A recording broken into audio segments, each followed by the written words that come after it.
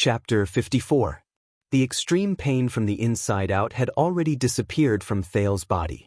Thales covered the wounds on his left arm and shoulder and panted laboriously as he looked at the young noble in front of him. Thank you. In the distance, Lord Seychelles' sword suddenly flashed and neatly disposed of the last assassin. Near the overturned carriage, Gines shrugged off Seychelles' supporting hand and walked coldly towards the assassin who was still alive on the ground. Under the knight's frown, she exerted great force and stabbed her sword between the assassin's eyes. The unrelated passers-by had already fled. Thales did not find the masked protector's figure amidst the chaos and corpses on the street. He could only hope that he survived the magic sounds and arrows. After all, Yodel was a supreme class elite. Gilbert, who was lying on the ground, looked anxiously in Thales' direction. But from the moment he saw the iris flower emblem, Thales knew that his top priority was to deal with the young noble in front of him, who had saved his life, and his knight follower, who was obviously not a simple character, who was at ease among the assassins. Iris emblem. Gilbert had not had the time to teach Thales the art of heraldry, but this did not stop him from understanding the meaning of the emblem. When he was captured by the Blood Clansmen, the fluttering flag on Vine Manor told the prince that the family represented by the flower probably had a limited liking for the Jade Star royal family. Those people. Thales' face was filled with fear. Like a standard 7-year-old child who was still in a state of shock after encountering a crisis, he said timidly, "Those people suddenly pounced on us. This child can travel with the king's lover, his closest attendant, and the former foreign affairs minister." Zayn thought to himself, he was even assassinated on the way to the central district. Who is he? Could it be an accident that affects the plan? Child, do not be afraid, everything is fine now. The young, round-faced noble smiled and sheathed his sword. He looked at the 7-year-old boy and said elegantly, "Assassins are creatures that live in the dark. Once they leave the dark, they are no threat and useless. I am Zayn Covendier. As one of the millions of nobles in the kingdom, as long as I am present, I will not let them harm you. So, child, who are you?" Zayn asked politely and raised his eyebrows. "I am?" Thales took a deep breath under his trembling exterior and thought about the current situation. "I have yet to make my official debut and have yet to be acknowledged as a Jade Star, but I will definitely be a thorn in the side of the nobles who have the potential to be crowned." Before reaching the palace, he could not reveal his identity. Thales looked at Gilbert. Gilbert saw Zayn, who had even dropped his top hat. The former foreign affairs minister was covered in wounds and swaying, but he still managed to support himself with the help of his cane as he limped over from afar. He's still a distance away. He can't help me explain, Thales thought quietly. And in front of them, he looked at Zayn, who was waiting for his answer with hesitation in his eyes. Looking at the silent Thales, Zayn's suspicions grew. The young duke swept his gaze and saw Gilbert in the distance. Was he hesitating? Or was there really something fishy about his identity, and he was waiting for Casso to come and help him out? "Are you waiting for Count Casso?" Zayn smiled. To be personally escorted by the most outstanding diplomat in the history of the kingdom, it seems like you have quite a story behind you, child. Sensing Zayn's suspicions, the prince knew that he could no longer bluff his way through.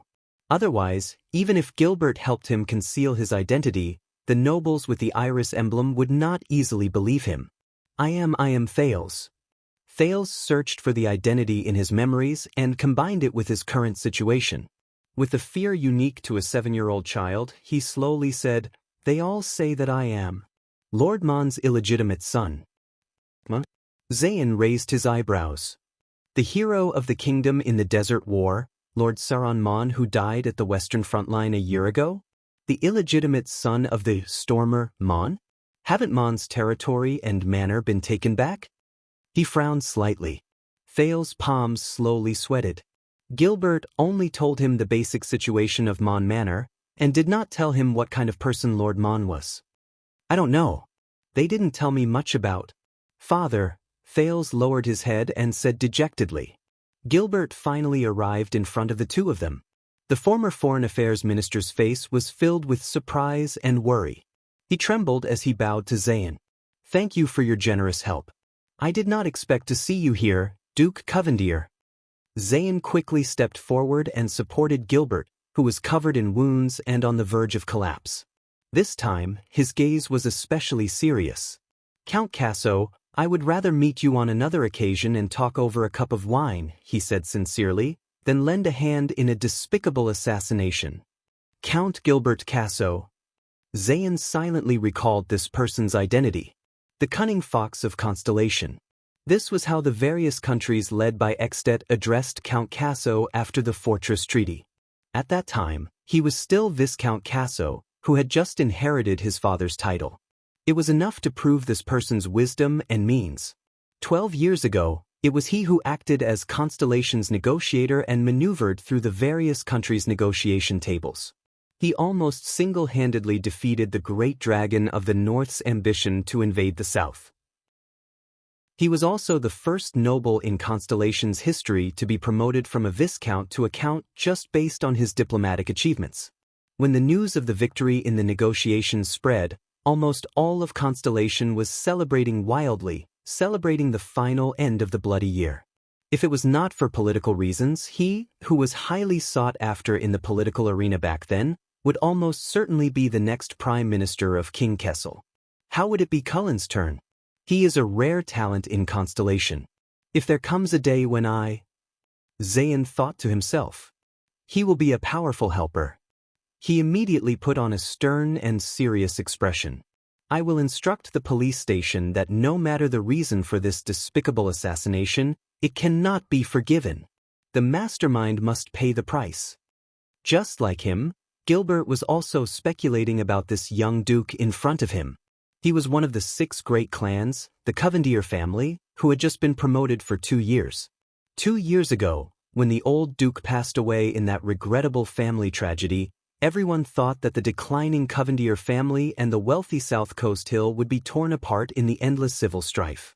Even His Majesty had written an edict and reached an agreement with the other clans to intervene in the family's internal strife in order to reap benefits. That was until this young duke, who was rumored to be at odds with his family, returned from his travels in the distant eastern continent across the sea.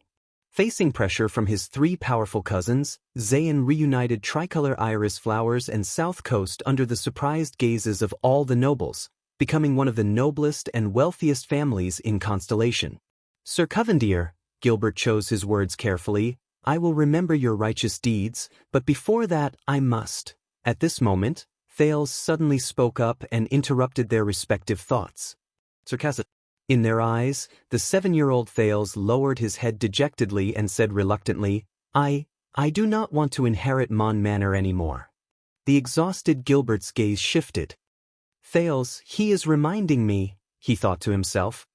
I am just an illegitimate child who has not even seen my father's face a few times. I do not have any rights to begin with, and... Thales raised his head while trembling, his eyes filled with tears of fear. I do not want to experience what happened just now again. I just want to be that Thales without a surname again. Child, I understand your feelings. Being caught in the whirlpool of inheritance is never a pleasant memory. Thank you very much, Your Grace. Gilbert sighed. With Zayn's support, his eyes lit up. But this is His Majesty's order. We have to rush to Renaissance Palace immediately, Your Grace.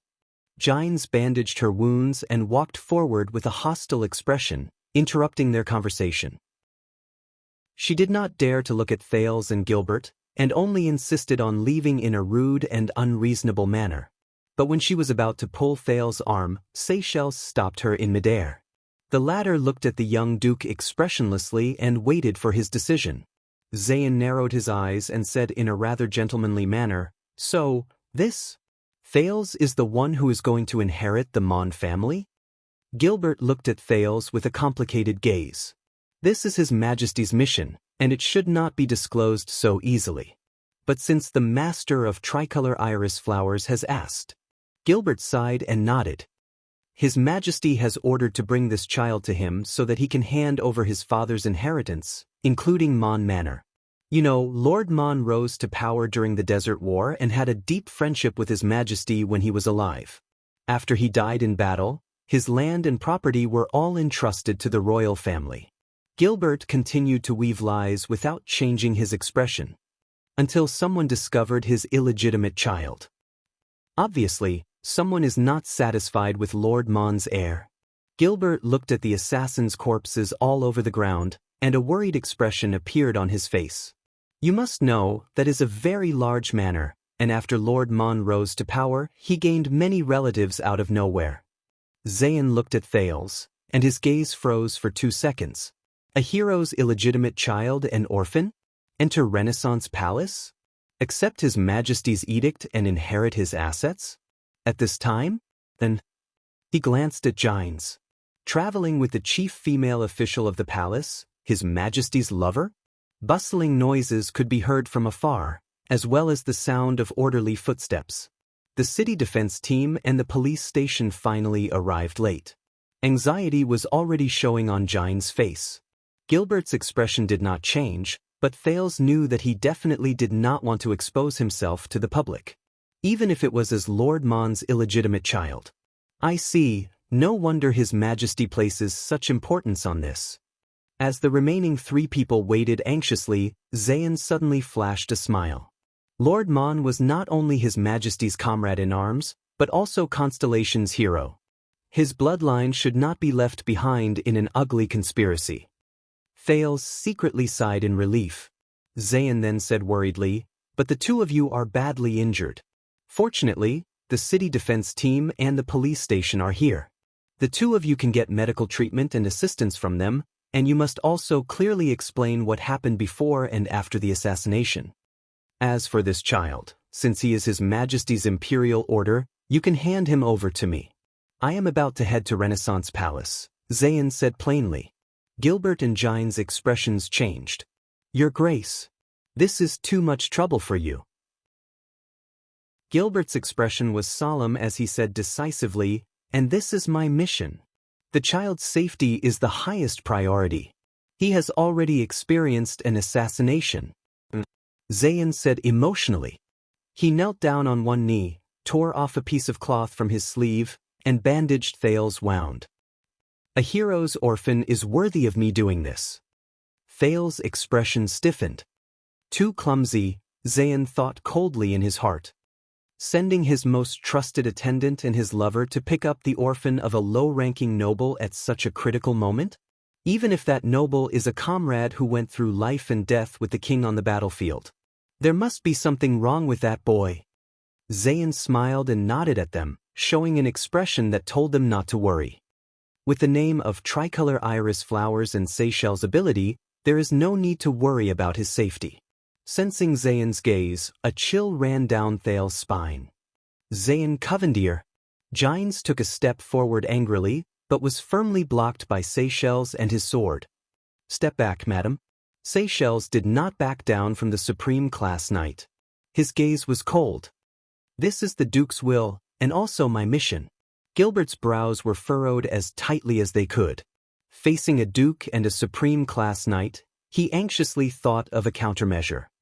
"Sir Covendier, this is not appropriate. This is His Majesty's."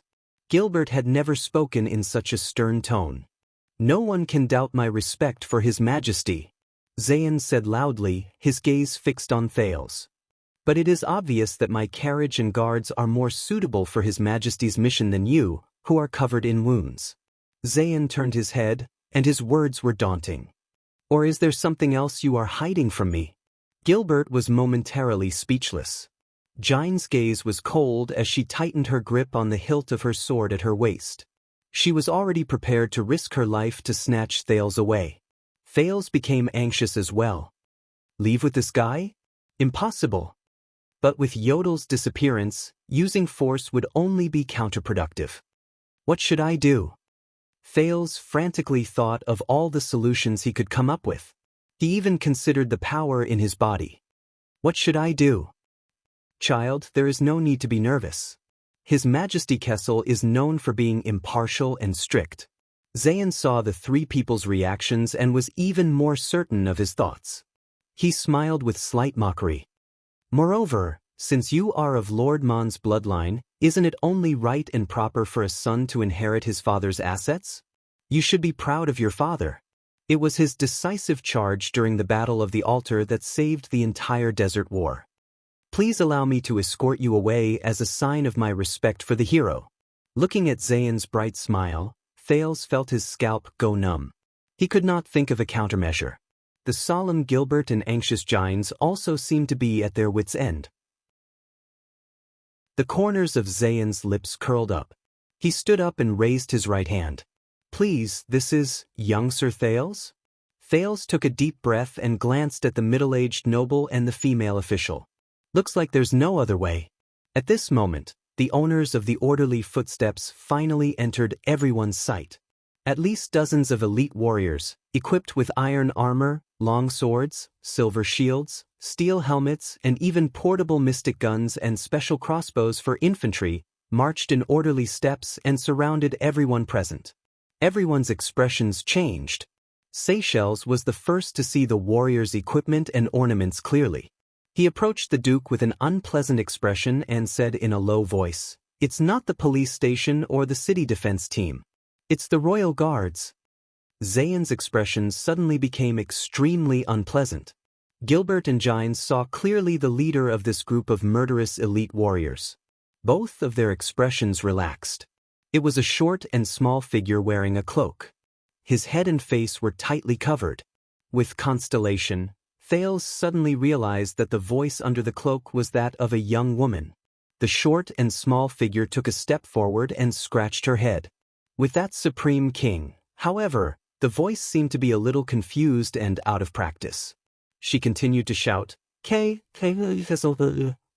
Oops, that's a mouthful. Anyway, in the name of your king. Under Thales' dumbfounded gaze, the short figure placed his hands on his hips, raised a hand, and pointed at the people in the hall one by one. Get Madame Gines, that gray-haired uncle, and that brat. Send them all to his palace.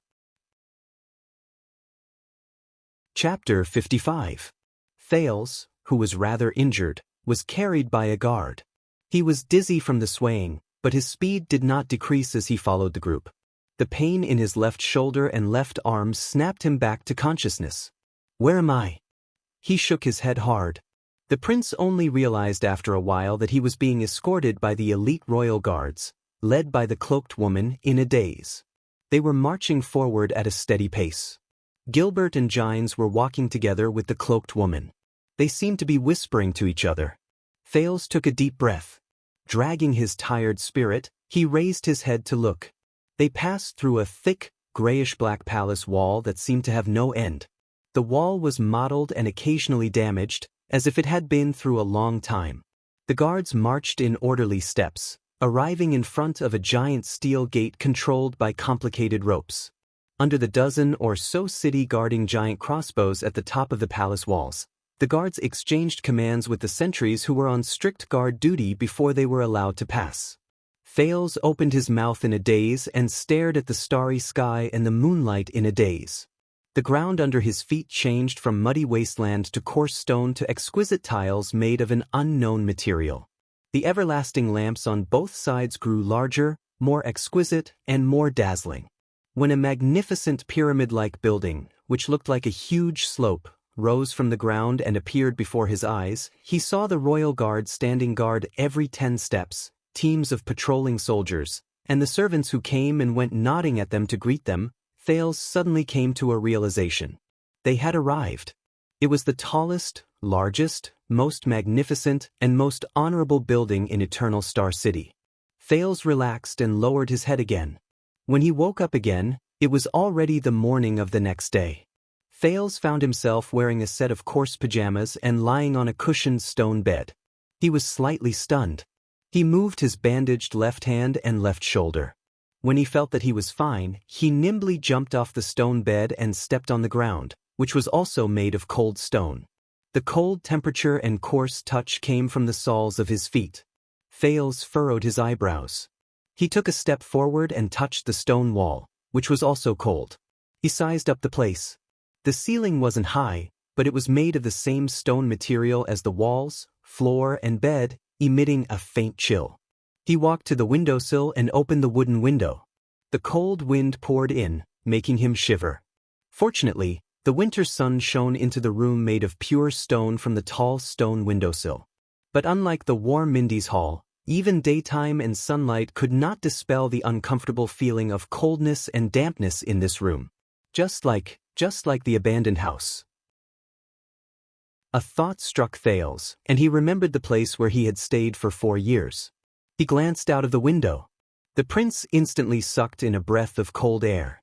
The moment he stuck his head out, he saw a crowd as small as ants, a carriage the size of a fingernail, a house the size of a chessboard, and a street with fine lines. Without a doubt, this room was at an extremely high place, overlooking the various scenery of the king's city below.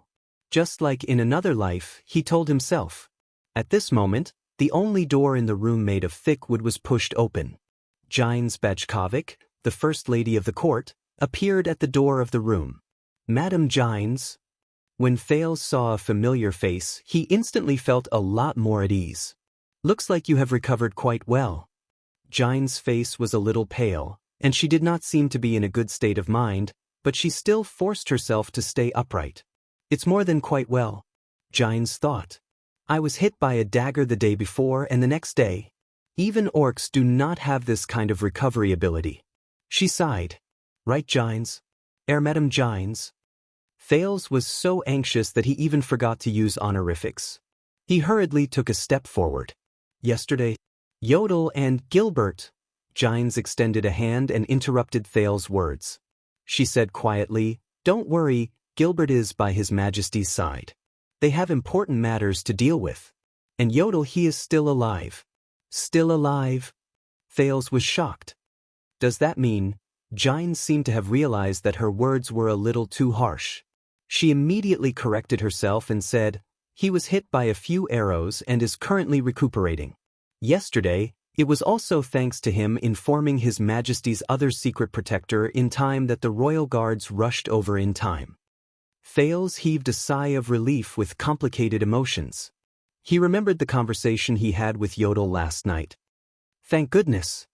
That was not the last time. That masked protector. He survived. Thales immediately shifted his attention back to Gines' words. Another secret protector? Thales remembered the young woman who wore a cloak. He saved this piece of information. Before he could digest it, his mind jumped to another matter.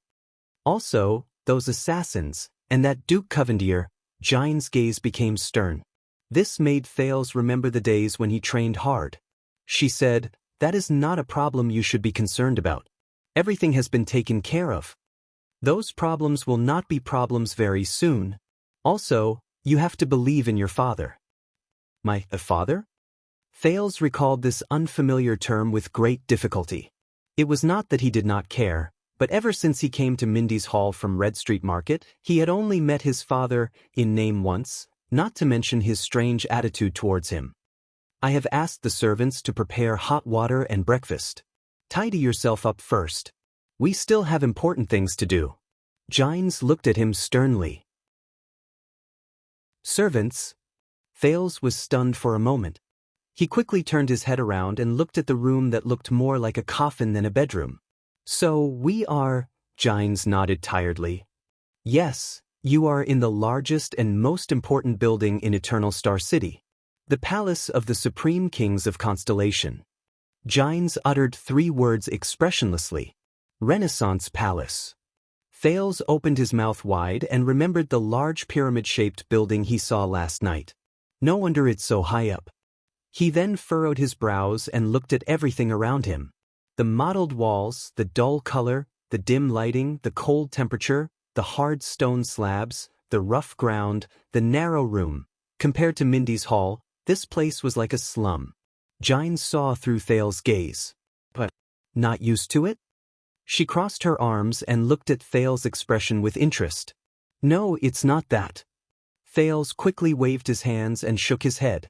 He wanted to say something, but in the end he only sighed and lowered his head. In truth, he wanted to say that this was the best night he had slept in over 20 days. The hard and cold bed and the rough and uneven floor allowed Thales to regain the sense of security that the soft bed and quilt in Mindy's hall could not give him. So, Thales sadly realized that the best sleep he had was during the 4 years when he was a child beggar in the harsh and terrible abandoned house. But obviously, Gines treated his truthful words as stubbornness. She smiled dejectedly. I know what you are thinking. That's right. The palace of the Supreme King is not as glorious, luxurious, exquisite, and magnificent as I imagined. Gines walked to the window and focused her gaze on the countless citizens of the kingdom under the tall Renaissance palace. On the contrary, this so-called Renaissance palace at the center of the kingdom is not even comparable to a normal house. Thales watched in a daze as the arrogant, domineering, and unyielding female official, Gines Bajkovic, sighed desolately in the next moment. Very narrow. Very high. Very cold. Gines turned around and looked at Thales with a complicated expression. And very dark.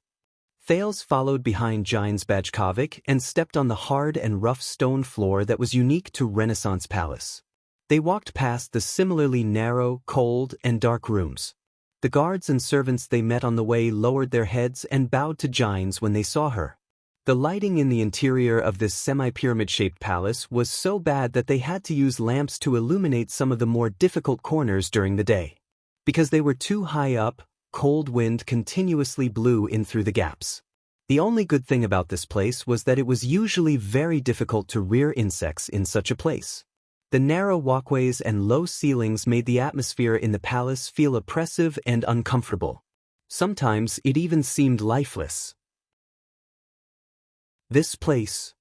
Thales stuck out his tongue and secretly sighed. It really doesn't look like a palace. Instead, it looks like a mausoleum. Weren't the Egyptian pyramids in my previous life the mausoleums of kings with countless ancient histories buried underground? Gines suddenly stopped. She returned to her cold self and spoke slowly. We're here. We're here?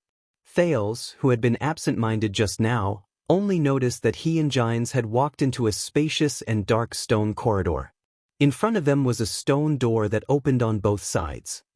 Go in, child. Gines did not answer him. She only nodded at Thales with a profound expression. Be polite. What polite? Before the stunned Thales could finish speaking, Gines pressed her hand against the stone door and pushed it open abruptly. Asterisk boom. Asterisk Thales stared at the scene behind the stone door in astonishment. It was a pitch-black room with everlasting lamps lit in a few corners. The everlasting lamp in the center was held by a woman with her back to him. Is that a woman? While Thales was still in shock, Gines pushed him into the room. Asterisk boom. Asterisk the stone door closed. Thales managed to find his footing after much difficulty, but he realized that he was already locked in the stone house by Gines. So, it's you, boy? At this moment, a mellow, pleasant, and sweet voice came from the center of the room. Thales turned his head in confusion and looked at the woman with her back facing him. The woman held the everlasting lamp and slowly turned around. Thales' eyes brightened. It was a beauty with an oval face with bright eyes and white teeth. She was in her 30s. Compared to the charming and mature Gines, she lacked a hint of valiance and cleverness, but was more gentle and charming. She wore a dark veil and a robe decorated with half a red sun. Wait a minute, half a red sun? Thales was shocked. You are the priestess of Sunset Temple? Sunset Temple? The beauty chuckled softly. However, not only did Thales not feel a hint of gentleness from her laughter, he even felt a faint coldness. Let me take a closer look at you, boy. The beauty's waist slowly moved closer to him, but Thales furrowed his brows. He could not feel any warmth or kindness from her. He could feel some sort of uncomfortable aura from this woman. As expected, the charming beauty in her 30s crouched down in front of him. She narrowed her eyes and observed Thales. You also have a pair of gray eyes, just like your mother. Thales' pupils shrank. Mother? Thales was stunned for a second. I'm sorry, madam. Do you know my mother? He asked in surprise. At the same time, he remembered Gines' reminder to be polite. So he quickly changed his tone and used honorifics. Of course, your mother. She is a ruthless character who should not be trifled with. The charming beauty curled up the corners of her mouth and her gaze was cold. Did Kessel not tell you? Thales' breathing quickened without him realizing it. No, madam. Thales said a little awkwardly, apart from her name.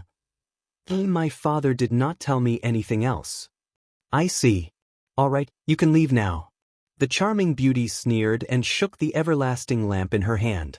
Their figures flashed around the stone house. Tell Kessel that I am ready. It's over?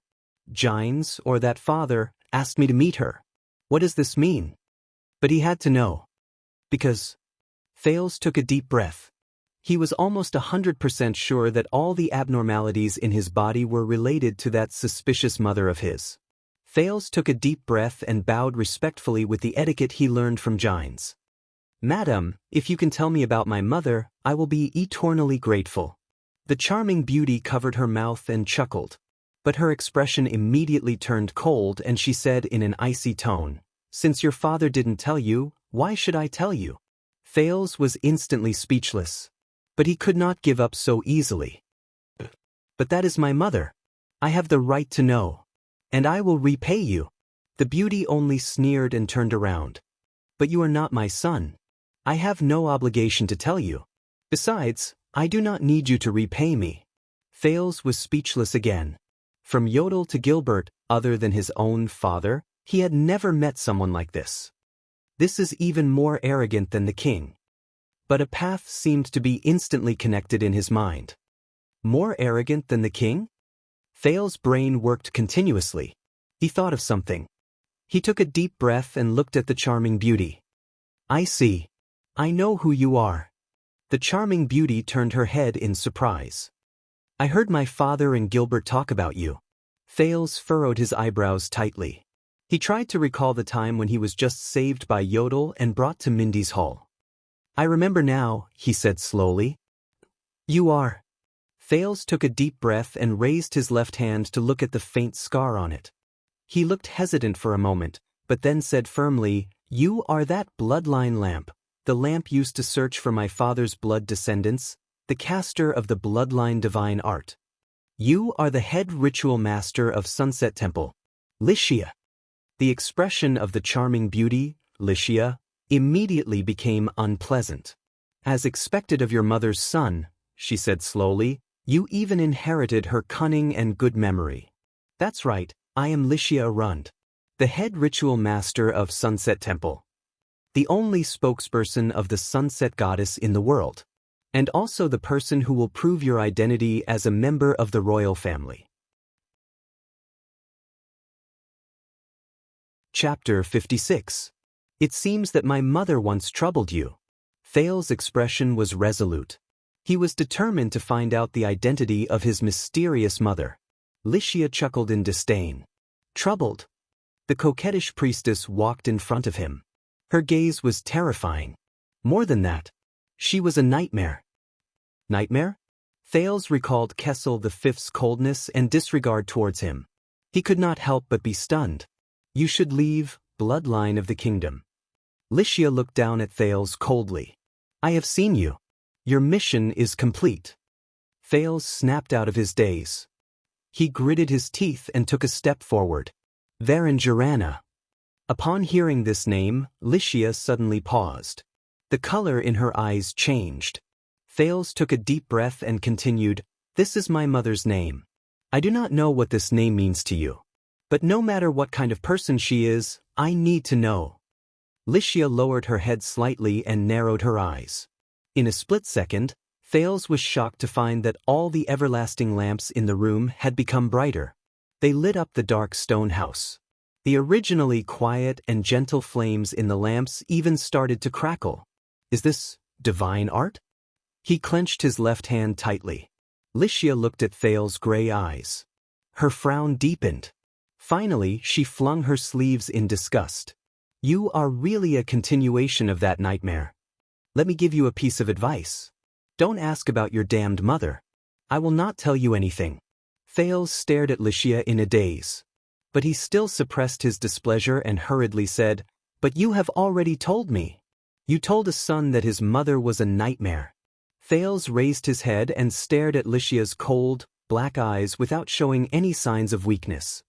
"I am curious. Whose nightmare is she? Father's?" Thales gritted his teeth and asked, "Or your nightmare?" Lycia's eyes suddenly shone with a fierce light. It was not a description. It was a real golden light. It was so bright that Thales could not open his eyes. Thales was so shocked that he took a step back. He raised his left hand to shield his eyes and touched JC's dagger with his right hand. He felt very uncomfortable under that golden light. Is this the power of the so-called sunset goddess? Watch your words, mortal. Lycia's eyes were shining so brightly that even her pupils and expression could not be seen clearly. She had a dignified expression on her face, but she spoke in an incomparably calm tone. "In this mortal world, no one knows better than me how hateful your mother is." Thales stared at her blankly. "She is a cold, cruel, cunning, and crazy bitch who is obsessed with power and strength. Every move she makes has an ugly motive that she can't tell anyone. Remember my words, completely forget her, or you'll regret it one day." Thales absent-mindedly went up and down a few flights of stairs. He followed Gines down a path in Renaissance Palace that he did not know which floor it was. He could not let go of Lycia's words for a long time. Cold, cruel, sinister, and cunning? Crazy obsession with power and strength? What kind of person was his mother? The more Thales thought about it, the more suspicious he became, especially when it came to the abnormalities in his body. Thales gritted his teeth. Gines looked at Thales and shook her head slightly. "Don't take it to heart." Gines pursed her lips nonchalantly. "It's normal that Lycia doesn't like you. That woman has always been stubborn and can't let go of anything."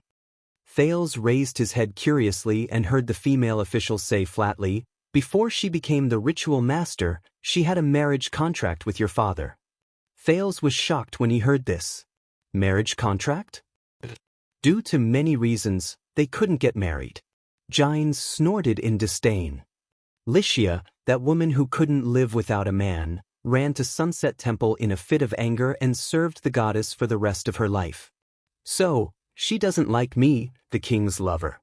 The prince, who had just heard a huge piece of gossip, opened his mouth wide in shock. But so what? At that moment, Gines returned to her capable and astute self. The first-class female official curled up the corners of her lips slightly. "Why do you have to let other people's gazes decide your fate, even if those are the gazes of the gods?" At this moment, Gines stopped in front of a larger stone house and gently pushed the door open. "We're here. As usual, you can go in alone." As she looked at the stone house, Gines' original capable and confident expression disappeared. She sighed dejectedly. "Only you can go in here," the female official said faintly. "Ms." Thales was puzzled. He finally noticed that there was something wrong with Gines, who stood in front of the door. However, Gines pushed him into the stone house again without any explanation. "Eternal Star City, West City Gate." "Wait a minute. Is that the Caribbean family's carriages in front? May I ask if Count Caribbean himself is here? Uncle? Uncle, is that you?" A group of knights holding single-winged raven flags rushed over from the city gate, looking travel-worn. They caught up to a carriage that was escorted by a dozen knights. The coat of arms of 2 towers and a longsword were engraved on the carriage door. The leader of the knights holding the single-winged raven flags was a male noble in his 30s. He sped up on his horse and arrived in front of the carriage. He watched as a dignified old noble with white hair at his temples alighted from the carriage. "Derek? It's you, the young and promising Count of Wingfort from the Chroma family. You actually rode a horse here?" the old noble said gently. The young Count of Wingfort, Derek Chroma, flashed a smile. It would take at least 2 days and 2 nights for a carriage to travel from Wingfort to here. "I wouldn't make it in time. I might as well ride a horse here. On my way here, I met the carriages of the Bosdorf family and the Lasha family. They should arrive in a while. This way, the people from the west of the 13 distinguished families will all be here." As for you, uncle, it's been a long time. How are cousin Cohen and aunt, Kesha and Gina? Cohen has been restless ever since he returned from the battlefield. I arranged for him to work as a police officer in the capital. When he thought of his old classmate Snitch, Count Caribbean heaved a deep sigh. As for your aunt, she is still the same. She worries about Cohen's marriage every day. That pair of little demons at home are overjoyed. Every day, they urge their mother to hold a ball in the name of helping their brother find a wife. The old noble said faintly. What? The young Chroma was stunned for a moment. He immediately smiled and said, Aunt has always been like this. When I came of age, she almost brought half of the girls from Walla Hill with her. Chroma immediately took a step forward and said in a low voice, So, that matter is true. King Nuvan's only son died in Constellation? The Count of Walla Hill, Turami Caribbean looked at his wife and nephew and sighed softly. It seems to be true. I just met Count Samunto of the Arund family. I heard that Extet's messenger is already on his way. And their army is gathering. Right now, the ones who are the most anxious should be the Duke of the Northern Territory and the families under him. Chroma sighed. He leaned forward and said with a solemn expression, Will they fight? Count Caribbean glanced at his wife and nephew and said slowly, If there is no miracle, you should ask, how will the fight turn out? Start stocking up on food and prepare for the recruitment of soldiers in the territory. As he spoke, he stepped down from the carriage. He spread his arms and hugged Lord Lorbeck Dara, the head of the Western City Police Station, who came to welcome him. Long time no see, old classmate. Ah, you have gained so much weight. This is the Count of Wingfort and also my wife's nephew, Derek Chroma. He is one of the 19 territorial vassals who are qualified to receive His Majesty's General Edict. So it is the legendary Chroma, the single-winged savior of the 13 distinguished families. And you must be the horse slayer, Lord Lorbeck Dara, who rose to fame in the fortress tragedy 12 years ago? Sigh, that damned battle. After Caribbean introduced Lorbeck and Chroma to each other, a melodious bell suddenly rang from afar. Asterisk dong. Asterisk the bell rang was heavy and long, and it traveled far away. The Count of Wingfort, Chroma, who did not come to the capital city, often furrowed his brows. If I remember correctly, this seems to be the bell of Constellation? Did something big happen? Lorbeck, who had been in the capital city for many years, nodded in puzzlement. Yes, the bell of Constellation rings. Something big has to be announced in the center of each district. Usually, it is the wedding of the royal family or an important person. But recently, there has been nothing at that moment. Asterisk dong. Asterisk the long bell rang for the second time. Lorbeck's expression changed. The bell rang for the second time. He said solemnly, This means that within a few hours, His Majesty will be holding a national conference in the Hall of Stars in Renaissance Palace. National conference? The national conference that is said to be open to all citizens, regardless of nobles or commoners. Chroma's face was pale. But the news of the assassination of the Extet diplomat group is still a secret. It is only spread among the nobles.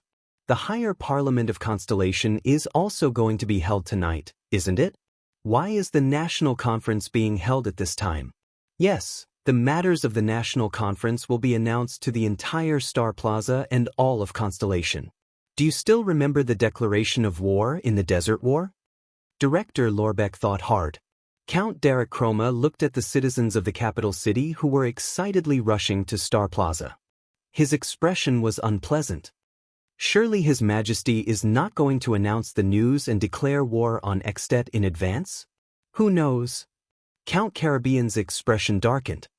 But that is the Iron Hand King. It's not like he has never done something like this before. Chapter 57. The stone chamber was very big, so big that it still seemed spacious even when there were more than 20 huge stone pillars in the room. However, there were no windows. There were only a few large black holes in the ceiling that served as air vents. It was terrifyingly cold. Thales stared blankly at the scene in front of him. A sturdy figure draped in a starry blue cloak stood in front of a stone pillar with his back facing Thales.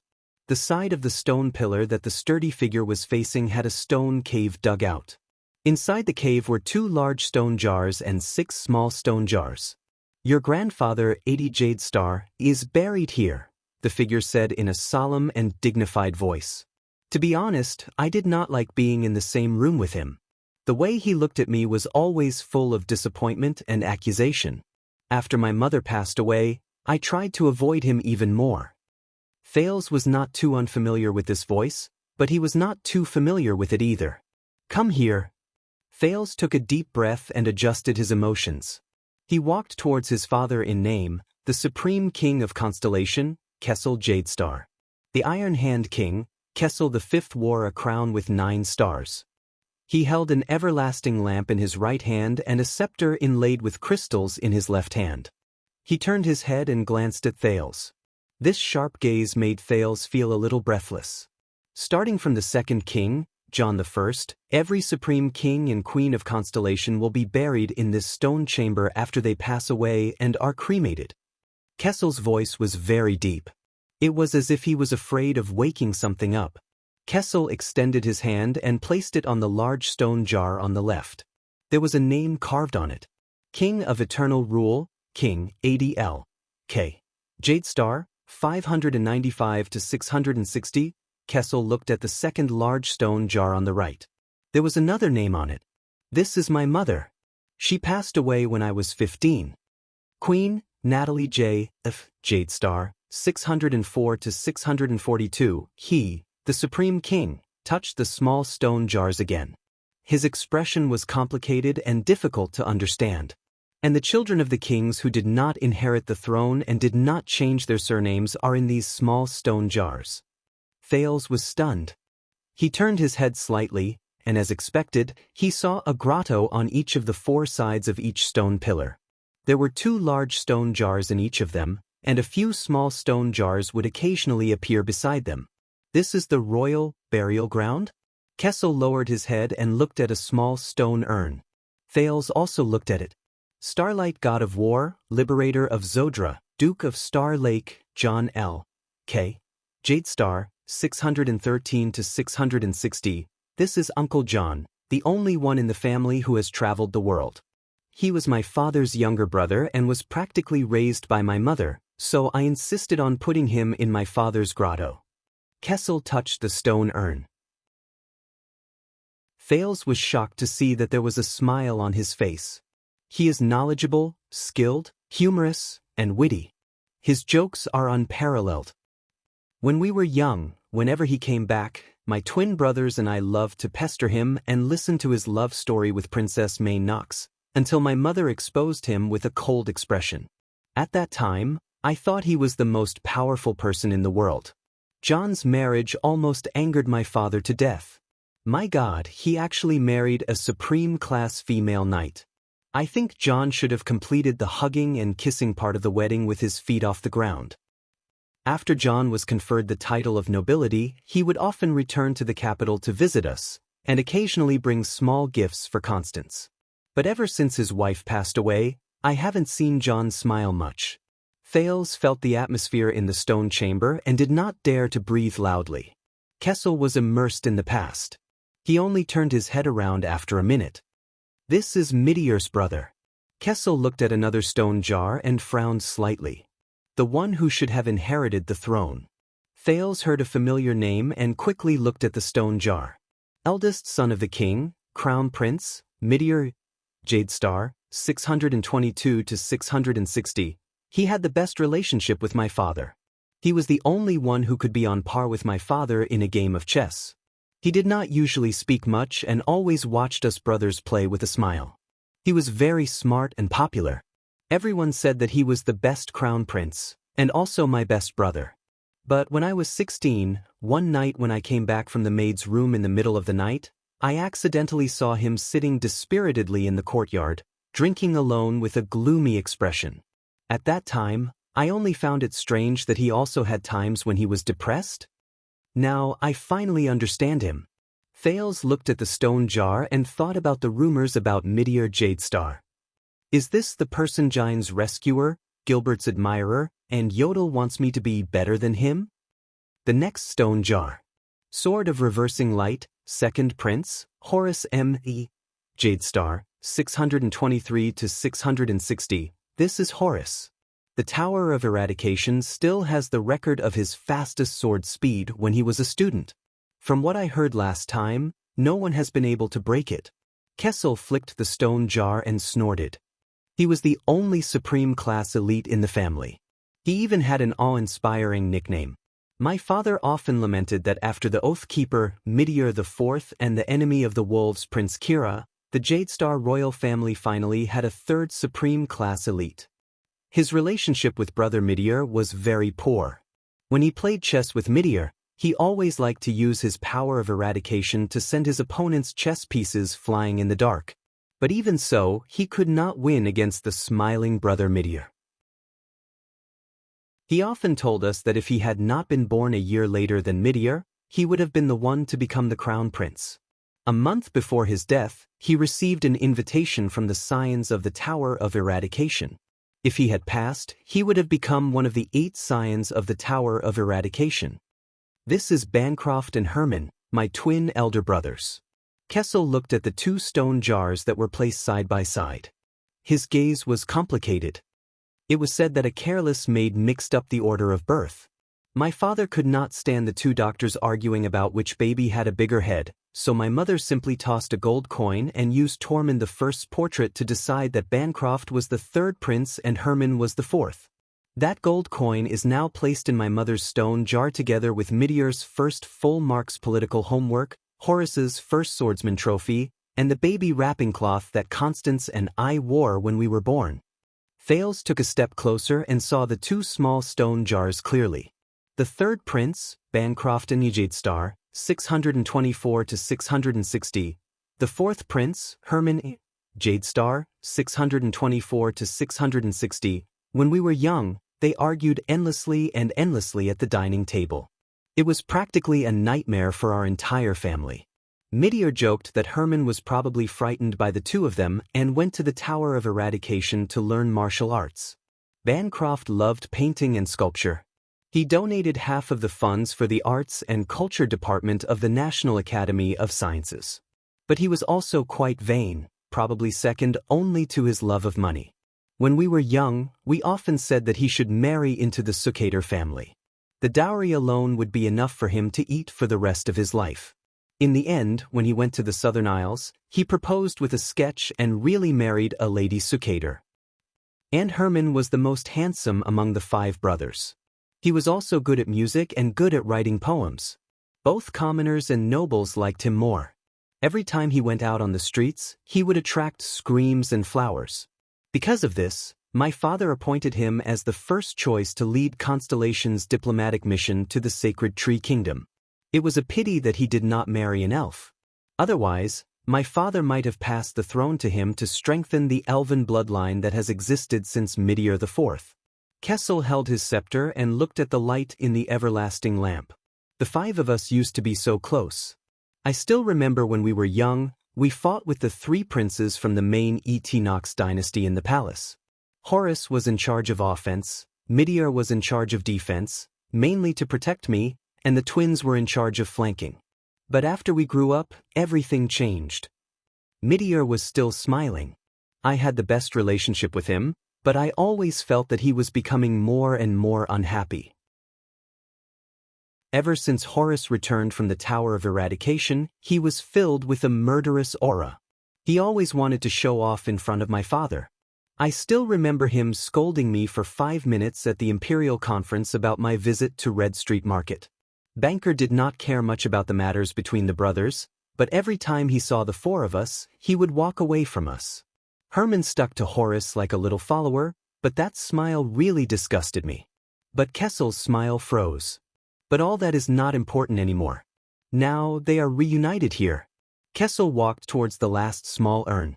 Thales lowered his head and gently clenched his fists. Eldest daughter of the king, Constance Jadestar, 642 to 660. This is Constance, our little sister. Kessel lowered his head. His voice was heavy, as if he did not want to say more. She is the only consensus among the five of us. We are willing to sacrifice everything to protect her happiness and smile. Thales sighed. He closed his eyes gently and imagined his aunt, the Princess Royal, who had died at the age of 18. The Jade Star family was born to shoulder the fate of Constellation, Kessel said faintly. Thales opened his eyes and listened to Kessel's heavy breathing. He thought about the purpose of the king's actions today. The two of them did not speak for a long time in the empty stone chamber. Thud. The king suddenly slammed his scepter on the ground. It startled Thales. I do not know how much you know about us, nor do I know what kind of imagination you have regarding the title of Jade Star. Kessel the Fifth's voice was low and stern, but there was not a hint of fatherly emotion in it. But that is definitely not an easy title. It represents glory, history, power, and most importantly, sacrifice.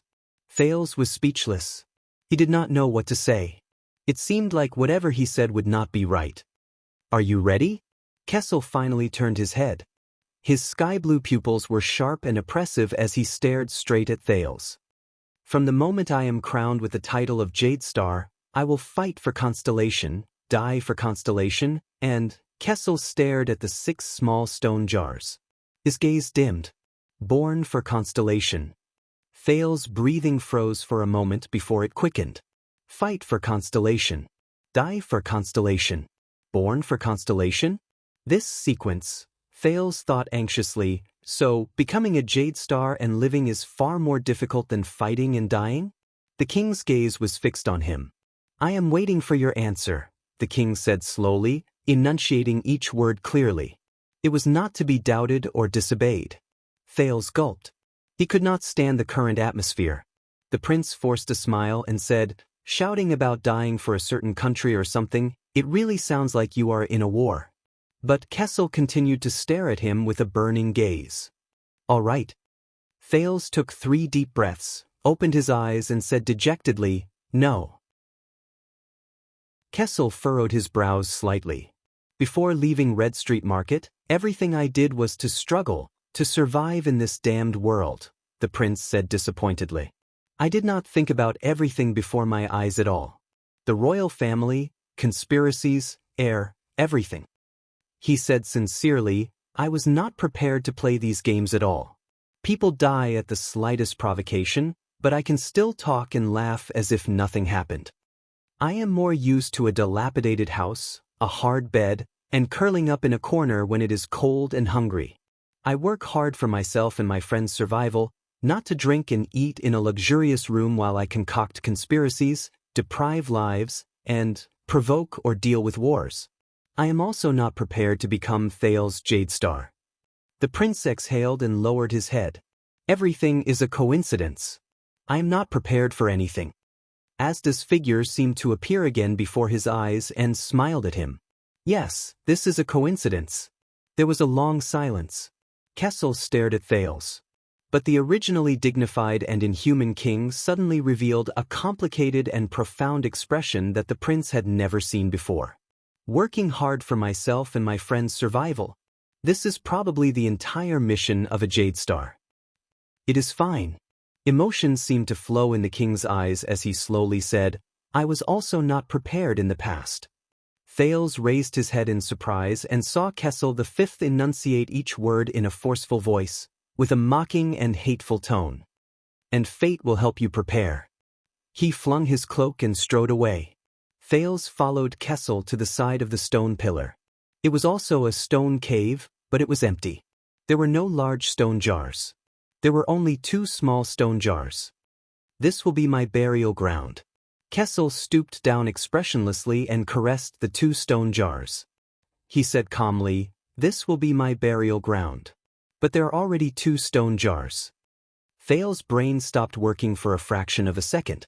He remembered Gilbert's words about the bloody year and looked at the 2 small stone jars. King's eldest daughter, Lydia, star 656 to 660. I still remember when Lydia was just born, I carried her in my arms and was even more bewildered than she was. After she grew up a little, she ran around everywhere and refused to be quiet. King's eldest son, Luther K. Late star, 659 to 660, Kessel put down the everlasting lamp and hid the expression in his eyes in the shadows.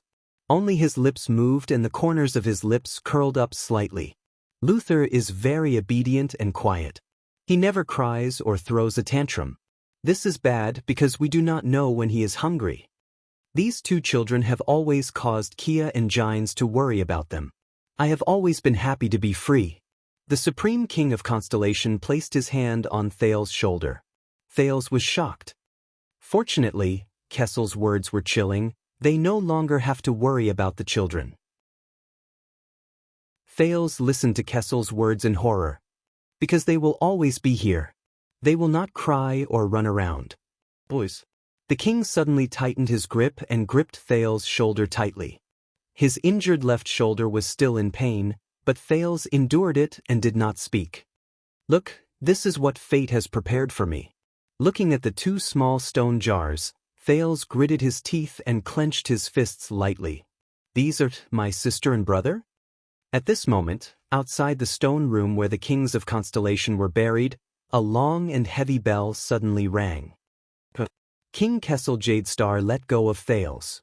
Gilbert and Gines are waiting for you outside the door. The king stood up and regained his dignified and oppressive aura. With a cold expression, he said, "They will prepare everything for you. Just like how fate has already prepared everything for you. Thank you for the 588 Chidian coins reward from my beloved minister Don't Go. Thank you for the 100 Chidian coins reward from Book Wasteland 1. Chapter 58. When Thales walked out of the stone room with complicated and indescribable feelings, he already had some guesses about the long chime and what was going to happen next. Today! He calmly looked at Gilbert and Gines, who had been waiting for a long time in front of him. How sudden! Gilbert's gaze was filled with sighs and sadness, while Gines' cold expression seemed to be a little hesitant. Shouldn't they be cheering? Why do they look like this? Thales thought helplessly. His mind was already filled by the stone room and what was going to happen next. For some reason, he could still maintain his composure even though his heart was heavy. Is this what it means to not show one's emotions on one's face? Gilbert said bitterly, "Please forgive me, this was not my intention. Extet's emergency envoy will arrive in Eternal Star tonight. Whether it is a declaration of war or a compromise at this time, His Majesty," Gilbert furrowed his brows tightly. He wanted to say something but stopped himself. However, he still sighed deeply and kept his mouth shut. Don't waste any more time. The national conference will start at 3 in the afternoon. His Majesty wants us to send him to the waiting room before 1. Gines interrupted Gilbert with an indecipherable expression. The former Foreign Affairs Minister and the first-grade female official had already changed into dark and solemn formal attire.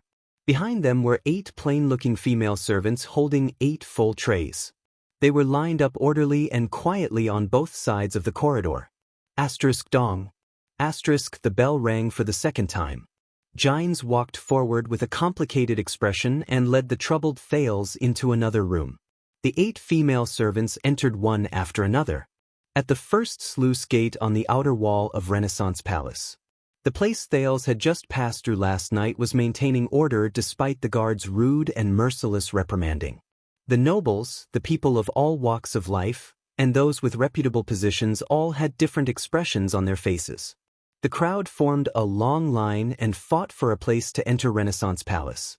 In front of Renaissance Palace, at the first heavy and mottled sluice gate, under the strict inspection of nervous guards, the qualified participants were allowed to enter one by one. I am the Vice President of the Iron Smelting Guild. I am qualified to listen in. What? The Iron Smelting Guild has 25 vice presidents? Sigh, you don't understand. They are just there to make up the numbers. I am the only one who is special. Let me tell you, look at my black hair and black eyes. Do you understand? My family's craftsmanship was inherited from the Far East, the Dawn Dynasty. Before the Battle of Eradication. All right. A gentleman uses his mouth, not his fists. I won't go in, okay? I am Eros Kata, a fabric merchant specially licensed by the royal family. I can go in. Look. This is the late King Adi's signature, and His Highness Meteor's signature is also at the bottom. I also have the invitation that Mindy's III sent to our family back then. Although it had a long history, it was only 150 years ago. Hey, don't do anything, I'll walk by myself. Go by yourself. Do you still remember me? I am the coroner of the Central Police Department, Raisin. We have been colleagues for half a year. Are there any seats left in the Hall of Stars? I'm on duty here, so I don't know. However, my cousin, who is a palace guard, told me that the hall was already half full. If you're not a viscount or a noble, you won't be able to enter. So, we can only go to the Star Plaza and listen to the guards passing down the decisions of the big shots? That's right. Forget it. 4 people of our identity, even if we enter the Hall of Stars, we will only sit at the bottom and the outermost level and listen to the big shots on the top and the innermost level in silence. It is impossible for us to interrupt at all. Oh my God, that's the single-winged crow and the twin tower longsword flag. Chroma and the Caribbean family's carriages. Get out of the way.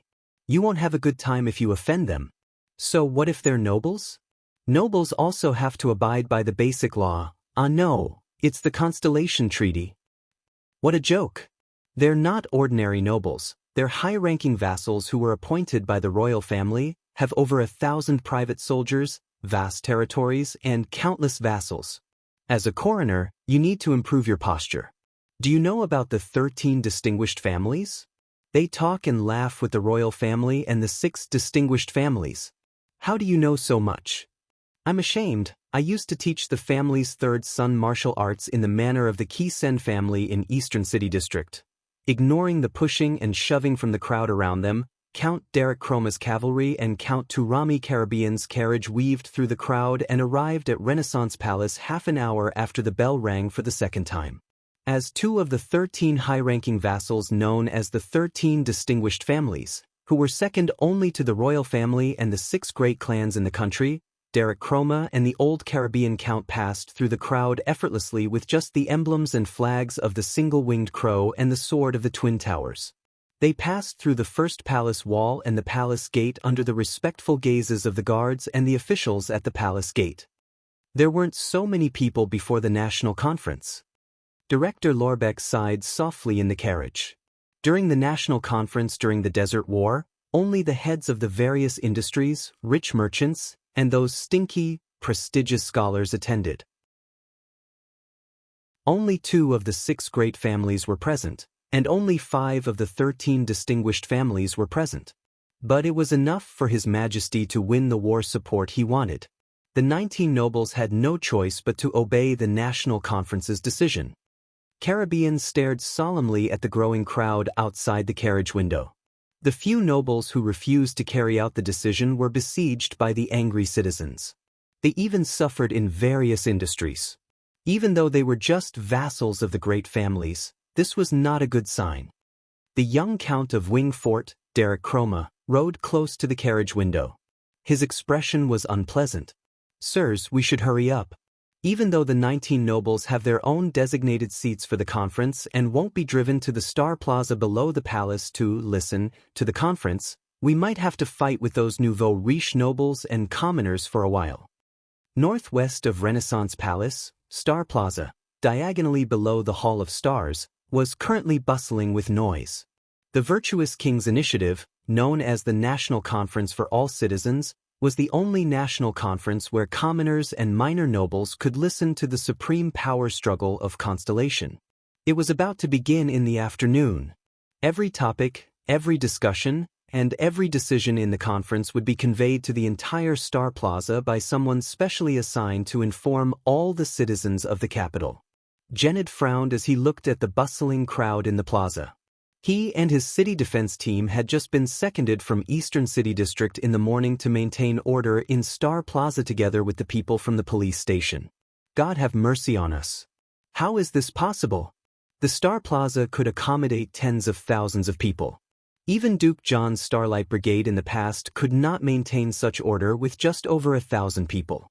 The people's gazes were all focused on the conference venue above their heads. It was the hall that faced the Star Plaza, the Hall of Stars. The crowd pushed and shoved against each other. Indifferently, under the loud berating of the thousands of guards in the plaza and the giant city-guarding crossbows on the walls of Renaissance Palace that were on standby, the people passed back and forth the news of the king's sudden national conference.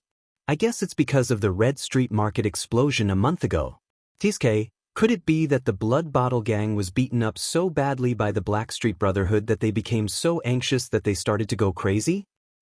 How can a small gang fight alarm the big shots up there? Where did you get this news from? What do you mean by orderly? What Blood Bottle Gang? What Blackstreet Brotherhood? How can there be gangs in the capital? We are a civilized society. Our lives now are so blissful. Why do you want to spread these words that will destroy the environment? Huh? You look shifty-eyed. You must be a spy from a foreign power, right? You can't go wrong if you listen to me. The Baron Bone people must have rebelled again. The ones behind this must be the merchants from Camus Union who are greedier than vampires. They seized my family's merchant group last month. They want to collect tithe. Do you believe it? 50% out of 10. Damn those Baron Bone bastards. Why is the legendary Wing so soft-hearted? You should learn from His Majesty and capture them all like the orcs and bury them alive at the desert god's altar. Do not insult the legendary Wing. He is so handsome, but he is an existence who can unify the Western Peninsula with just his face. My aunt is a maid in a viscount's house in Morningstar District. She told me that something happened to Ekstedt in the north. Oh, why hasn't their diplomat group arrived yet? How is that possible? The Fortress Treaty is valid for 20 years. Besides, we have the Fortress Flower guarding Broken Dragon Fortress. We also have a Rund in the Northern Territory, as well as powerful families like Zamunto and Fries. How can it be like 12 years ago? Don't forget that the kingdom's wrath is still in the capital. He alone, with that bow, can destroy 200,000 extensions. Ekstedt doesn't even have 200,000 soldiers, right? Anyway, that's what I mean. I think it's most likely Sarah Dukedom in the southwest. A relative of mine who came to seek refuge with me said that evil witches have been spreading a plague there recently. The neighboring Enlenzo Dukedom and Norton Dukedom have sealed their borders. Wait, did the plague spread to Constellation? Did the nobles in the southwest not come? What about the Tabark family? What about Caribbean and Lasia? Did they all die from the plague? So, the price of herbs will rise? I have to hurry and stock up. You're all talking nonsense. My secret source told me that His Majesty wants to choose one of the 6 great clans to be the next king. What? What about the Jade Star royal family? Our family has the royal family's furniture franchise. What else can we do? Can you even force His Majesty to give birth to another son? I think Duke Covendier is a good choice. Last year, he came to the Grand Bazaar for an inspection and even held my hand. With a duke like this, our country will never have to worry about not doing well. But I think the young lady from the Tabark family is also not bad. Let's learn from Alumbia Kingdom. Think about it, a beautiful young queen. Oh my God, my heart is about to melt. Stop joking around. That's a countryside like Alumbia. Our great constellation is the successor of the empire. How can we let a woman be the king? I'm not discriminating against women, but we have to acknowledge the objective differences. Young man, stop making wild guesses. I'm concerned about politics. I think you're a keyboard, no, a verbal warrior. You have to believe in the country, believe in His Majesty, believe in the Imperial Conference. How can they not know something that even you know? Thales stood up slowly and looked at the young noble in the mirror, who was dressed luxuriously and had a cold expression. His hair was no longer messy. Instead, it was neatly trimmed and combed into a simple but pleasing style, making him look spirited and handsome. Gines did not even care about his expression and pinned a slightly reflective crystal earring on his left ear. The thickened, dark blue, sparkling crystal long-sleeve jacket with a white lining, pleated sleeves buttoned with crystal drop buttons, and specially processed tassel shoulder pads made his originally thin and weak figure look tall and straight. He raised his hands. His pure white leather gloves were tight and shiny. His every move seemed to be more convincing. The black, tight-fitting aristocratic trousers with a belt buckle in the shape of a star, and the expensive leather boots that made him 2 inches taller made him look like a noble when he walked. The 9-pointed star emblem that represented the Jade Star family was embroidered on Thales's back. There was also a gold and silver 9-pointed star pin on his chest, which shone under the light. The maid sprayed some men's perfume on him. It was almost undetectable, but it made his aura more similar to that of the upper class. Thales laughed bitterly and sighed. Fashionable adornments, elegant mannerisms, established etiquette, and limited knowledge. These are the best tools to separate and categorize people of different social classes. This is the circle of nobles. This damned, evil cultural capital. Even Gines and Gilbert, who were watching from the side, could not help but nod slightly. It's about time. Gines sighed and said in a bitter tone, Kessel, His Majesty hopes that you will go in as soon as possible. Thales knew that their emotions were a little off, but since they had already come to this, he cleared all thoughts in his mind and slowly left with Gilbert and Gines. I need to confirm some things with you. Thales raised his head and looked at Gilbert. His Majesty originally planned to give you a name that is more in line with the Jade Star tradition, such as John and Midier, or Kessel and Torment. After all, the name Thales is used by the commoners. It is the first time it has appeared in the royal family's genealogy. It will also allow people with intentions to investigate your past. Thales turned his head back and walked forward step by step. Without changing his expression, he said, Thales. What? Just call me Thales. I will not change my name. Those are the past. I will not forget them at all. I cannot give up on them at all. Thales looked at the endless corridor and clenched his fists. He did not care about Gilbert's hesitant gaze. I will obey your will. Under Gine's murderous gaze, Gilbert sighed. It was a very long corridor. Thales did not bat an eyelid. He took a few dozen steps forward and stopped. Before his eyes was a large black door. The Hall of Stars is right in front. You will go to a hidden room at the innermost level. Do not be nervous. When the time is right, I will open the door. You just have to follow my instructions, Gilbert said with his head lowered. However, he immediately looked to the side of the door. The middle-aged noble looked puzzled. Ida? You should be protecting His Majesty at this time. Thales looked forward and saw a petite figure leaning against the side of the door. It's her. Thales recognized her. It was the cloaked woman who led the royal guards and saved him from Zayn's hands last night. Her face was still covered by the cloak. Under the gloomy light, her face could not be seen. The cloaked woman crossed her arms and left the wall that she was leaning against. Hey kid, that masked man asked me to give you a gift. A young, pleasant, and lively voice traveled into his ears. The cloaked woman handed something over. Thales was stunned. He took the item, not even bothering about the overly fair, smooth, and tight skin on her hand. It was a black dagger sheath with a buckled belt. A row of words was carved on one side. A king is not respected by his bloodline. Thales resisted the urge to subconsciously touch his chest. With complicated feelings, he drew JC from his belt and inserted it into the sheath. The size was just right. Thank you. Yodel, is he all right? Thales calmed his breathing and buckled the sheathed dagger at his waist. Don't worry, that kind of man will not die for the time being. The cloaked woman chuckled. I know him very well. Thales nodded, walked past her, and stood in front of the door. The prince looked at the black stone door in front of him and gritted his teeth. Just one more step. Behind him, Gilbert's frown deepened. Gines bit her lower lip, and the cloaked woman twisted her neck without a care. Thales did not turn around. He only looked at the gray stone floor in front of him.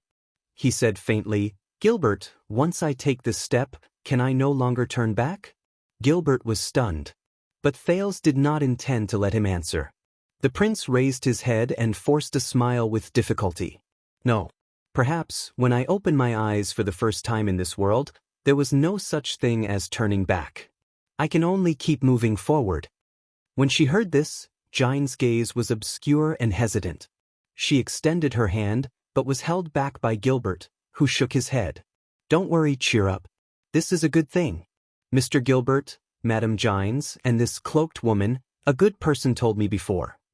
Under the illumination of the everlasting lamps on both sides and the sunlight from the windows on both sides of the corridor, Thales turned his head around. He gave them a thumbs up and grinned brightly. Just treat it as another game.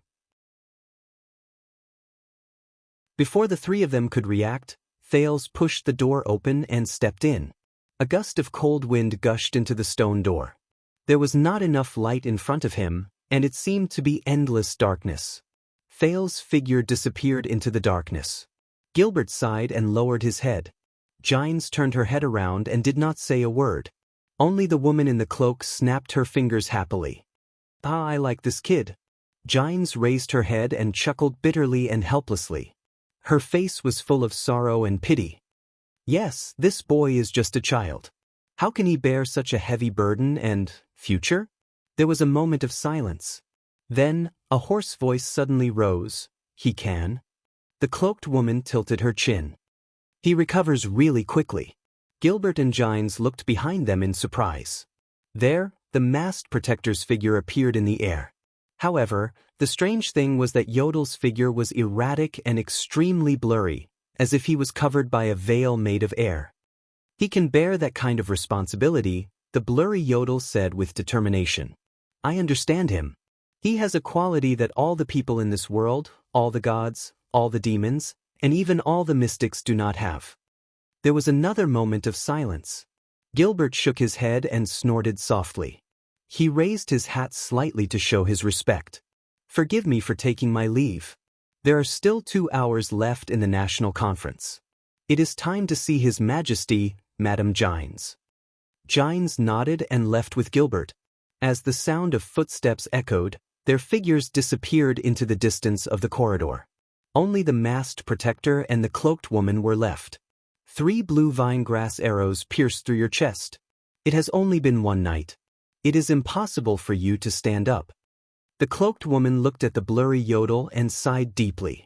You made a deal with that mask again? I have warned you many times. The collapse of the ancient elven kingdom is not unrelated to that mask. As for you, what did you pay this time? Yodel did not respond. He only remained silent and touched the purple mask on his face. Yodel's figure gradually disappeared, and only his hoarse voice remained. No matter what I pay, it cannot be compared to 1/10,000th of what that child will pay. All the good names are taken by others too. If I have time, I will update during the day. If not, I will update at night. However, there have been many things recently, but I will try my best to fix my update time. Thank you for your support. The climax is almost here. All kinds of requests for my collection and recommendation. Chapter 59. Thales did not have any distractions in his mind. He focused on walking into a dark room. Outside the hidden room, there was a buzzing sound that was unique when a crowd gathered. It was noisy and disturbing. This reminded him of the football team he once supported in his previous life. It was probably the same feeling when he first entered the stadium. Amidst the buzzing sound outside the hidden room, a young and cheerful male voice suddenly came. Hey, old man. Director Lorbeck. I'm here. Hey, mister, you look a little familiar. Your Chroma family's cousin Derek. God, I haven't seen you for so many years. How did you end up like this? Kesha and Gina will definitely cry. Thales suddenly reacted. He took a few steps forward and looked outside through the one-way glass in the hidden room. Indeed, diagonally below him was the entire Hall of Stars. The Hall of Stars was a semi-open-air oval hall. It was at least a dozen meters tall and could accommodate at least 1,000 people. There were no walls in the direction of Star Plaza. There was only a protruding balcony, which made the hall look like an irregular wide cylinder with one side cut diagonally from the top to the bottom. Or rather, it looked like a half-covered, oval trash shovel. When he thought of this, Thales could not help but smile. At that moment, the hall was already half filled with people. They were either sitting or standing. There were at least a few hundred of them. The closer it was to the center, the sparser the crowd. They were dressed in expensive clothes, quiet and composed, and basically all had seats. These were the nobles. In the center of the hall was a spacious round platform. Around it were 7 stone seats of different sizes. The unique stone seat was the throne, and the 6 seats around it belonged to the 6 guardian dukes. Surrounding the 6 stone seats were another 13 stone seats, which belonged to the 13 distinguished families. They formed a semicircle. The 6 stone seats were still empty, but the 13 stone seats were already occupied. They were all men between the ages of 20 to 60. They wore different emblems and had different expressions. Behind each seat stood a few attendants with tense expressions. The voice he heard just now came from the 13 stone seats. Behind one of the stone seats stood a handsome blond man dressed in an astral blue police uniform. He was handsome and had a defined face. Compared to the feminine mystic Asda and the pretty boy, Istrone, he appeared more energetic and masculine. However, this handsome man was viciously hit on the head with his cane by an exasperated middle-aged noble with grizzled hair who was walking towards him. The middle-aged noble's clothes were embroidered with the symbol of 2 towers and a long sword. Cohen Caribbean, where is your noble upbringing? Do you know how to speak human language? Derek is not only your cousin, he is also the master of the Chroma family, one of the 13 distinguished families. The Lord of Wing Castle, a count of the kingdom. Show some respect. The stunned Thales looked at the kingdom's police officer, Cohen Caribbean. Gritting his teeth, he covered his head and roared at his father, "Old man, the stage of eradication is right in front of us anyway. Knock one more time and we'll fight on the stage." Many people turned their heads in that direction, but when they saw that it was the seats of the 13 distinguished families, they shook their heads and ignored them. Why is this noble family so weird? Cohen and I are familiar with each other. This is the best way to show our closeness. Derek, who was standing at the side, seemed to know about his uncle and cousin's daily life. He quickly waved his hand to smooth things over. On the other side, Lorbeck was busy holding back the old Count Caribbean, who was about to swing his staff angrily a second time. By the way, Cohen, although you are the eldest son of the Caribbean family, your father is not here yet. How did you get in? Lord Lorbeck Dara, the head of the Western City Police Department, quickly changed the topic. I'm not too sure either. Cohen scratched his head and frowned. I just recovered from the injuries I received in Red Street Market a few days ago. Old man, put down your cane. We'll talk about this when we get home. I received the order to be on duty. When I arrived at the gates of Renaissance Palace, the city defense team and the police saw that I was one of them, so they let me in. When the palace guards heard that I was Caribbean, they led me into the Hall of Stars. His father, the suzerain of Walla, the old Count Caribbean, was stunned when he heard this. The old count did not ask any more questions. He and Count Derek Chroma sat down on 2 stone seats respectively. A few attendants, knights, Cohen, and Lorbeck stood behind him. Thales listened to their conversation and roughly guessed that these 2 families were members of the 13 distinguished families. At this moment, the noisy crowd suddenly fell silent. Thales shifted his gaze in another direction. In the distance, 2 unforgettable figures walked into the Hall of Stars on the blue star-patterned carpet, escorted by 2 groups of attendants. The people on the road naturally made way for them. They either bowed to greet them or whispered to each other. Among the 2 figures, a plump and noble-looking old man smiled honestly and occasionally responded to the people on both sides. A sword and a shield were embroidered on his back, intersecting against the background of the red sun. That was the Prime Minister of the kingdom, the suzerain of splendid Port City, and the Guardian Duke of the Eastern Sea, Bob Cullen. Beside him was a middle-aged noble dressed in martial attire and exuding a murderous aura. He did not even look at his surroundings. He only strode forward with a cold expression. On the middle-aged noble's chainmail shirt, a sharp-eyed falcon could be seen clearly. It held a branch in its beak and spread its wings against the white background. This was the suzerain of Cold Castle, the guardian duke of the Northern Territory, Velarund, who had arrived at the capital a day ago. The sun sword and shield and the white falcon, their emblems respectively represented the two most powerful families among the 6 great clans. National Conference? This is child's play. The Duke of the Northern Territory, Val, who had a scar on his chin, had an indignant expression. He did not bother to hide his volume. He said angrily to the plump old man beside him, "He personally signed the general edict. But he suddenly let those people get involved. This is a betrayal. As the Prime Minister, you should stop him." Around them, the middle and small nobles who heard the conversation between the two dukes quickly lowered their heads or turned to leave. What a joke! Who would dare listen to the 6 great guardian dukes criticize the supreme king of Constellation? The white-haired, broad-minded, and plump Duke of the Eastern Sea, Bob Cullen, puffed up his red cheeks. He wore an expensive mink fur shawl and had a protruding belly. He said in resignation, "Although I also feel that it is inappropriate, I am powerless to stop His Majesty's will." Val snorted in dissatisfaction. He was very dissatisfied with the Prime Minister's evasions. The fat old man who rode on the fence and swayed with the wind, how did he become known as the Sword of the Bay when he was young? They walked past the 13 stone seats. Every noble sitting there stood up and bowed to show their respect. Even the old Caribbean and the young Chroma were no exception. Even if he is the king we swore to serve, he cannot humiliate us like this. Val landed on the ground and flung his cloak down.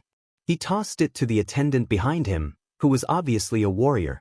Then he sat down on the seat with a flourish. This was a man with a scar on his chin who had gone through the vicissitudes of life. The white eagle on his chest exuded a chilling aura. Dressed in a chainmail military uniform, he propped up his left hand in a grand manner.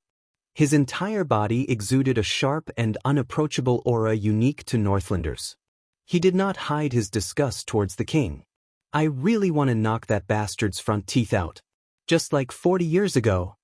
Cohen whispered behind his father's seat, "Even if he is the Duke of the Northern Territory? How can he speak of His Majesty like this without hiding it?"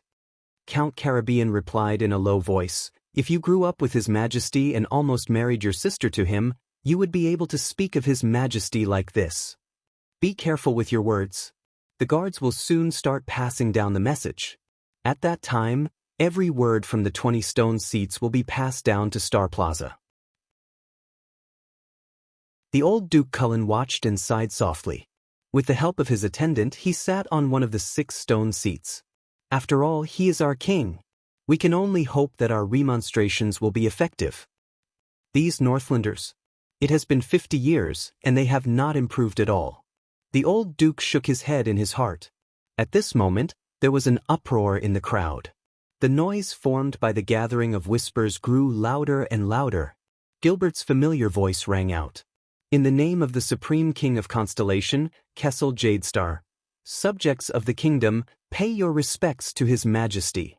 Thales raised his eyebrows. A group of people walked in from the other side door of the Hall of Stars. Like a rolling wave, the crowd knelt down on one knee and only stood up after the king was far away. The robust Kessel V still held onto his scepter with one hand. His expression was cold and dignified as he stepped into the Hall of Stars. 8 members of the royal guards guarded closely behind him. The king instantly became the center of attention. Even though he was kneeling on one knee, the whispers in the crowd did not decrease. Instead, it became more intense. The Duke of Eastern Sea patted his plump face and said with a smile, "His Majesty is here. Why don't you raise your suggestion to him in person?" "Humph." The Duke of the Northern Territory snorted in disdain, "as if he will listen to me as long as I speak." King Kessel strode towards the stone seat. At this moment, he suddenly raised his head and glanced at the secret room, intentionally or unintentionally. Thales clenched his fists lightly. He adjusted his breathing and calmed his mood. "Calm down, Thales. The main show has not started yet." Behind the Iron Hand King's cape, A group of people led by Gilbert entered. The mature and tall Gines was among them. Thales only saw Gilbert's family emblem now.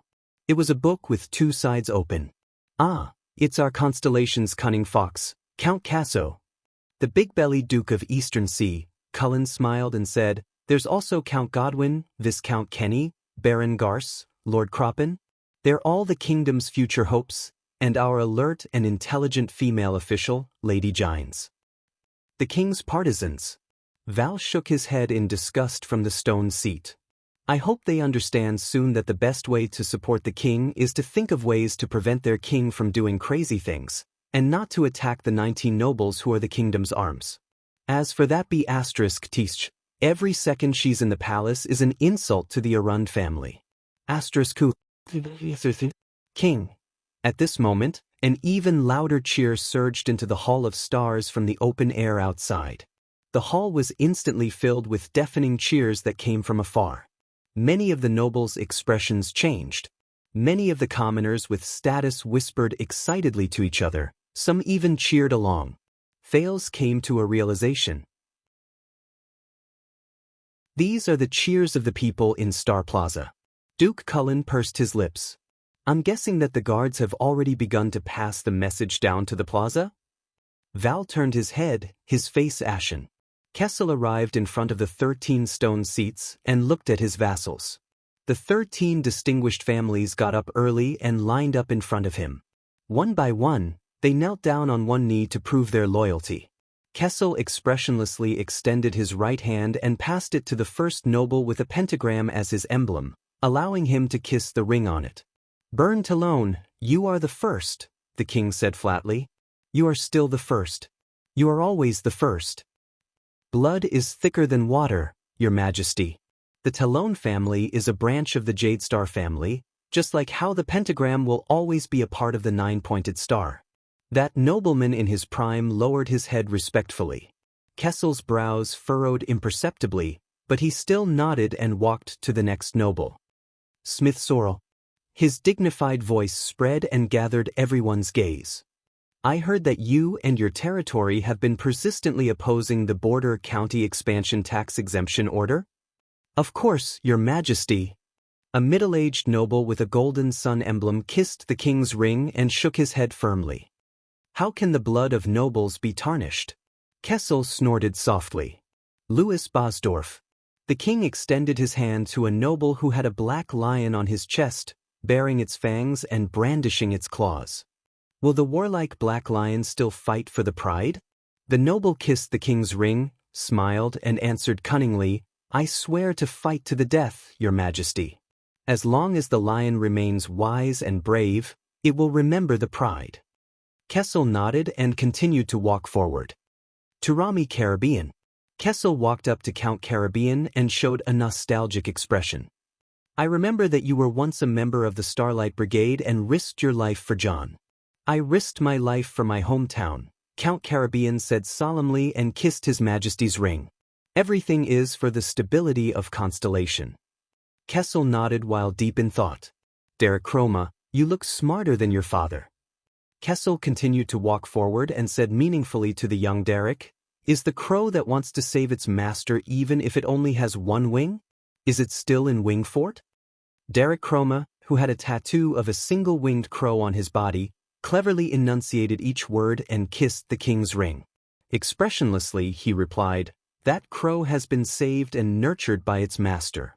That is why it risked its life to save its master. Of course, that crow will forever remain in Wingfort." Kessel patted his shoulder and walked towards a half-bald noble. He extended his right hand. "Hodge Dostan." This time, the noble had two long swords embroidered on his body, forming a cross. Kessel said coldly, "I still remember that your clan's motto is forward or backward, survive or fall. Have you chosen the direction you should take this time?" "The direction has always been there." The half-bald Hodge Dostan lowered his head and kissed the king's ring so that no one could see his expression clearly. "But those who stand too high cannot see clearly." Kessel snorted coldly and angrily. He did not hide his dissatisfaction towards this person at all. "Wilco Zamunto, polite Fries." This time, the king extended his hands and faced the two resolute nobles with white bears and iron-colored long walls as their emblems. Wilco's Zamunto, polite Fries. Will Overwatch City and lonely old tower be able to withstand the northern cold winds? Cold winds? The bearded Count Wilco's Zamunto kissed the king's ring and said heroically, "For Constellation, Overwatch City can even withstand the great dragon's wrath." The bald Count Porret Fries was not to be outdone either. He kissed the ring and his eyes shone. Although the lonely old tower stands in the howling cold winds, no matter how bitterly cold it is, the furnace in the tower will still burn without end. Under the king's signal, the two northern nobles slowly stood up. Kessel walked past all the 13 distinguished families present and walked towards the two dukes. He waved his hand and stopped Bob Cullen, who was swaying and trying to stand up. "Forget about the Prime Minister, your stomach is practically heavier than my scepter." The Duke of the Eastern Sea was all smiles, as if he did not understand the hidden meaning in Kessel's words. He only nodded and thanked him. Gines, who was beside him, took off Kessel's cloak and let the king sit on the highest stone seat. Kessel glanced at Val and shook his head nonchalantly. "As for you, I guess that you have a strange disease that prevents you from bending your knees?" "Yes," Valerun said carelessly. His eyes were burning with anger. "Regardless of whether I am facing Extet or Constellation's royalty, I have this strange disease." Kessel shook his head. "It has been 40 years, but your sense of humor is still as bad as ever." After greeting each other with a slightly deeper meaning of their allegiance, the nobles of the 13 distinguished families returned to their seats. 2 of the 6 guardian dukes are present, while 8 of the 13 distinguished families are present, Gilbert reported with a solemn expression. "Your Majesty?" "Wait for a while more," Kessel said calmly. Once again, deafening cheers rose from Star Plaza. Amid the cheers, Val said disdainfully, suddenly announcing that the higher parliament will be changed into a national conference and convening it ahead of schedule. "Do you think those nobles who are too far away will be able to make it in time? At the very least, we can forget about Blade City's Tabark family." Kessel shook his head with an expressionless face. This is the chess game of the heroes of Constellation. The players have long been determined, and the game has long begun. Looks like that crown has not only turned you into a king, it has also turned you into a third-rate bard. Valerun said indignantly, gritting his teeth. Only the Duke of Eastern Sea smiled and tried to smooth things over. Thales, who was in the secret room, felt his heart clench. He saw an old man in a black robe, holding a cane, standing at the very end of the king's supporters group. The people around him tried their best to avoid this old man. Only a young man in a white robe, who was similarly dressed in a simple white robe, followed behind him. "That is Murat Hansen. Why is he here?" Beside Cohen, Lord Lorbeck looked at the figure in the black robe and frowned. "I feel cold all over when I see that poisonous snake. He is the kingdom's chief of intelligence and attends the Imperial Conference. Of course he has to come." Cohen also frowned, obviously not too fond of this person. But according to what the director said, His Majesty and Prime Minister Duke Cullen, who see him every day, have long frozen to death. Cohen raised his eyebrows, revealing a look of disbelief. "That is?" Under the astonished gazes of his father and the director, the golden-haired police officer Cohen Caribbean suddenly strode forward. With an angry and indignant expression, he walked towards.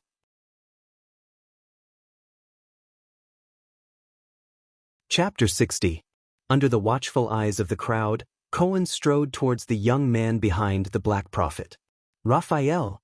The nobles around the 13 stone seats all turned to look at him. Cohen held back his emotions and called out to the young man, "Raphael Lindbergh." The young man in the white robe also saw Cohen striding towards him. He flashed a frivolous smile, whispered something in Murat's ear, then walked towards Cohen. "You've been missing for 3 whole years." Even the king and the 2 dukes on the high seats noticed Cohen's anger. "Cohen!" The young man's voice was brisk and bright, just like his appearance. He opened his arms towards Cohen. "You're still so energetic." Cohen unceremoniously slapped the young man's arm away. Why did you leave without saying goodbye?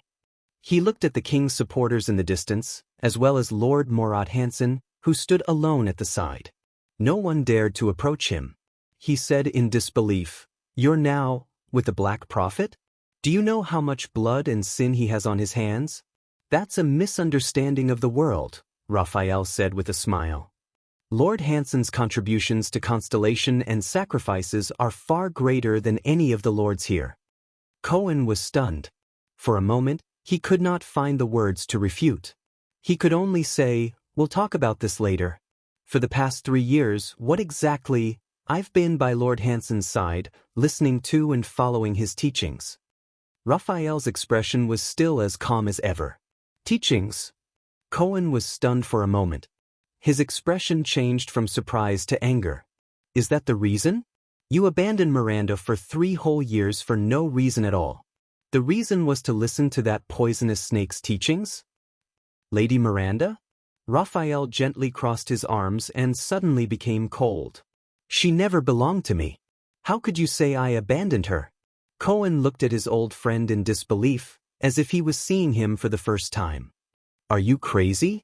Miranda is still waiting for you to find. For her own good, ask her to give up those unrealistic thoughts." Cohen widened his eyes and then sighed. "If you think you're not good enough for her, then I can tell you right now that she doesn't care. That was in the past." "People change," Raphael interrupted him coldly. "I used to like her a lot, but I don't anymore. That's all." The white-robed young man noticed the gazes from the 6 stone seats. He said softly, "This is not a suitable place for reminiscing. Forgive me for taking my leave." But when he turned around, his shoulder was grabbed tightly by Cohen. "You haven't finished speaking." Cohen suppressed his anger. "Damn it. What's wrong with you? It's impossible for a person to change so quickly." With a cold expression, Raphael grabbed Cohen's hand. "That's because you've never seen my true colors. I'm the heir to the sword of the Twin Towers, Officer Caribbean." Cohen pressed down hard on Raphael's shoulder, his eyes filled with anger and bewilderment. He knew that the young man in front of him was a genius swordsman with a photographic memory in the Tower of Eradication. In fact, he was the first awakened to the power of eradication among his peers in the Tower of Eradication. And in the final assessment before leaving the tower, he came in 2nd place, second only to Miranda and 1 place higher than Cohen himself. A swordsman of eradication with a bright future. But why? Cohen gritted his teeth with a determined expression. "The Raphael I know would never make such a choice. You left the tower that day, and then there was no news of you. What happened? What happened?" Raphael sneered. "I've seen the true side of this world." In the next second, a cold and violent power of eradication swept through Cohen's hand. In an instant, the starry blue power of eradication in his body resisted fiercely. The surging power of eradication forced him to let go. But Cohen did not care about this. He cared about something else. Cohen looked at his old friend in shock and asked in disbelief, "Raphael, your power of eradication?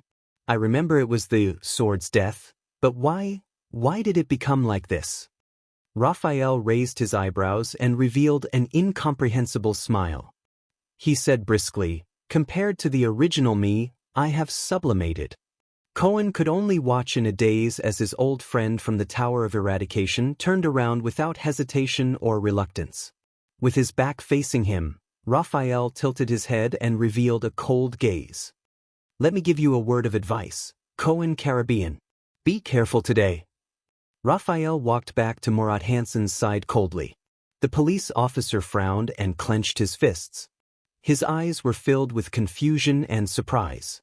That feeling. Could it be? The flash of swords and blades that night in Red Street Market appeared before Cohen's eyes. The swordsman dressed in red and black, and his murderous, frenzied sword momentum. More importantly, it was his raging and out-of-control power of eradication. Cohen took a deep breath. No way? A few seconds later, he exhaled and slowly walked back to his father's side. "Don't ask." In the face of his father and the director's questions, Cohen, who was filled with doubt and anger, ended it with 2 words. "When the 13 distinguished families, the Javia family with the sunshot bow as their emblem, the Amen family with the dark blue wave as their emblem, and the Lasha family with the four-winged lizard arrived. There was another commotion in the crowd. But it could not be compared to the commotion caused by the Covendier family's arrival. This time, there was more enthusiasm. In the dark room, Thales's eyes were very sharp. He saw the person who caused the commotion in the crowd. The well-mannered and amiable suzerain of Jade City, the guardian duke of South Coast, Zayn Covendier, accompanied by a solemn old man, nodded and smiled at the people around him as he slowly walked over. As he approached the 13 stone seats, many nobles stood up and bowed to pay their respects. Zayn patiently returned their greetings one by one. Zayn walked to the centermost stone seat, knelt down on one knee towards the expressionless Kessel V, and kissed the ring on his finger.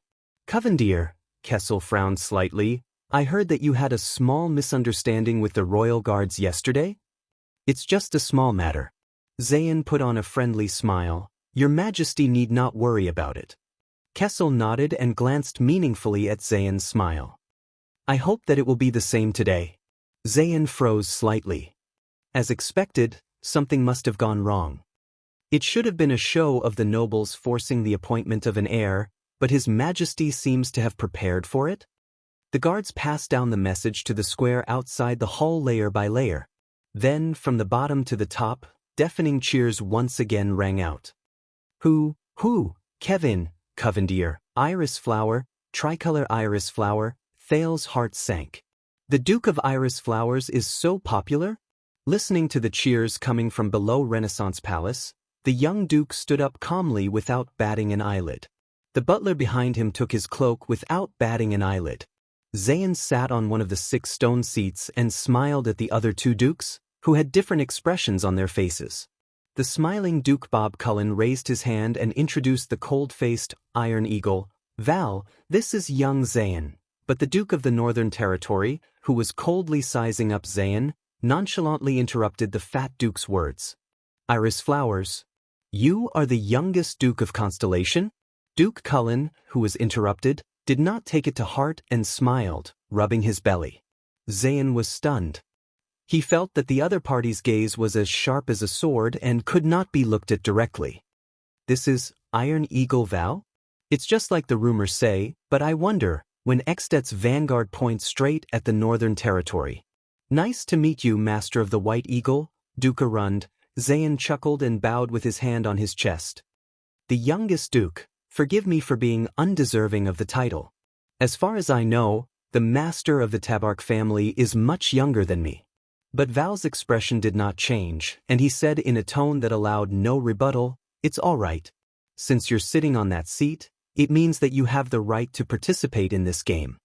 At this moment, a discordant, shrill voice pierced through the crowd and interrupted almost half of the hall. What a pity! Thales heard a shrill and abrupt voice coming from another side door, piercing through the crowd. Every time I step into this city, this so-called capital, the crowd dispersed. The nobles' gazes were rather complicated, containing both hatred and excitement. I can smell the unique scent of city people. That stench of pampered life is simply nauseating. On the carpet, the owner of the shrill voice limped towards the nobles, accompanied by his entourage. It's like an old man who's about to die of old age but still enjoys his position without doing any work, and a pretty boy who's still wet behind the ears. He can actually sit on the thrones of the 6 great dukes. As soon as these words came out, many nobles immediately burst into an uproar. On the 6 great stone seats, Zayn's expression stiffened slightly, while the plump Duke Cullen laughed out loud. Val Arund narrowed his eyes and clenched his fists. Thales was surprised to find that the person walking towards him was a middle-aged man with sparse hair. He had a haggard and bloodless face, and even his lips were sunken in, making it seem as if he was missing the upper row of teeth. Only a pair of intelligent and sharp eyes proved that this was a living person. One of his feet was obviously crippled, and he relied on a crutch for support as he stepped on the starry blue carpet step by step towards the 6 great stone seats. Val Arund clenched his fists and said with an unfriendly expression, "I haven't seen you for many years, damn old bones." Cyril. On the throne, Kessel V actually revealed a hint of a playful smile. You're here, very good. Otherwise, the title of most unpopular person in this meeting will be snatched away by our Duke Arund. The Duke of the Northern Territories snorted coldly. This haggard middle-aged man, the suzerain of the ruins, the guardian Duke of Western Desert, Cyril Faken, has let out a long and sinister laugh and limped towards the king. With one hand on the crutch, he half knelt down and kissed the king's ring. With a cold and sharp voice, he said, Faken is never absent, your majesty. The three dukes present had different expressions, but none of them made a sound. Thales frowned. The moment Cyril bent his back and lowered his head, a terrifying skull pattern appeared on the scarlet cloak behind him, and there were actually 4 eye holes on the skull. Faken, the wealthy family with the 4-eyed skull as their emblem, had always been mysterious. They were at the front lines of the battle against the Baron Bone tribe and the orcs in Western Desert. It's 3 o'clock. 4 of the 6 dukes are here, and 11 of the 13 nobles are here. Your Majesty, it's time. Gilbert looked around the entire hall and nodded solemnly towards Kessel. Kessel nodded slightly and did not speak. He flipped the scepter in his hand in the air and smashed it hard on the ground. Thud. For some reason, in Thales' eyes, this smashing sound actually spread throughout the entire hall, as if a heavy hammer had been struck in everyone's hearts. The voices in the hall gradually became softer. Everyone, it's time. With the ingenious design of the Hall of Stars, Kessel's deep and dignified voice spread clearly and unmistakably. Constellation, year 672 of the calendar of eradication, National Conference. It shall begin now. The noisy Hall of Stars immediately quietened down. Everyone's gazes were directed towards the center. There, the king, 4 dukes, and 11 counts were in a strange silence, until the guards transmitted the king's words out of the hall. Hence, under Renaissance Palace, the cheers and commotion in Star Plaza exploded once again. However, it was completely different from what the citizens of the capital had imagined.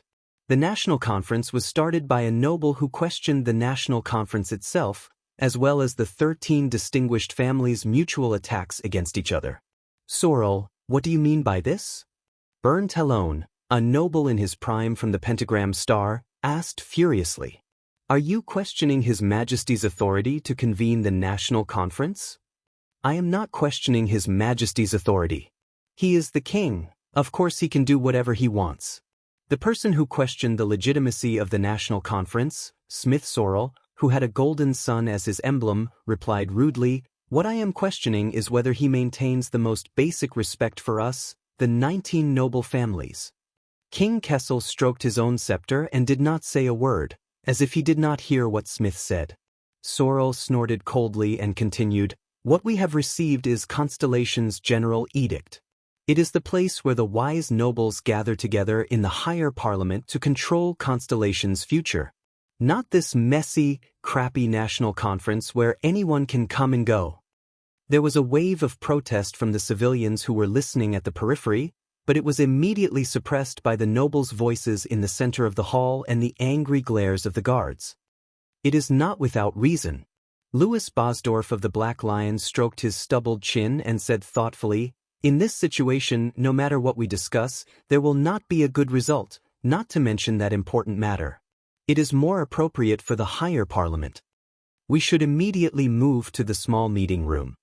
Bosdorf, do you mean that we should disperse and have a small meeting of 19 people? Count Samunto, the Count of the North, who had a white bear as his emblem, the Castellan of Overwatch City, said coldly, Things have already come to this, and you are still dwelling on this matter. Did your mother not give you a brain? In the hall, the crowd burst into an uproar because of this undisguised insult and attack. Even Duke Cullen and Zayn, who were sitting on the 6 stone seats, frowned. Only the Duke of the Northern Territory sneered. My mother has a very good memory. She should not have forgotten this. Bosdorf was not provoked at all. He chuckled and replied, But Count Samunto, But his words were interrupted by another noble of the Northern Territory. Shut up, Black Lion. We are not really concerned about your mother or whether you have a brain. The suzerain of the lonely old tower, Fries, who had the iron-colored long wall as his emblem, knocked on the stone seat again and again. With an ashen face, he said coldly, "We came to the south to deal with that important matter. We are concerned about Constellation's safety. And you southerners, you sons of B*cheese, are still concerned about whether the invitation you received was written with the correct title? Constellation's safety?" Hodge Dostan, the nobleman with crossed swords, interrupted. He shook his head. "Don't be arrogant. All of you are only concerned about your own safety. But I do not want to blame you for this, because I am not nobler than all of you." He leaned forward and swept his sharp gaze across every noble. "But this is not about the title of the invitation. It is about whether His Majesty is using the National Conference to kidnap the will of the people and coerce the suzerains. This concerns the safety of all of us, not just the northern noblemen." The audience burst into an uproar again. There were even people shouting, "Scram! Selfish nobleman!" But Dostan was still in the midst of the chaos. With a ferocious expression, he shouted loudly, "Don't forget about the Desert War. Don't forget how you were forced to conscript the people of your territories just to avenge the royal family." It was only then that Kessel V furrowed his brows. But he had to admit that his words were very convincing. Thales also began to think about the purpose of this national conference.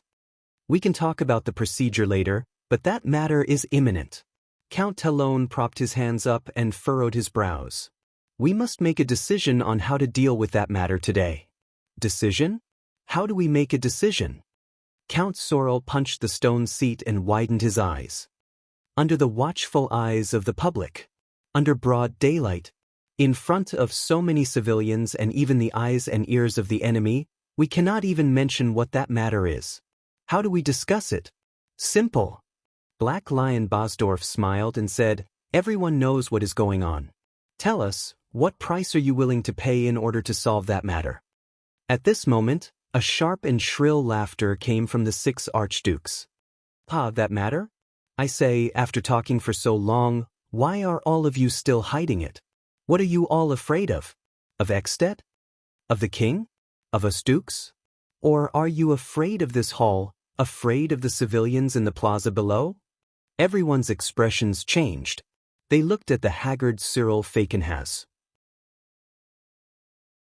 The guardian duke of Western Desert, whose family crest was the four-eyed skull, smiled terrifyingly. "Let's be frank. Ekstedt's diplomat group and their prince were killed in Constellation." Everyone was shocked at the same time. Although the 19 nobles knew about this through the general edict, this was still an undisclosed secret. "How dare he, how dare he?" Duke Cullen frowned. Duke Arun slapped his thigh and shook his head. Zayn pursed his lips tightly and did not say a word. "Sir Falkenhaes." Count Derek Chroma tried to stop him with an unpleasant expression. "We do not have to discuss this matter in the national conference. Shut up, boy. Sir is speaking." Falkenhaes rudely cut him off, making the Count of Wingfort, who knew him a little, stop. The old Count Caribbean, who had always been close to the Chroma family, could not help but frown. Cyril Falkenhaes gritted his teeth with a gloomy expression and continued to reveal the secret that should have been taboo. "All of you are well aware of it, but only the civilians do not. Those barbarians will not let go of this opportunity. That broken treaty. They have been rubbing their palms and waiting for it for 12 years. Everyone in Constellation, be it the king, the nobles, or the civilians, listen up. Constellation and Ekstedt. Western Peninsula's shield and blade."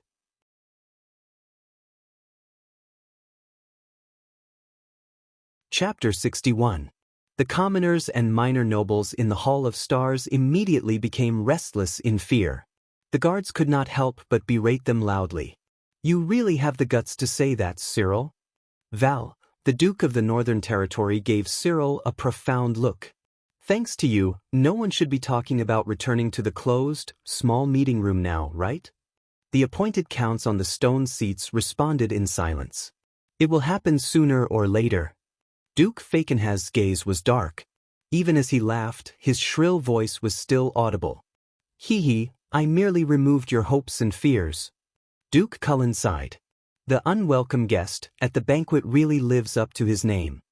Zayn, like most of the counts from the 13 distinguished families, wore a gloomy expression and did not say a word. More than 10 seconds later, from Star Plaza to the Hall of Stars, the crowd's panicked buzzing noises became louder and louder. The news of the impending conflict between Extet and Constellation was made public. Count Sorrel's gaze was hostile as he stared straight at the king. Your Majesty, you have achieved the effect you wanted by announcing this impending disaster to the people. The question is, how do you want to end this now? Kessel V, whose face was as cold as ice, did not speak. He only glanced at Sorrel, who was still stubborn. That's easy. Count Talon stared at Sorrel bluntly. Do you want to fight or negotiate? If you want to fight, everyone will return to their respective territories and sound the conscription horn. We still have a chance to negotiate. We have allies.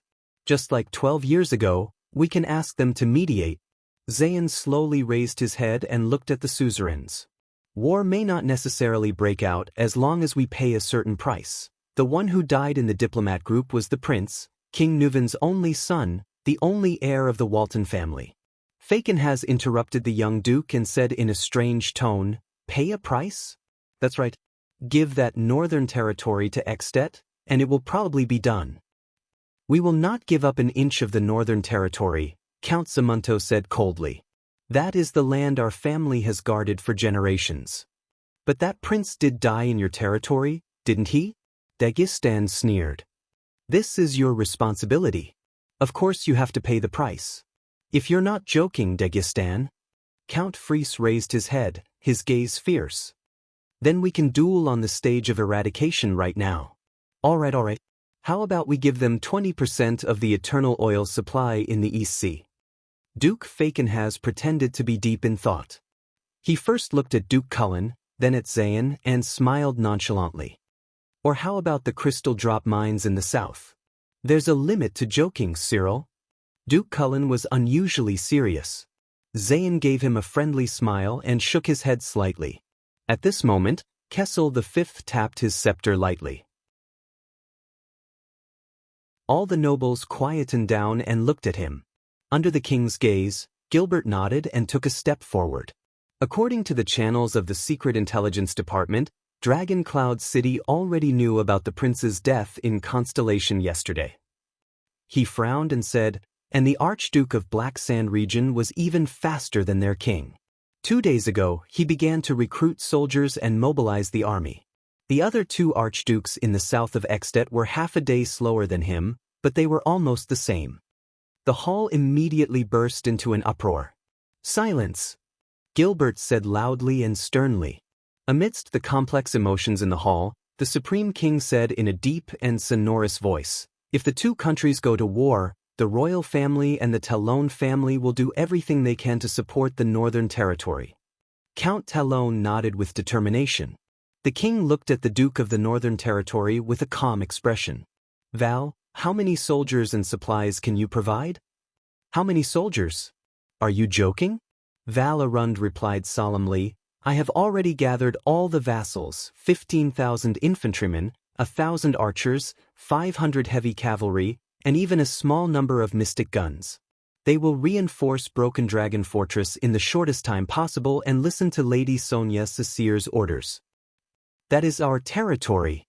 Once war breaks out, even the women and children will take up arms.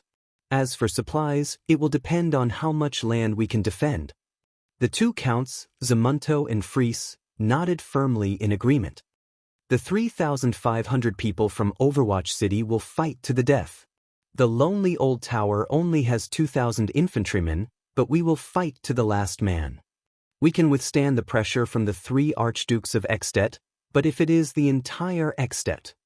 The Duke of the Northern Territory straightened his back and swept his piercing gaze across every noble. We need the power of all of Constellation. Cohen, who was standing behind the old Count Caribbean, scratched his head and whispered in puzzlement. Isn't this a national conference that is open to all the people? Why is the deployment of the military forces revealed just like that? The old Count Caribbean closed his eyes gently and let out a barely noticeable sigh. "Can't you see?" He lowered his voice and told his son with an exhausted expression. "The northern noble's attitude is a show for Extet. Do you believe that Duke Arund can gather 10,000 people? Constellation has yet to recover from the bloody year. I suspect that it would be good if the suzerains could even gather a third of their military forces." Cohen was instantly stunned. He looked at the top of the hall in disbelief, at the pattern of 2 stars the size of a silver cross. As the descendant of the Empire and the shield of the Western Peninsula, has Constellation become so weak? Kessel V nodded slightly, then turned to the frightening Cyril. "What about the suzerains of the Western Desert?" Cyril Fakenhas tilted his head back and closed his eyes. "The ruins can only send 1,000 infantrymen. The Baron Bone tribe has been in a commotion recently. As for the mystic guns, we don't even have enough for ourselves." The young Count Derek Chroma muttered, "Wing Fort is not known for its vanguard, but we can send our best 100 Raven Whistle-like cavaliers." Bosdorf also frowned. "Brave Soul's Fort has been in a state of unrest recently. An orc is being worshipped as a leader. He is gathering the forces of various clans. The Black Lion family can only send 200 people." The stingy decision of the Western Desert nobles caused the nobles present to start whispering among themselves. Cohen frowned. He had served at the front lines of the Western Desert during the purge after the Desert War. But as far as he knew, the military strength of the Western Desert was definitely not that weak. Val stared coldly at Fakenhas. "You were quite proactive when you revealed the secret just now. When it comes to recruiting troops..." Another wave of cheers traveled to the Hall of Stars from Star Plaza. This time, it was an excited cheer, and there was no lack of fanatical voices. Sigh. Count Talon stroked his pentagram brooch and sighed. "I'm willing to bet that the guards have just passed down the message regarding the military strength of the Northern Territory. They haven't had the time to pass it down to the Western Desert yet." Kessel V remained calm and collected. He turned to Cullen and asked, "What is the attitude of the Sun Sword and Shield family and the entire Eastern Sea Hill?" "Your Majesty, most of the people of Eastern Sea depend on the sea for their livelihood. We do not have enough military strength, but we can fork out money and summon mercenaries to battle." The plump Duke grinned. "If a full-scale war breaks out, as long as it is not winter and the coastal waters are not frozen, our fleet can still harass Extet's east coast." On the stone seats beside the Duke of Eastern Sea, Count Noah Hawea and Count Clark Amond exchanged glances and nodded in unison. Duke Fakenhas said darkly, "Thank you for reminding us. It is December now, and winter has arrived." Kessel V knocked on his stone seat and asked meaningfully, "So there are no people, only money? I remember during the Desert War, the Prime Minister told me that there was no money, but there were people. It was just that it was a little far to transport troops from Eastern Sea to Western Desert. 5 years ago, people didn't know how to go out and earn money, so there were people. But now, people have all gone out to earn money, so there are no people who have money," Duke Cullen answered with a straight face and a smile. The king snorted softly, while the Duke of the Northern Territories' expression was extremely unpleasant. "There are no usable cavalry in the entire South Coast Hill. The Covendier family can gather 2,000 infantrymen from around Jade City, and they also have some mystic guns," Zayn answered worriedly before His Majesty could ask him. "But the long march to the north will be a problem, and my vassals will definitely not be happy. There is no way to guarantee the quality of the soldiers." The old Count Caribbean's expression was also solemn, and he spoke in a timely manner. "It is the same for Walla Hill. Even with the vassals, I am not confident that I can even recruit 300 soldiers." Behind the Count, Cohen lowered his head and sighed softly. He still remembered that the last time his 2 sisters went out to visit friends, his father directly sent 500 soldiers to escort them. Count Lasha was even more straightforward. "The soldiers from the swamp are not suitable for fighting in the north at all." Kessel V did not speak again. He only exhaled softly. "The Guardian Duke of the Land of Cliffs and the Guardian Duke of Blade Edge Hill have not arrived yet, But I reckon that they, as well as the remaining 4 families, probably have the same attitude? As nobles of the land of Cliff's Hill, Count Sorrel and Count Dagestan both turned their heads and did not speak. Instead, the chiefs and merchants who were listening by the side started whispering to each other. They were more worried about the impending war. Is this how you report to Constellation? The Duke of the Northern Territories' face was ashen. He stood up abruptly, pointed at the double-cross star above his head, and said angrily, "This is the country you swore allegiance to, and it was once the greatest country in the history of mankind. Even though the Northern Territory is not your territory, the double-cross star flag is still flying above it. It is the same as your land." "Your Grace, I also fought for Constellation 5 years ago," Count Dagestan said coldly. "In the end, I lost my eldest son forever in the Western Desert. I guess you, who do not have a son, will not understand. Bullsh *T. Val's eyes widened in anger, and he turned his head abruptly. "My only daughter, the heir of the White Eagle, is now at the Broken Dragon Fortress at the border between the 2 countries. She is under the command of the Fortress Flower, Lady Sonia Sasir.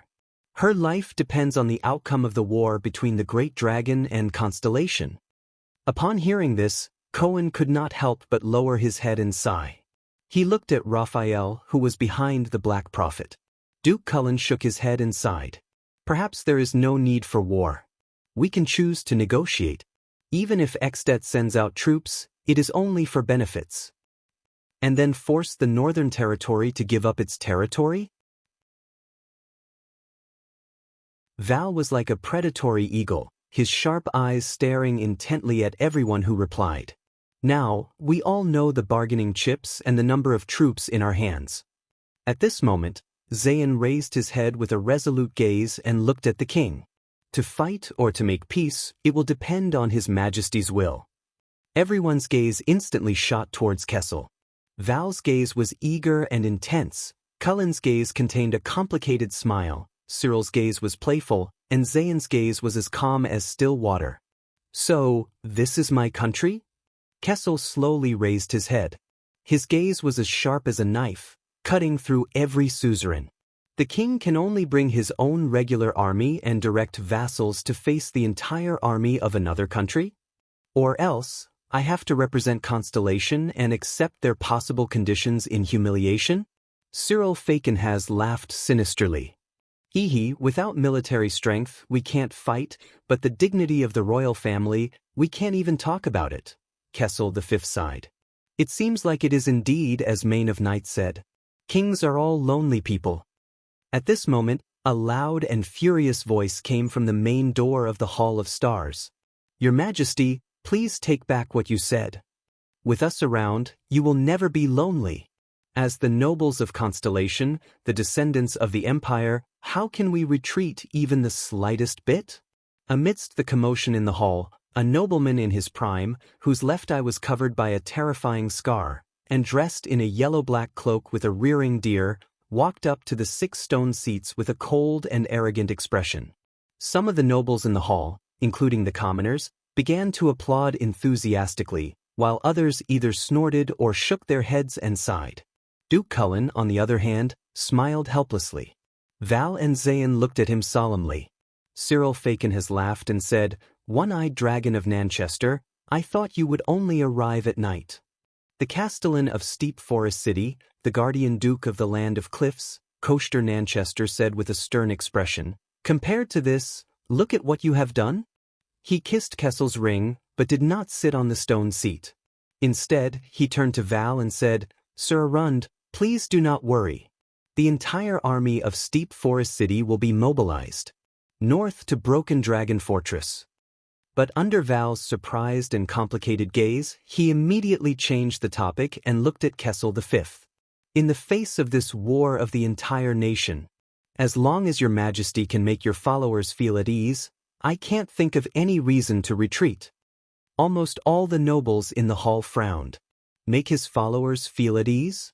"Koster," Kessel V said slowly, "what do you mean by this?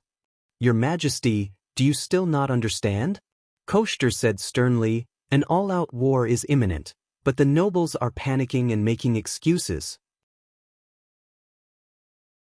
In this situation, only you, as our king, are enduring the torment of whether to fight or to make peace. This is not fair to you.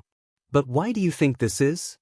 Koshter shut his single eye tightly, took a deep breath, and then said firmly, "The Iron Hand King, your Majesty Kessel. The suzerains and nobles do not dare to follow you. The whole of Constellation is panicking and uneasy. 12 years have passed since that tragedy, and the late king's remains have been buried. But we still do not know what you are thinking. We do not know what kind of king we are following." In an instant, the nobles were silent.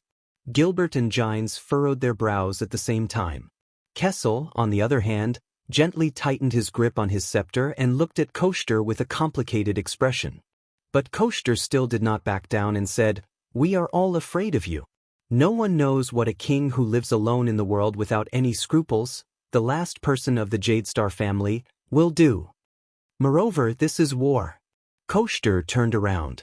His single sharp eye swept across every suzerain, and he enunciated each word clearly. "Your Majesty.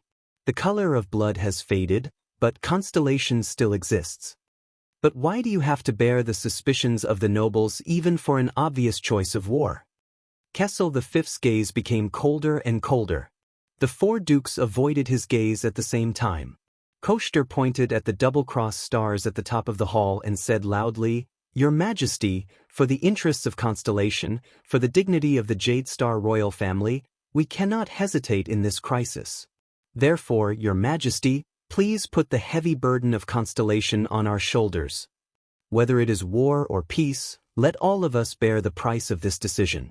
If Constellation is stable, the future is bright, and the royal family is not cut off. I think no one will back down in the face of such a national war." At this moment, many people had already sensed something. Marat Hansen lowered his head and silently curled up the corners of his mouth.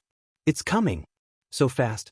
Zayn pinched the bridge of his nose and closed his eyes. "It's coming. I hope it goes well." Cullen, on the other hand, watched Koshter's performance with a smile. "It's coming. Interesting." Val stared blankly at the guardian duke of the Land of Cliffs, gritting his teeth. "This is their goal? Both Guy and I are prey?" The counts whispered to each other on their stone seats. Some were worried, while others nodded frequently. Only many civilians who were listening were still whispering in confusion. But everything in the Hall of Stars was still going on. "Your Majesty, you will soon be 48 years old. On the eve of the war between the Dragon and Constellation." Under the watchful eyes of the crowd, Koshter flung off his cloak and waved his arm at the nobles in the hall with a cold and stern expression. "Please choose the heir of the kingdom among us nobles. Use your actions to tell the nobles that you still care about the stability and survival of this kingdom, and that you still trust these suzerains who are your arms. At that time, we will fight for the dignity of Constellation, for the glory of the Jadestar royal family. Absolutely no complaints. Absolutely no retreat. Dead silence. Absolute dead silence. Suffocating silence. No one dared to be the first to speak after these words, until a sharp and presumptuous laughter broke the deathly silence. "Ah!" Duke Fakenhas opened his mouth wide. Under everyone's shocked and bewildered gazes, he laughed maniacally. His scattered teeth made him look especially terrifying. "What is that saying from the Far East again? Spread out the map, and the dagger will be revealed."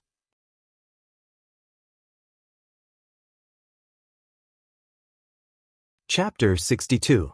Thales calmly watched the nobles quarrel openly and covertly, and lowered his head gloomily. Power, procedures, war, military strength, and the throne.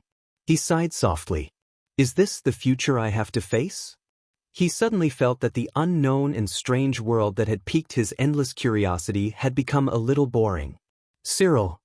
Duke Cullen glared at Fakenhas in dissatisfaction. "Do you have to be so straightforward every time?" In Star Plaza, a deafening roar came from afar. It was noisy, mixed with anger and fanaticism, and could not be heard clearly. In the Hall of Stars, the civilians and minor nobles who were listening immediately erupted in a flood of protests. "Shameless suzerain! This is usurpation. But we need an heir. If something happens to the king at the front line, die, traitor. Jadestar is our king, that is a sacred oath. This is all for Constellation. We must stand together and fight against Extet.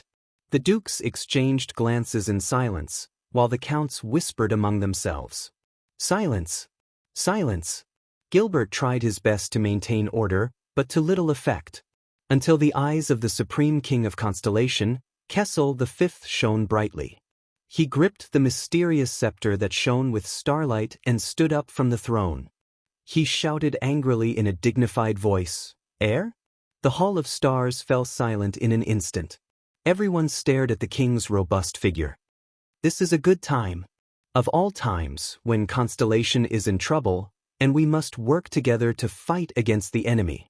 The king rested his hands on his scepter and stared sharply at Coaster Nanchester in front of him. The one-eyed dragon slowly raised his hand to his chest and knelt down on one knee before the king. "Forgive me, your majesty, but this is a test," Coaster said steadily and seriously, making others feel the sincerity in his words. "I believe that the originally weak and scattered power of Constellation will once again gather as one in the confrontation between the dragon and Constellation. Everyone knows that the first speaker who forces the appointment of an heir will be blamed by the public. But am I doing this for myself, so that Nanchester can ascend the throne?" Coaster raised his head, the gaze in his single eye clear.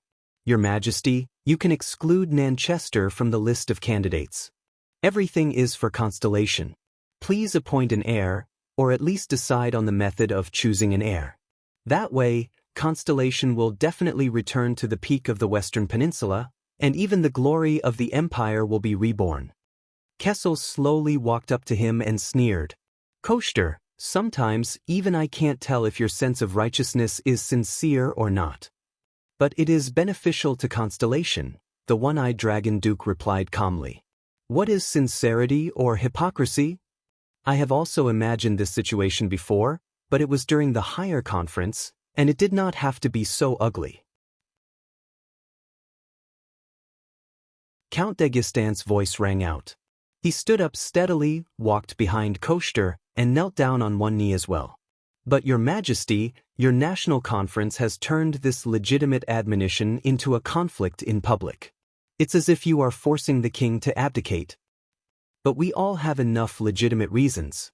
Count Sorrel walked up from behind, knelt on one knee, and said solemnly, "For the revival of this once great country, which is now riddled with holes." "Just by changing the king?" Gilbert was so angry that his face contorted. "Constellation can become an empire if all of you wear the crown? It's not that simple." Count Bosdorf also walked forward gloomily and knelt down firmly. "It's to turn the king, who was originally high and mighty and could do whatever he wanted, into one of us, think what we think, and do what we do. The king and the nobles were originally one, separated due to the difference in power. Now we are one again." Zayn lowered his head deeply and said sorrowfully, "Covendier has followed Jadestar since the Battle of Eradication. His words and vow will never change. But I think that protecting Constellation's safety and future is also King Tormund I's wish. He will understand." The Duke of Tricolor Iris Flowers stood up resolutely and joined the kneeling crowd. Fakenhaz's untimely laughter rang out again. "You mean to implement a king selection system? Ha! It really is let us share His Majesty's burden. Just like Extet?" Count Lasha of South Coast Hill glanced at Duke Zayn with a complicated expression and went forward to kneel. "Better than Extet. We have the foundation of the empire for 1,000 years." Cohen watched in disbelief as his father, the old Count Caribbean, also silently followed Count Lasha and knelt down. Kessel V looked down coldly at these dukes and counts. One by one, they knelt down on one knee. This is not the Jadestar royal family's fault, but the crown's fault, the throne's fault, and the scepter's fault. At this moment, Duke Cullen sighed. Since the royal bloodline has been severed, for the sake of Constellation, it is not necessarily a bad thing for His Majesty to choose an heir. The two counts of Eastern Sea Hill, Javier and Amund, also silently went forward to kneel after Duke Cullen spoke. One of the king's partisans, Count Godwin, gritted his teeth and said, "This is obviously a shameful attempt to force the king to abdicate. How did you do it so boldly and righteously? Can't you see?" Count Derek Chroma calmly left his seat and knelt down. This is the general trend. Below Renaissance Palace, the noise from the crowd grew louder and louder. Asterisk thud. Asterisk Val punched the armrest of the stone throne, his gaze cold. "Sometimes, I really feel disgusted for all of you." He clenched his fists tightly, lowered his head and said, "An unbelievably coincidental war, an unbelievably coincidental admonition, and the Northern Territory that was sacrificed." Kessel V stared straight at him. His gaze was unique and difficult to understand. Under the king's unreadable gaze, the Duke of the Northern Territory shut his eyes tightly and inhaled. His brows furrowed, as though he was in a fierce struggle. Finally, as though he had made up his mind, he opened his eyes at Kessel. But Val did not look at the king's eyes. The heroic Duke of the Northern Territory said desolately and disappointedly, "But if this can be exchanged for the Northern Territory, for the stability and safety of Constellation, Kai, perhaps you should consider it." The two counts of the Northern Territory under him both lowered their heads and remained silent. Kessel V's gaze dimmed. He turned around and no longer looked at his old friend. Seeing Val's hesitation and guilt, Duke Cyril Fakenhas laughed shrilly again. "It seems that your Majesty's only choice is to directly choose an heir or establish a king selection system." Only Kessel V stood expressionlessly above the group of vassals. He only held a scepter tightly in his hand. Thales suddenly felt that his father was so lonely. If he did not find me, what would the situation be like today? Thales, who was watching all this, suddenly felt dizzy. It's happening again. A memory from the past appeared before his eyes. Wu Qiren sat in an extremely small classroom and reported to a professor and two students in front of him. Paji inherited Weber's German academic tradition. It revolved around power and examined the formation of feudal countries. No, not now. Thales pressed hard against his temples and suppressed the flashback of the memory. But when Thales' attention returned to the Hall of Stars, Kessel V's dignified voice finally reached his ears. "It seems that if I do not appoint an heir, I will not even be able to fight a war." "All right. Then I will appoint an heir." Zayn's brows furrowed slightly. That sense of unease grew stronger. Kessel V did not look at the nobles on the ground and slowly sat down. The words that Thales had been waiting for all this time finally rang. "Let him meet everyone, Gilbert. It's here." Thales' mind went blank. He forcefully swallowed a mouthful of saliva. He looked at Gilbert and waved his hand. In the dark room, a secret door opened abruptly. Inside was a long flight of stairs that led to an unknown place. A flurry of discussion began in the Hall of Stars. The dukes and counts remained calm, but when they looked at each other, they could see the doubt in each other's eyes. Thales adjusted his bow tie. "Thales." The prince called out the name of this world. "It's time." Thales decisively stepped down the stairs. "Just treat it as another game. One step. Another step." "Forgive me for not understanding what you mean, Your Majesty." On the ground, Count Dagestan raised his head and looked straight at Kessel. "The heir you chose is not among the nobles in this hall?" The Supreme King only looked at him coldly and said nothing. In the narrow passageway, Thales clutched his forehead tightly. His memories flashed again. But he still gritted his teeth and walked forward with determination. When he opened his eyes, he was in the Hall of Stars. When he closed his eyes, he saw another version of himself, living in the fragments of his memories. The bond between the Lord and his vassals was filled with strong personal feelings and emotions. The struggle for power gradually deteriorated.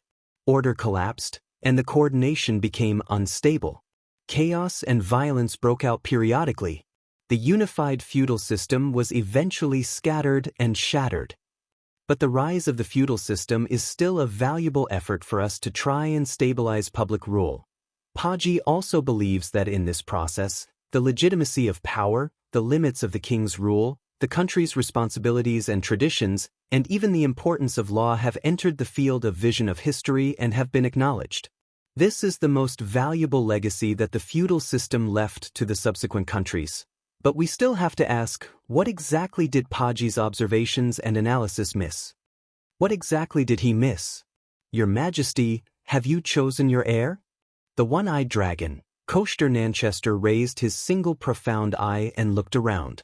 It seems that the Tabark family and the two prominent families in the southwest are not here? The Supreme King still ignored him.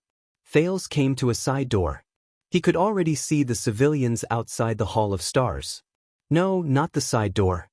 He realized that the door in front of him led to the center of the hall, the 20 stone seats.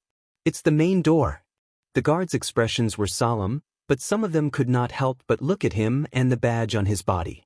The moment they saw it clearly, many people's breathing quickened. Some even lost their composure and leaned forward. However, a guard who seemed to be the leader sternly rebuked them. He then bowed respectfully to Thales and made way for him to enter the hall. However, just as Thales was about to take a step forward, "Go. You will be better than him." Thales raised his head abruptly. He saw that the guard had already turned and left. He could only see the back of an armored figure in the air. Yodel! Thales clenched his fists. It's you? Similarly, the civilians outside the hall had already seen the little boy outside the door. They began to whisper and gesture to each other. The flashbacks of memories faded away like the tide. The prince felt as if there was an additional force in his body, making him more energetic. Thales took 3 deep breaths. It's just another game. It's just another thesis defense. Thales got rid of all emotions, all expressions, and stepped on the starry blue patterned carpet. He began his journey. He moved forward and stepped past the ordinary civilians at the outermost area. A suburban squire dressed in a somewhat rustic manner poked a friend beside him who ran errands between the city and the countryside. Who is that? A child can come in too? Maybe a noble? So young? Hey, did you see that? That child is dressed so beautifully. He's almost as good as the young lady of the baron's family. Thales did not look sideways. He moved forward and stepped past the seats formed by merchants, craftsmen, farmers, and the leaders of the line. A fat carriage merchant was a little surprised. He pulled the arms of 2 people in the same trade. Look at that child. Is he a noble who is late? His attire is not as simple as that of a minor noble. Do you recognize the badge on his body? It's a little familiar. I had a group of customers before, and the scrolls they were holding had that mark. Why did he come at this time? Thales did not stop walking. He moved forward and stepped past the seats formed by honorary military soldiers and government bureaucrats. An inquisitor from a small village in the suburbs saw him. He frowned and lowered his head to whisper in the ear of another signatory from the city hall. Look at that clan emblem. That's... oh my God. How is that possible? I think it's impossible too. Are you sure you didn't make a mistake? I've dealt with hundreds of warrants from the king. How could I make a mistake? Thales ignored him. He moved forward and stepped past the stone seats of lords, barons, and other low-ranking nobles without any support. A baron who was smoking a pipe had a glint in his eyes. He almost bit the pipe in his mouth. He leaned forward and patted his good friend's shoulder. Could that be the 9-pointed star? What? Do you think the same as me? More or less.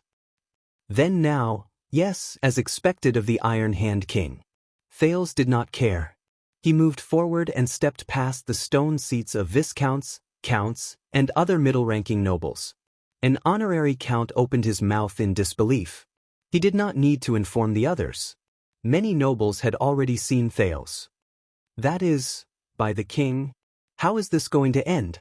No, there hasn't been any news for so many years. Could it be an illegitimate child who was wandering outside? Then the suzerains, sigh, the waters are too deep. Let's wait for a good show. The discussions, noises, and noises from the crowd became louder and louder. In the end, it turned into a commotion and an uproar. People stood up one after another and leaned forward to look at the mysterious boy with the gold and silver 9-pointed star. In the center of the stone seat, Cohen turned his head to look at the source of the commotion. A boy dressed in noble attire with a 9-pointed star pin walked forward with a solemn expression. Cohen looked at the 9-pointed star and froze on the spot. The boy. Why does he have the Jade Star clan emblem? The prince stepped onto the 13 stone seats without changing his expression. Gilbert winked at him. The 3 dukes who were seated saw the boy walking towards them. They could no longer remain calm. Val stared at the boy in shock and clenched his fists. Are you joking? Cullen frowned and leaned forward with his plump body. That boy, the emblem on him. Cyril ground his terrifying teeth. His eyebrows twitched as he spat out a few words. This is really unexpected. The Supreme King raised his head slightly. His gaze was cold and amused. He chuckled. Everyone come and meet Thales. The suzerains who were kneeling on one knee turned around. The moment they saw the boy's face clearly, the Guardian Duke of South Coast, Zayn Covendier's pupils immediately contracted. Kessel started to stroke his scepter again. Once again, he spoke words that were filled with authority and dignity. He's my son, the only blood descendant of the Jade Star royal family. Thales placed his right hand forward and his left hand behind his back. He bowed deeply to the king. He turned to the suzerains on the ground. Good day, my lords. Thales heard himself say so.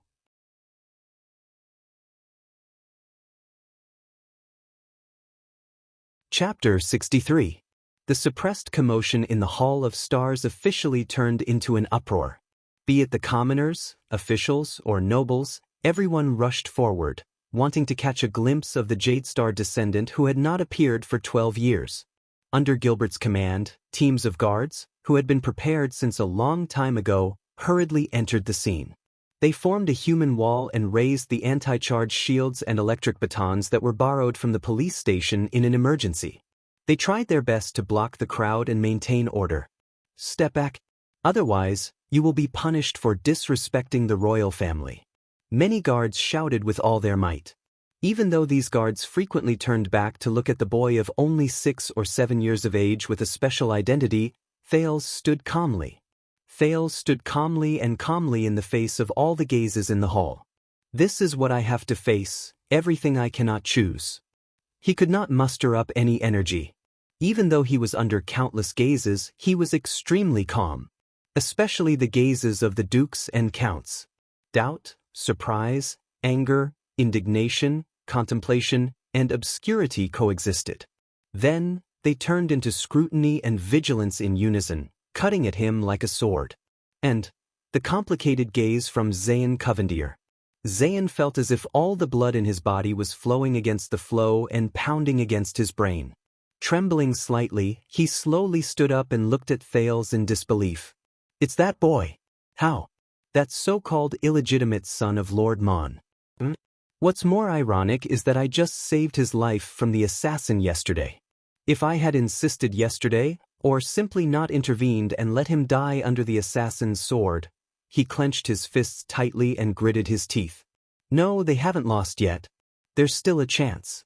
However, louder, noisier, and more deafening cheers came from Star Plaza. The news of the Jade Star descendant was finally announced to the entire kingdom. Return to your seats, my lords, Gilbert said coldly. I believe His Majesty will humbly accept your advice and accept your suggestion to appoint an heir. Why does this boy have the 9-pointed star? It's been 12 years. Your Majesty. Count Sorrel could not hide his astonished expression and sat back on his stone seat in a daze. We have never heard of Queen Kia having a third child. Who is this unknown child? Count Dagestan muttered. He sat back on his stone seat and frowned in deep thought. Your Majesty, we still need an explanation. The one-eyed dragon Duke of Nanchester, Koester lowered his head so that no one could see his expression under the shadows. However, his tightly clenched fists never loosened. He suddenly raised his head and glared at Kessel V with his single eye that was filled with rage. At this moment, a boy wearing the 9-pointed star emblem appeared. Are you making a fool out of us? Kessel V did not even spare him a glance. He only stared in another direction. Kia, I understand. That's why you're here. Val furrowed his brows and exhaled softly. He said in a low voice, just like this group of disgusting people, you've also planned this a long time ago. Today's national conference was not held to deal with Extet, but for this child. The Duke of the Northern Territory leaned back and looked at the expressionless Thales, then at the silent king. He said dejectedly, all of you take me for an idiot, don't you? After all this time, no one cares about Extet and the war except for the Northern Territory itself. He laughed sarcastically. Look, this is the glory of Constellation, the afterglow of the Empire. Kessel V ignored him. The suzerains also avoided his gaze. The plump Duke Cullen furrowed his brows, which was a rare sight. He pondered seriously and solemnly without saying a word. Don't be surprised. This is the Jadestar royal family and the 19 nobles. Duke Fakenhas laughed dryly. He did not care if he was also scolding himself. He mocked. The pillars of Constellation. Zayn Covendier, who had calmed down, exchanged a glance with Koster. They tried to communicate with Duke Cullen, who was sitting on another stone seat. However, the latter only lowered his head and pondered, as if everything in the outside world had nothing to do with him. Damn old man. The young Duke of South Coast and the one-eyed Duke of Land of Cliffs cursed in their hearts at the same time. He was the initiator of New Star, and the one who approved the plan, but he was always the fastest to retreat when an accident happened. Gilbert watched the counts and dukes return to their seats and replied coldly, everyone has heard His Majesty's words. Today, at the National Conference, His Majesty will recognize this boy as his bloodline. The middle-aged noble took a step forward and tried his best to suppress his excitement. The Jadestar royal bloodline will be reborn here. Wait. The Duke of Land of Cliffs, the one-eyed dragon Koster, seemed to have just recovered from the shock of losing his composure. He loudly interrupted Gilbert. We all know that His Majesty had 2 children who unfortunately died 12 years ago, but we still do not know where this boy came from. Perhaps it will have little effect, but we must stop this no matter what. Otherwise, after planning for so long, Thales sighed and looked at Koster. Are they the ones who, like Gilbert said, look forward to a sudden crisis to change the situation of the kingdom and seize power and benefits? He swept his gaze across Koster, Zayn, and the counts. Thales lowered his gaze and shook his head slightly. It's like a farce in a market, but it decides war and peace, and the future of countless people in this kingdom. Count Godwin, a member of the king's party, said loudly in dissatisfaction, who gave you such power to interrogate His Majesty's son's identity in front of him at the national conference? Count Lasha received Duke Zayn's gaze and slowly said, this concerns the succession of the throne and the future of Constellation. Every noble in Constellation has power. How can this be treated as a child's play? Fakenhas clapped his hands and laughed sinisterly. Great, just now, the Jadestar royal family was a historical antique that was about to be swept into the trash heap. Now, everyone is concerned about the future of the kingdom. Koster and Zayn simultaneously glanced at Fakenhas in dissatisfaction. Let this damned farce end quickly. Val held his forehead and suppressed his anger. No matter what the outcome is, the Northern Territory is still facing the threat of war. Although I know that all of you do not care, and even this crisis is... Anyway, let it end quickly. At the end of his sentence, the Duke of the Northern Territory, whose eyes were burning with anger, shook his head slightly and said mockingly, whether it's the king or the suzerains. The Northern Territory should never have counted on you. The suzerains looked at each other and were silent for a while. The voices in Star Plaza grew louder again, spreading all the way to the Hall of Stars. But this time, the reason was unknown. Kessel V tapped his scepter lightly, attracting everyone's attention. The Iron Hand King's expression was calm and indifferent. Thales, let everyone see who you are. The king's tone was calm, but his words shocked everyone. Sooner or later, they will all kneel before you, swear allegiance, and become your arms and the pillars of the kingdom. A few counts turned their heads without batting an eyelid, completely giving up on the idea of speaking. If this boy really becomes the supreme king of constellation in the future, Zayn clasped his hands together without batting an eyelid, quickly calculating the day's situation. If the higher parliament, formed by 19 nobles, does not recognize this child's identity, then, even if it will damage our popularity, this damned national conference. The sound of footsteps rang. Everyone on the stone seats turned their heads and watched the boy walk to King Kessel's side. The boy who looked thin and pitiful under the gaze of everyone present, but his expression remained calm, even a little absent-minded. He sighed. "I am Thales." In the noisy background, the prince said softly. So, the people in the hall quickly quietened down to hear his words. This was also a technique he learned from giving speeches in his previous life. When speaking in a noisy place, to make others quiet down, not louder than them. Instead, it was to make others have no choice but to shut up so that they could hear him clearly. "I am a bloodline descendant of Jadestar. My father is the supreme king of this country, King Kessel Jadestar. My grandfather is the former king of this country, the king of eternal rule, King Adi Jadestar." He swept his gaze across every suzerain in front of him. He saw the Duke of the Northern Territory sitting alone with a gloomy expression and his head hung low. Valorund.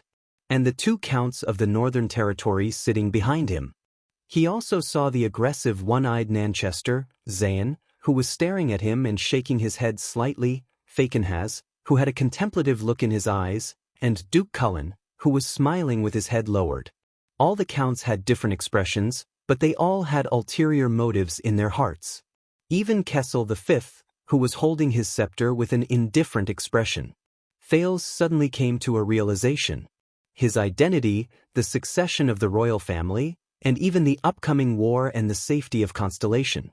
These were probably never in the consideration of this group of people. As for the casualties in the war, the sense of powerlessness and boredom in the prince's heart grew heavier. Logically speaking, he should follow the instructions and finish talking about his life experience in Mon manner, then wait for the king and the king's party to finish the rest. But Thales only felt that he was a little dispirited. He did not want to follow the routine anymore. He had had enough of all this. The prince's brain began to spin. The formation of a feudal country, the king and his vassals, strong personal feelings and personal color, the struggle for power, the gradual deterioration. Then he slowly opened his eyes and looked at the suzerains. The corners of his lips curled up. Everyone saw the boy close his eyes. A second later he opened his eyes and chuckled. Gilbert saw Thales sneer and the fact that he stopped talking. His heart instantly turned cold. Could it be? Although this young man often gave him quite a few surprises, it was better to have fewer surprises on such an important occasion. Thales blinked and spoke slowly.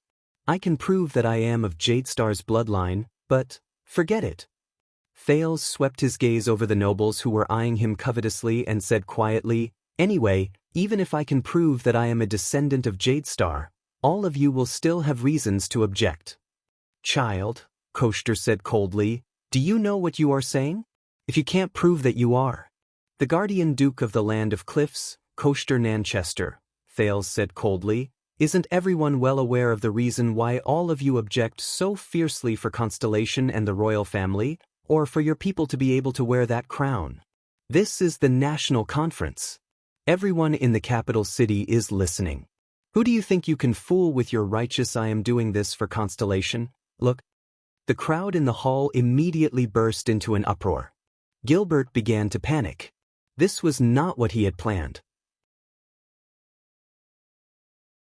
He was about to speak, but Gines pulled him from behind. Gines stared at Thales and said in a low voice, "Let him finish. He doesn't look like he has no plan." Koshter, who was sitting on the stone throne, glared at him with his single eye. However, Thales could feel that the Duke of the Land of Cliff's breathing had begun to quicken. Thales strode towards Koshter and stared fearlessly into his single eye. "You entered the Hall of Stars with the slogan of supporting the Northern Territory and uniting the kingdom. However, you asked for an heir of your own kingdom as a prerequisite. Otherwise, you refuse to send troops and would rather watch the Northern Territory fall. Of course, perhaps the decline of the Northern Territory is a good thing for all of you. Val, who had his head lowered all this while, raised his gaze and looked at the boy. Koshter's single eye was still fixed on Thales, like a mamba observing a snake before it launched an attack. However, Thales had not finished speaking. His eyes were ablaze, as though they contained the deepest anger within. But everyone knows that this is not about righteousness, but about a deal. What you care about is not Constellation, the royal family, or the people, but yourself. You are not a lone hero who is willing to suffer criticism for the sake of the kingdom's interests. What you want is a satisfactory heir of the kingdom, but you insist on using righteousness to cover up your desires and interests. Thales coldly concluded with the knowledge he had learned over the past 20 days. In the Far East, they call this saying what one desires to do, one must do. When translated, it means, "One-eyed dragon, you are a hypocrite, and you disgust me." There was only coldness left in Koshter's single eye. The suzerains looked at each other and saw the shock in each other's eyes. Even though this was an inside story that all smart people knew, to say it in public. This was too, well, Fakenhaz clapped his hands as if he wished for the world to be plunged into chaos. He laughed sinisterly and said, "At least your eloquence is not bad, child." Kessel V stroked his scepter lightly, his gaze deep. A few seconds later, the crowd began to stir. There were even people shouting from the seats where the commoners and minor nobles were seated. "Are you done speaking?" Gritting his teeth, Koshter stood up abruptly. He walked to an inch in front of Thales and looked down at him condescendingly. With an oppressive force, he said, "Damn brat, you think you can change the topic by spouting nonsense? Shut up, hypocrite." Thales suddenly raised his head and interrupted him coldly, "I am not done speaking. The one standing in front of you is the Jade Star bloodline, the descendant of Tormund I. You and every generation of your ancestors have knelt down and sworn loyalty to the bloodline." Thales stared straight at the Duke of the Land of Cliffs without showing any weakness. Thales stared straight at the Duke of the Land of Cliffs and said mercilessly, "Even if you want to usurp the throne, for the sake of your ancestors, show some respect." Koshter's single eye widened as he stared incredulously at the child who was only 6 or 7 years old in front of him. The child had used the Jade Star status that he had yet to obtain to humiliate him in front of him. For a moment he even forgot to retort. A loud cheer came from the square again. The words Jade Star and Prince could be faintly heard. "This is bad. It seems that the message has been passed down," Thales sneered and repeated mercilessly, "Hypocrite Duke." Without waiting for Koshter's reaction, he turned around abruptly and swept his gaze across the suzerains. "You have a private deal, don't you?" the prince said calmly and loudly. "A group of nobles whose goal is to become the next king. They intercepted the Extet diplomat group, instigated a war, and caused the fall of the Northern Territory. Some received territories and resources, some received promises and benefits, and some..." Thales slowly turned around and looked at the young Duke of South Coast. He enunciated each word calmly and said, "Perhaps get that crown." "Is that so, Duke of Iris Flowers?" Many people turned their heads in unison and followed Thales' gaze to look at Duke Zayn Covendier. Under Thales and the crowd's gaze, Zayn felt very uncomfortable. The fact that he inadvertently saved and let go of the boy yesterday only to spoil his plan made him very angry. But his long-term strict upbringing and aristocratic manners allowed him to maintain his best demeanor without showing his emotions. "Child, random guesses will not help confirm your identity." Zayn flashed a friendly smile and said calmly, "If you do not intend to explain your background and provide proof, then we need to send an investigation team to spend some time to thoroughly investigate your past, and then..." Thales abruptly changed the topic and interrupted him. "When I was on my way to Renaissance Palace yesterday, I encountered an assassin." Thales looked at the suzerains seated in the hall and saw the changes in their gazes. He said calmly, "Thanks to you, Guardian Duke of South Coast Hill, Zayn Covendier, who intervened midway, I managed to escape." Gilbert and Gines looked at each other and saw the worry in each other's eyes. Hearing the news of the assassin, the crowd started whispering again. Thales nodded at him with a serene expression. A life was saved, but someone lacked a word of thanks. Zayn suppressed the anger in his heart. This guy knows that I let a big fish like you escape, so, is that why he purposely came to anger me? You're welcome. On the surface, Zayn smiled and nodded gracefully. Every passing noble is obliged to lend a hand. Besides, you already thanked me yesterday. But even if you were assassinated, it does not prove that you. But Thales did not let him continue. No, Sir Covendier. Thales raised his head coldly. You misunderstood me. Thales walked towards Zayn step by step and spoke slowly. Words spoken this way could give people the greatest sense of oppression and persuasiveness. I remember very clearly that the moment those assassins saw me, their leader was very surprised. He even shouted, "No." Thales walked to Covendier's stone seat and said slowly, Gilbert might have always been wondering why I would encounter assassins. Gilbert might have always found it strange. My whereabouts were not leaked, so why would I run into an assassin? Zayn looked at Thales in front of him, puzzled. What is he trying to do? As their assassination target, I was also very puzzled. At that time, almost no one knew who I was. Even if you, who were promised that crown or related benefits, encountered me, you would not stab me without explanation. Until just now, when I saw Sir Covendier and your accomplices speaking in unison about choosing an heir, I finally understood. Thales lowered his head and sighed deeply. They were not here to kill me. They were here to kill someone else. Zayn's expression finally changed. Thales looked at Zayn's doubtful and then shocked gaze, and enunciated the rest of his words. Their target was another important figure who was also heading to Renaissance Palace and was destined to pass through that street. He was also traveling in secret, keeping a low profile, and had few guards. Zayn was so shocked that he could not speak. Yes, Duke Covendier. Thales' gaze was steady and his words were cold. He looked at Zayn, who was already stunned in his seat, and grinned. Yesterday, it was my passing that alerted them to the assassination attempt. In a corner where no one was paying attention, Gines lowered her head and closed her eyes tightly. Your Grace, it's me. It's me. It's me. It's a group of 10 or so professional assassins. They're well-trained, well-coordinated, and well-hidden. They have psionic humans with them, and they're equipped with military crossbows. They're protected by supreme-class elites, and they're professional assassins. Thales narrowed his gray eyes and spoke softly. Saved your life. He placed his last chess piece. So, you owe me a word of thanks, Duke Covendier. Checkmate. Zayn seemed to have figured something out. His face gradually turned pale, and his back subconsciously leaned against the stone seat.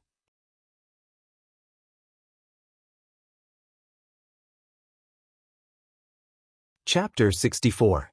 But Thales had yet to finish his sentence. Since the assassin's target was you, then who would want your life? Your Grace, why don't you think about it? Thales' voice was like a hammer covered with iron spikes, pounding on Zayn's heart.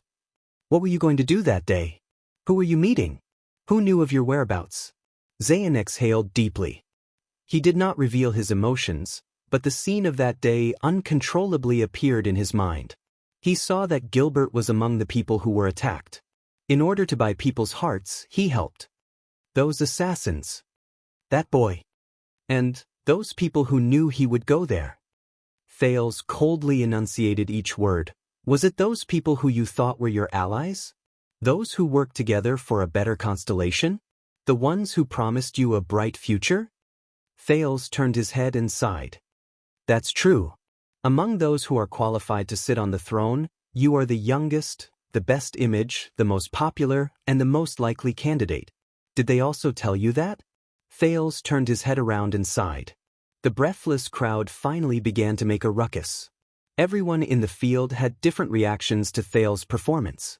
Behind Count Caribbean, the young police officer Cohen stared at the boy in surprise. Is he really only 6 or 7 years old? When I was 7? Forget it, let's not talk about it. lest I get sad. But the wind would not stop blowing. The old Count Caribbean turned his head and looked at Cohen with a scrutinizing gaze, then at Thales. Under Cohen's increasingly puzzled expression, the old Count's gaze darted back and forth several times. Finally, the old Count looked at Cohen and sighed in disappointment. He then turned his head and looked at Thales. Only an innocent Cohen was left. At first, he had a sudden realization, but then he lowered his head dejectedly. "Old man, do you have to do this? You can't compare people like this." The Black Prophet, Marat, exhaled softly and looked at Thales with a complicated gaze. "I seem to have underestimated him earlier." The notorious head of the Secret Intelligence Department whispered to Raphael behind him, "This child is really unexpected. This child is really unexpected. If he is the king you will serve in the future. The good thing is that you don't have to worry a lot, but the bad thing is that you won't be able to." Raphael nodded solemnly in the face of this seemingly contradictory statement. He understood. Kessel V looked at his son with sparkling eyes. He turned his head slightly and whispered to Gines, who was beside him. "That child, did he learn eloquence and speech from Gilbert, or did he learn reasoning and observation from you?" "No." Gines stared at the center of the field, at the boy who was explaining in a calm and composed manner. She revealed a bitter but gratified smile. "That child is rather special." Kessel V thought deeply for a while and snorted softly. His expression was gloomy and complicated. "Yes. Just like his mother." Gines' expression froze. Kessel's gaze returned to Thales. "Enough." Koster angrily hammered the armrest of the stone throne, interrupting Thales' words. He angrily looked at Kessel, who had a contemplative look in his eyes. "Your Majesty, it's time to end this farce. Our main topic is Nanchester's one-eyed dragon. Why are you so anxious?" Everyone turned their heads and were shocked to see that the person who spoke was the Duke of the Northern Territory. Val raised his head coldly. "Will it be disadvantageous to you if you continue listening to him?" Koster was speechless for a moment. "And you, Faken has old bones." Val's eyes were burning with anger. He turned his head and looked at the haggard man with a terrifying face. His words were profound and extremely sharp. "In this kind of situation, you actually didn't take pleasure in my misfortune and didn't say anything sarcastic. How rare. Thank you for reminding me. I was just about to speak, huh?" Cyril Fakenhas, who was a beat slower, pointed at Zayn and laughed. But only those who knew him the best knew that his laugh was a little dry. "Looks like you've been made a fool of, you inexperienced young Duke. As for you, Duke Cullen, our Prime Minister," Val looked at the plump Duke opposite him and said disdainfully, "You're still as steady as ever." Duke Cullen responded with a simple and honest smile. Zayn clenched his fists, maintained his remaining demeanor, and tried his best not to look at those people. "Those people. If I die, among those people, who will benefit?" He could not suppress the suspicion in his heart and began to consider these things. "All right, child." The rather pale Zayn forced a smile and said weakly, "No matter what you say, there's no evidence, Your Grace." Thales looked at the young Duke with a cold gaze. He deliberately avoided the topic of evidence and deliberately guided his and the audience's thoughts. "What is your position in the group that is aiming for the throne?" "Yes, it doesn't sound reasonable. Your group has more than one person. If you're killed, everyone will be in danger, and the alliance will naturally fall apart. Why would the mastermind assassinate you and do something that would ruin the plan? Unless," Thales sighed again, "there's a more terrifying possibility." Zayn closed his eyes and lowered his head slightly. He was not an idiot. "That is, everyone in the group knows that you're the one destined to be sacrificed." Thales walked around Zayn and put on a sympathetic look as he patted the shoulder of the master of iris flowers. "Your death is part of the plan. You're the one who's being betrayed, and the only one who's being abandoned." "That's true. You're young and promising, skillful, wealthy, and highly popular. If you ascend to the throne like this, even if it's a throne that's subject to a king selection system, Covendier will become another Jadestar royal family in a few years, and begin to keep the suzerains in check, and even if it's a matter of lifespan, you'll still live longer than all of them. Then what's the difference if they change the royal family or not? If the master of tricolor iris flowers is assassinated in the capital city, the nobles will only be more terrified, the pressure of war will only be heavier, and the blame on His Majesty will only be greater. The plot to force the appointment of an heir may be smoother. That crown will also be placed on the head of someone they favor more. Zayn's expression was indifferent, but everyone could see that his gaze had not moved for a long time. You were already betrayed before you wore that crown. Thales shook his head comically like a little adult. At the end of the day, you're still too young and careless in making friends. They probably borrowed a lot of power from you and the Covendier family, and prepared for a long time. But no matter what they promised you, Thales walked back to Kessel's side and said coldly, they're not prepared to fulfill their promises. Please think carefully and reconsider your position. You're a smart man. Who would you rather choose as an ally? Who is going to be the king, and who is going to be the most beneficial for the flourishing of the iris flowers? Zayn did not speak again, nor did he look at Thales. He just stared at the floor in front of him, as if he was particularly interested in the patterns on the floor tiles. At this moment, Thales suddenly turned around. He looked at the lords on the stone seats and shouted in a strange voice, "Kill them all! Don't move." Many of the suzerains frowned. Thales' gaze carefully swept across each person's face, as if he did not want to miss even a single pore. He said coldly, "Don't move, those who betrayed Zayn, don't turn your head, don't shift your gaze, look into my eyes. I can smell your guilt and fear from your expressions." Zayn also raised his head abruptly and looked at the suzerains. Some of the suzerains held their breaths for a moment. But in the next moment, Thales suddenly relaxed. He spread out his hands and said with a smile, "Don't be nervous. I'm joking." Some of the suzerains breathed a sigh of relief. Looking at Thales, they either secretly gritted their teeth or clenched their fists tightly.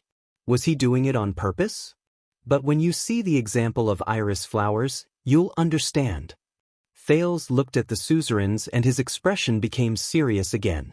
Once the Jadestar heirs die out, no matter which rich or distinguished family ascends to the throne, whether they are weak or powerful, the new royal family will eventually become the suzerain's next target, regardless of whether they are weak or powerful.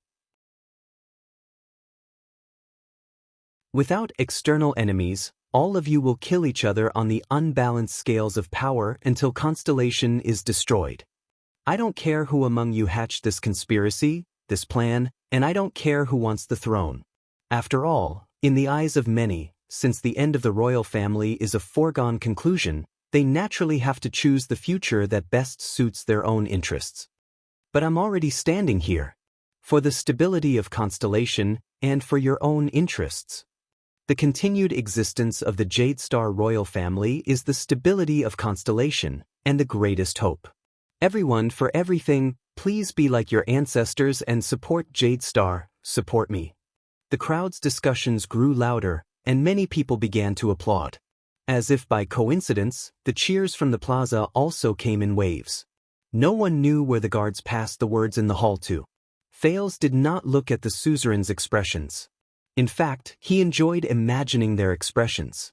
Gilbert finally let out a long sigh and said softly to Thales, who was walking back, "What a deep impression, young sir. The threat of iris flowers has been eliminated amid suspicion, and the power of the great antler deer has also been greatly reduced." Gilbert lowered his head and asked quietly, "But how are you so sure that those assassins were after the iris flowers?" "Of course I can't be sure." Thales smiled at him and looked at Zayn, who was deep in thought in the distance. His eyes shone brightly. "But he doesn't know either, does he? Everything has to be focused on the main point. The important thing is not those assassins, but that Zayn saw those assassins with his own eyes." Sensing Kessel the Fifth's solemn gaze, the rather pressured Thales tried his best to maintain his breathing. He said briskly, "Just like just now, the important thing is not whether my identity can be recognized, but who is not willing to recognize my identity." Under Thales' puzzled gaze, Gilbert could only heave a long sigh and whisper, I still have to say something. Even though it was satisfying, what you did just now was not a wise way of governing. You will understand in the future. Stop spouting nonsense here. This is meaningless. The furious one-eyed dragon, Duke Nanchester, slammed his stone seat hard and swept his gaze across the crowd in an oppressive manner. Have all of you forgotten? Up until now, he has yet to prove his identity. His Majesty has not had an heir for 12 years, and a 6- or 7-year-old child suddenly jumped out and said that he is a descendant of the royal family. He even spouted nonsense during the national conference. Duke Coaster Nanchester, why are you still bothered about my identity? Thales sighed and interrupted him loudly. Do you still not understand? My father has prepared everything a long time ago. Thales lifted his head slightly and flashed an innocent smile. I thought that a hypocrite like you, who worries about the country and the people, would be overjoyed by the return of the Jade Star bloodline. An ominous feeling assaulted the one-eyed dragon's heart. At this moment, the crowd began to clamor again. A new person stepped into the Hall of Stars. Thales turned his head and his eyes immediately lit up. A graceful, gentle, and alluring lady draped in a dark-colored priest robe with half a red sun draped over her shoulders. Accompanied by a nervous little female priestess, she slowly walked out of the passage that the guards had forcefully blocked off. Many commoners knelt down devoutly and lowered their heads to pray to the lady. The moment the nobles saw the half-red sun, many of them understood something. Very good. Faken has narrowed his eyes. The king, the nobles, and the gods. The 3 pillars of constellation are all here. The moment the Duke of the Northern Territory saw the newcomer, his pupils shrank abruptly and he could not help but lean forward. Count Caribbean solemnly stuck his head out and whispered to his wife and nephew, Count Derek Chroma, who was equally shocked at the moment, "From now on, be careful with your words and actions. Things have already gotten out of the suzerain's control. I'm afraid that the gods are also involved." Under the watchful eyes of the crowd, the spokesperson of the Sunset Goddess on Earth, the head ritual master of Sunset Temple, Lycia Arund, gracefully stepped onto the stone seat area. Lycia. Val Arund was stunned. His originally desolate expression gradually became complicated after he saw his sister. It's been so many years, but the head ritual master did not look at her own brother. She only walked forward slowly. Koshter's expression was unpleasant. He wanted to exchange a glance with Zayn as usual, but he realized that Zayn's gaze was cold and did not even look at him. The one-eyed dragon felt bitter in his heart. Head Ritual Master Lycia, Kessel V stood up solemnly, Sunset Temple, spokesperson of the goddess. The authority of the king, the vow of the nobles, and the witness of the gods. These are the 3 most important pieces of proof when Constellation was founded. Today, after more than 600 years, please allow the Sunset Goddess to witness the continuation of the royal bloodline of Constellation. The entire hall was in an uproar again. The expressionless Lycia bowed and nodded slightly. But she did not reply immediately. Instead, she knelt on her back and closed her eyes. Thales looked curiously at the head ritual master who did not seem to like him very much. Is she communicating with the gods? But suddenly, an indescribable feeling assaulted Thales' heart, making him feel very uncomfortable. A sound that sounded like ringing in his ears suddenly rang. Beep. He was horrified. Resisting the desire to cover his ears with his hands, he looked around. But the people in the hall, whether nobles or commoners, did not make a sound, nor did they show any signs of impatience. Could it be, until the ringing in his ears disappeared, the people around him were all normal? It seemed like he was the only one who heard the ringing in his ears. The transmigrator had never known what kind of existence the gods of this world were. But now, Thales had one more doubt in his heart. After a while, Lycia opened her eyes gently, stood up and said, "The goddess has agreed, Your Majesty." Duke Cullen sighed. He already knew the outcome of the matter. Koshter clenched his fist tightly, a cold glint flashed in his single eye. Fakenhaz laughed dryly. Zayn, on the other hand, looked thoughtfully at Thales, who was the center of attention. Kessel V nodded lightly. Suddenly he grabbed Thale's hand. The transmigrator was shocked. "Come with me," Kessel said in an unquestionable tone. "Your bloodline should be seen by all the people of Constellation." Thales was dumbfounded as he allowed Kessel V to pull him down from the round platform formed by the stone seats and towards the balcony overlooking Star Plaza. To be honest, he was really not used to it. Perhaps it was because, from the bottom of his heart, he had not yet regarded this strong man as his father? The other 19 nobles and suzerains on the stone seats stood up one after another and followed the king and his son to the wide balcony. Many of the surrounding nobles wanted to follow, but were mercilessly forced back by the defense shields and electric batons of the guards. Thales walked to the edge of the balcony and looked down. It was afternoon, the sky was just right. He immediately held his breath. People. So many people. Densely packed people. The entire Star Plaza was filled with people. At least tens of thousands.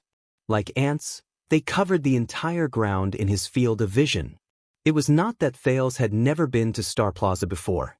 He had also stood in the plaza and looked up at the magnificent Renaissance Palace. But he had never stood on the balcony of the Hall of Stars in Renaissance Palace and looked down at the entire Star Plaza. Even the transmigrator, who had lived 2 lives, could not help but open his mouth wide when he saw this scene. Soon, the people in the plaza noticed that there were 2 more people on the balcony. After confirming that they were the king and his bloodline, unprecedented cheers sounded from the crowd in the square, covering the sky and covering the earth. "King, king, long live Jade Star, Constellation, Constellation, do you see it?" Kessel continued to hold Thale's hand and said slowly, "This is our subjects, our burden, and our responsibility." The Supreme King asked meaningfully, "Are you ready to live for Constellation?" Without waiting for Thales to answer, Lycia walked up with a cold expression. The young priestess seemed very nervous. Under Lycia's signal, she trembled as she brought over a plate with an expensive dagger on it. Bloodline ceremony? Supported by 2 attendants, Duke Cullen walked to the balcony and shook his head. "I have not used this ceremony for almost 200 years. When was the last time? Prince Kira's bloodline recognition ceremony?" No one answered him. The Duke of the Northern Territory stared blankly at his sister, whom he had not seen for many years. But Lycia did not even look at him. The charming high priestess slowly walked between the king and Thales. Under the gaze of the entire plaza, Kessel gently picked up the dagger, cut his left index finger, and put the dagger back. The priestess placed the plate in front of Thales. She was only 11 or 12 years old, but it seemed to be her first time in such a situation. She was so nervous that she trembled. "Don't be nervous, it's okay." Thales smiled at her, picked up the dagger with the red sun symbol, and cut the palm of his left hand. Lycia expressionlessly reached out with both hands and grabbed the king and Thales. Then she raised her head. It was completely different from the long prayer ceremony that Thales had expected. Because in the next moment, Lycia's eyes instantly erupted with a strong light that was exactly the same as the one in the stone house. The people on the balcony and behind the balcony who were fighting to watch immediately quietened down. More commoners began to kneel, closing their eyes and praying towards the light in the middle of the balcony. The light became stronger and stronger. Even the people in the plaza could see it clearly in broad daylight. Almost all the commoners in the plaza had no right to enter the Hall of Stars. Almost all the people in the plaza knelt devoutly and began to pray in the direction of Renaissance Palace above their heads. The pious kneeling of the believers caused the entire Star Plaza to change color and surge like waves from the balcony of the Hall of Stars. But Thales did not have the energy to look at this spectacle. The prince was shocked to see that the blood on his and Kessel's hands were floating under the light in the eyes of the high priestess. Then they connected to form a red light.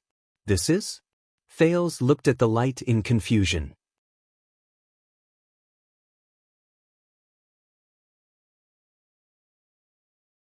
Chapter 65. Beep. Thales heard the strange ringing in his ears again. This time, Thales lowered his head in pain, his face contorted. Compared to before, the ringing in his ears this time was especially loud, almost as loud as the demonic voice of the psionic assassin yesterday. What exactly is this? Thales endured the pain, but he knew that he could not make any mistakes at this time. Everyone in the capital city was witnessing this moment. Lycia's glowing eyes looked at him in puzzlement. The light grew brighter. It was so piercing that everyone on the balcony raised their hands or turned their heads. Even the 5 dukes who stood closest to them could not see or hear what was happening in the center. Under the strong light, Thales gradually could not see what was happening outside. Amidst the painful ringing in his ears, Thales could barely see Lycia and Kessel's figures. He had already started to grit his teeth, enduring the torment of the ringing in his ears. The abnormality of the transmigrator was soon discovered. Lycia's eyes, which shone with a powerful light, narrowed and widened. Then she spoke in puzzlement. She then asked in puzzlement, "You? Why you? What's going on?" Thales felt inexplicably nervous. At this moment, Thales clearly saw King Kessel's robust figure suddenly turn his head in the light. "Lycia?" The king spoke softly. Only Lycia and Thales, who were closest to him, could hear him. For some reason, Kessel V did not have his usual dignified and cold demeanor. This time, his tone was actually pleading and powerless. "I beg you." At this moment, the dignified Supreme King of Constellation begged in a submissive voice. This is Constellation's future, and also Meteor's long-cherished wish. Lycia's hands, which were holding on to both of their hands, trembled for some reason. But she then turned her head and looked at the king. Lycia asked in disbelief, It's her?" But the king did not answer her. In the next second, the light disappeared. The ringing in his ears also disappeared. Thales breathed a sigh of relief when his ears were freed. He took deep breaths. What exactly is going on? The ringing in his ears, the head ritual master's suspicion, the king's pleading. He snapped out of his daze. The people on the balcony returned to his line of sight. There was only a ray of red light left in the air, connecting Thales and Kessel's wounds. After being scrutinized by everyone's surprised, delighted, disappointed, and complicated gazes for more than 10 seconds, the red light finally disappeared. At this moment, Lycia looked extremely tired. She raised her head and gave Kessel a deep look. Kessel V did not speak. He only calmly accepted her gaze. Lycia glanced at Thales again. This time, Thales clearly saw surprise, disgust, and fear in her eyes. The surrounding nobles all held their breath as they watched all of this. Thales knew that the current situation was not right. He could only grit his teeth and bury his doubts and the pain of the ringing in his ears at the bottom of his heart. It was just like the countless other puzzles. The head priest of the Sunset Divine Hall announced in a weak voice, "That's right. The goddess has issued a decree." She turned her head and gave Kessel a complicated and painful look. "These two are father and son. Our bloodlines are linked, our fates are linked." As soon as the high priestess finished speaking, she left decisively towards the side of the hall. Under the pious worship of the people, she walked down from the balcony. She did not look at anyone or anything in the hall. She did not linger. Only the silent Kessel and the shocked Thales were left. The little priestess glanced at the two of them nervously and hurriedly followed with the plate. The next moment, the Hall of Stars, which had quietened down because of the bloodline ceremony, suddenly erupted into cheers. Under Gilbert's urging, the guards passed the message down to the plaza. After 12 years, the Jadestar royal family finally had a new bloodline. The commotion on the balcony then turned into a carnival of tens of thousands of people in the plaza. Jadestar. The cheers almost resounded through the sky. Koster and the few counts' faces turned ashen. Gilbert and the king's supporters exchanged glances excitedly.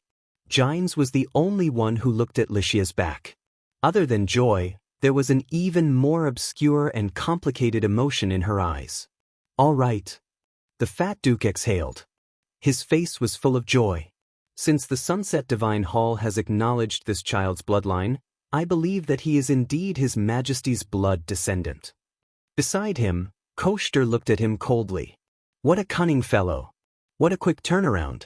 According to the sacred constellation covenant, after the royal family and Sunset Temple have acknowledged his identity, the next step is for Constellation's Heir Parliament, which is an organization formed by us 19 nobles, to acknowledge his identity and that this child is a prince of Constellation, Duke Cullen said with a smile on the balcony, amidst the cheers in the square. Wait! Koshter gritted his teeth and said his next sentence, I remember that no matter who this child's mother is, it is not Queen Kia? The expressions of many of the nobles in the plaza changed immediately. Gilbert's expression also turned unpleasant in an instant. Kessel V turned his head and looked at Koshter. The Lord of Steep Forest City, the Duke of the Land of Cliffs, Koshter Nanchester exhaled. This child is His Majesty's illegitimate child. Thales clenched his fists tightly. As expected, my identity, yes. Count d'Augustin was the first to react. According to the Constellation Convention, illegitimate children cannot enjoy the right to inherit. The conversation on the balcony could not be heard clearly in the hall, but after the nobles in the front row who were closer to them spread the news, the entire Hall of Stars was in an uproar. Tormund I is also illegitimate. Gilbert's eyes were burning. And he is the king of Renaissance that all of your ancestors swore loyalty to. Tormund I's greatness was not inherited from the final empire's imperial bloodline. His constellation was built through his personal struggles, countless conquests, and blood. Our ancestors were the same. Don't forget that 600 years ago, many of them were illegitimate children, descendants of branch families, or failed knights. They fought for their status with their own hands. Count Sorrel, whose territory was in the Land of Cliffs, said in agreement with the Duke of the Land of Cliffs. Is this illegitimate child 5 or 6 years old?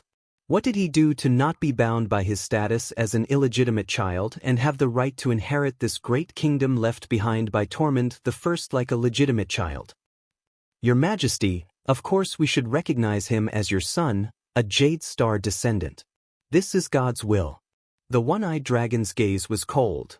But if you want to confirm that he is a prince with the right to inherit, an illegitimate child will become our next king? At the very least, I will never bend my knees and swear an oath to him. You just refuse to give up, don't you, Koshter? The Duke of the Northern Territory stared at the one-eyed dragon with sorrow and sighing in his eyes. Even if it's for Constellation and the upcoming war? Koshter deliberately avoided Val's gaze and only stared at Kessel V. Of course he won't give up. The gloomy Duke Fakenhas laughed dryly. He has already become mortal enemies with this child, hasn't he? Thale's heart skipped a beat. He suddenly understood what Gilbert had told him earlier. It was not a brilliant political tactic. He had just angrily rebuked Nanchester and lured out the secret organization. Then he turned to Covendier. Even though this move removed iris flowers from the list of enemies and planted seeds of doubt, it also completely turned the Nanchester family of the Land of Cliffs and the Great Deer Antler into his mortal enemies. If Koshter Nanchester's initial goal was to fight for the greatest interests of the noble group against the royal family that was destined to have no heir, then now, the Great Deer Antler's goal had changed to not letting Thales inherit the kingdom. This was for the future survival of the Great Deer Antler. Was I still too impulsive just now? Thales secretly clenched his fists. The one-eyed dragon took a step forward on the balcony. His voice was low, but the words he said were chilling. All of you have seen that this child has a dark heart and is narrow-minded. He is still brooding over the assassination and has become suspicious of all of us. That is why he fabricated the so-called plot of us usurping the throne out of thin air. Do you think that when he ascends the throne in the future, he will easily let all of you off? Let all of you, the group of people he once suspected to be the mastermind behind the scenes? The dozen or so nobles frowned at the same time. A few of them began to look at Thales thoughtfully. Koshter continued with his incisive words. There has only been one virtuous king in the history of Constellation, and the kind, upright, tolerant, and magnanimous Prince Midir that all of you have met is also only one. Kessel frowned deeply. Whether all of you participated in that group that he fabricated or not, all of you are already on his list. Many years later, when he ascends the throne, are you sure that he will not remember today and all of you? The destruction of Constellation? When that time comes, when all the nobles are in danger, that will be the true day of destruction. Gilbert clenched his teeth tightly. Koster had grasped the thing that the nobles feared the most. Kessel V lowered his head and glanced at the pale-faced Thales. Even if it is for the future and stability of Constellation, Your Majesty, are you sure that choosing such an heir will not push Constellation into the abyss of division and destruction? The other counts looked at each other without saying a word. They pondered over Koster's words, until one of them broke the silence. Count de Gistan coughed and said with a frown, "Yes." Returning to the main topic, I also feel that it is not appropriate for an illegitimate son of a lowly status to become the supreme king of Constellation. Even if the royal family and the temple have already made their decision, the higher parliament still needs to be more cautious. He looked at Thales, who had yet to recover from the aftermath of the bloodline ritual. However, his gaze was no longer rude and judgmental, but cautious and cautious. Kessel V tapped his scepter and said indifferently, "It seems that it is indeed not easy for the suzerains to come to a consensus, is it not? Then, the last step is for the members of the higher parliament to vote and decide their attitude towards this child." Thales took a deep breath. In the end, my fate is still not in my own hands? The Supreme King looked at Duke Cullen, who was being supported by someone. Duke Cullen sighed and nodded slightly. The vassals of Blade Edge Hill are not present, so there are 3 fewer votes. However, the remaining 5 guardian dukes, 11 appointed counts, and a total of 16 high-ranking vassals still have the right to make the decision. The plump duke opened his eyes slightly. Everyone, should this child become the Prince of Constellation with the right to inherit the throne? Gines, who was standing behind the king, finally could not take it anymore. She shouted angrily, "Hey! Why does the higher parliament still need to recognize the prince of the royal family?" The dukes and counts ignored her. Only Koster snorted softly. "This is a man's matter," the one-eyed dragon said scornfully. "Madam, please be quiet. Because this child is related to the right to inherit the throne. This is a vow made on the day Constellation was founded." The old Count Caribbean spoke at this moment, dispelling Gine's awkwardness. He sighed slightly and said, "The king and the suzerains rule the country together. May the tyrants of the empire never appear again." Duke Cullen glanced at Thales with his murky gaze. According to the regulations set by Mindes III 150 years ago, it will be valid if it exceeds half, or if it is exactly half, this child will be an illegitimate son who only has the right to inherit property.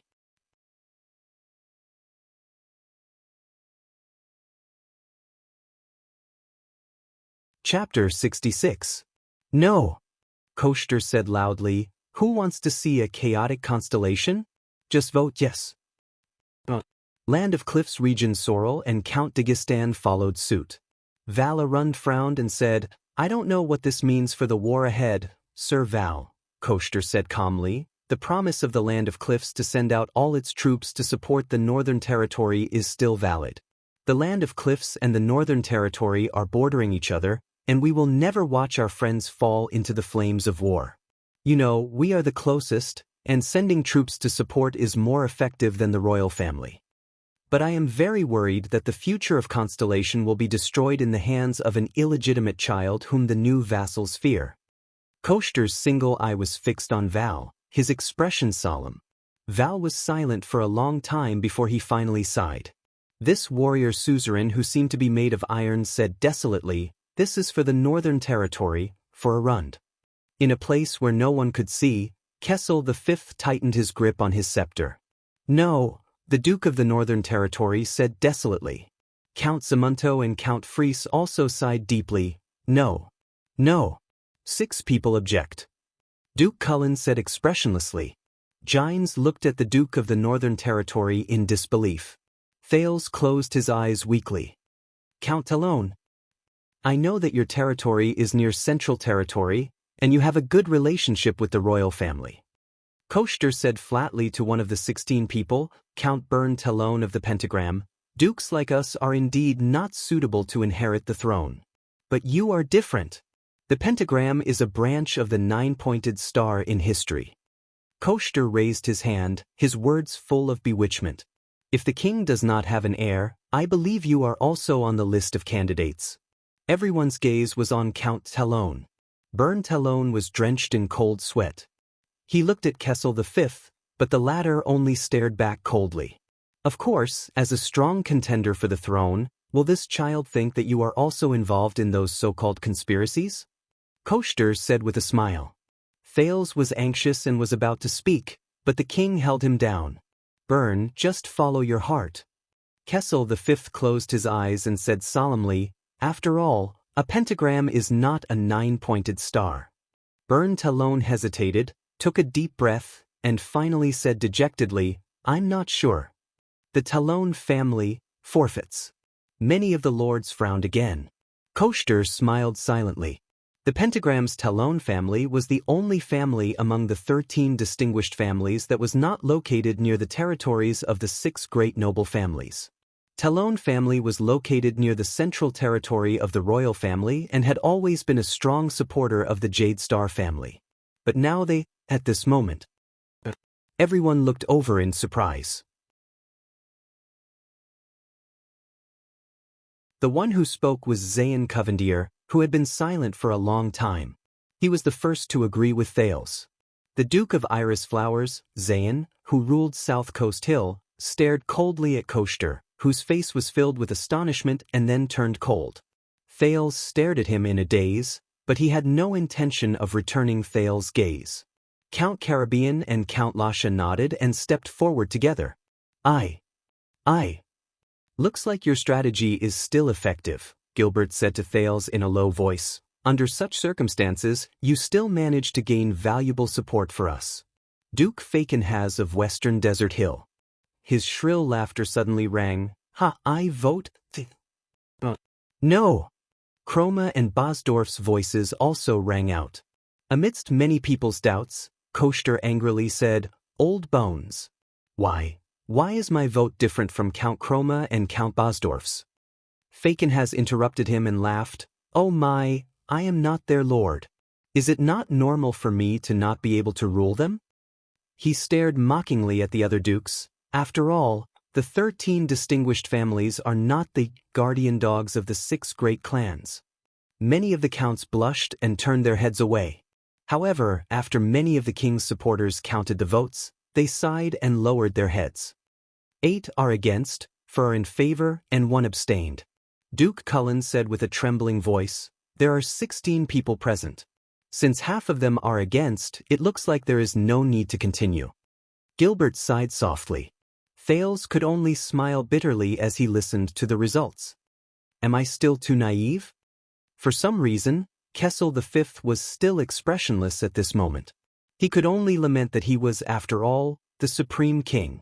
In a corner not far away, Murat chuckled softly. The leader of the kingdom's secret intelligence department whispered, "It looks like even though that child's performance was very exciting, we still have to use the backup plan. Are you ready?" Raphael tightened his gloves and said cheerfully, "Even though there were some accidents, it is foolproof." Koshter smiled and looked at the suzerains who had different expressions on their faces and said, "Since the results have been decided, everyone, please put away your guilt. Personally, this is for your family." Publicly, Koshter glanced at Gines, who was gritting her teeth, and Thales, who had a defeated look on his face, in contempt. Constellation cannot be ruled by ignorant women and children. At this moment, a chilly and mellow young woman's voice came from the far end of the hall. Ignorant women and children? There was a commotion in the crowd. The nobles on the balcony turned their heads one after another. After seeing who it was, they started whispering to each other. "However, I am ignorant." The chilly female voice seemed to have a magical power that could pass through the crowd. And also young and childish. Thales stuck his head out curiously. "And it's a woman." Under the reprimand of the guards, the crowd parted. From the crowd, a young girl of about 14 or 15 walked out. She had beautiful chestnut-colored hair, and one could still see the tenderness of her pretty face. At this moment, the young girl's face was cold and stern as she stared intently at the people on the balcony. She wore a dark black cloak, leather boots with spurs, and a purple and black hunting outfit, which was very eye-catching. On her left shoulder was a brooch that seemed to have a blood-red crescent moon on it. But for some reason, Thales felt that the chestnut-haired girl's cold and stern expression seemed to be an act. The crowd's discussions grew louder. Many of the suzerains saw the blood-red crescent moon and started whispering to each other, while the dukes frowned without exception. Behind the chestnut-haired girl were two nobles. One of them was a middle-aged man with flaxen hair and a smile on his face. His clothes were embroidered with a golden sunflower. The other was a middle-aged man with long hair and gloomy eyes. On his sleeves was a three-tailed fish.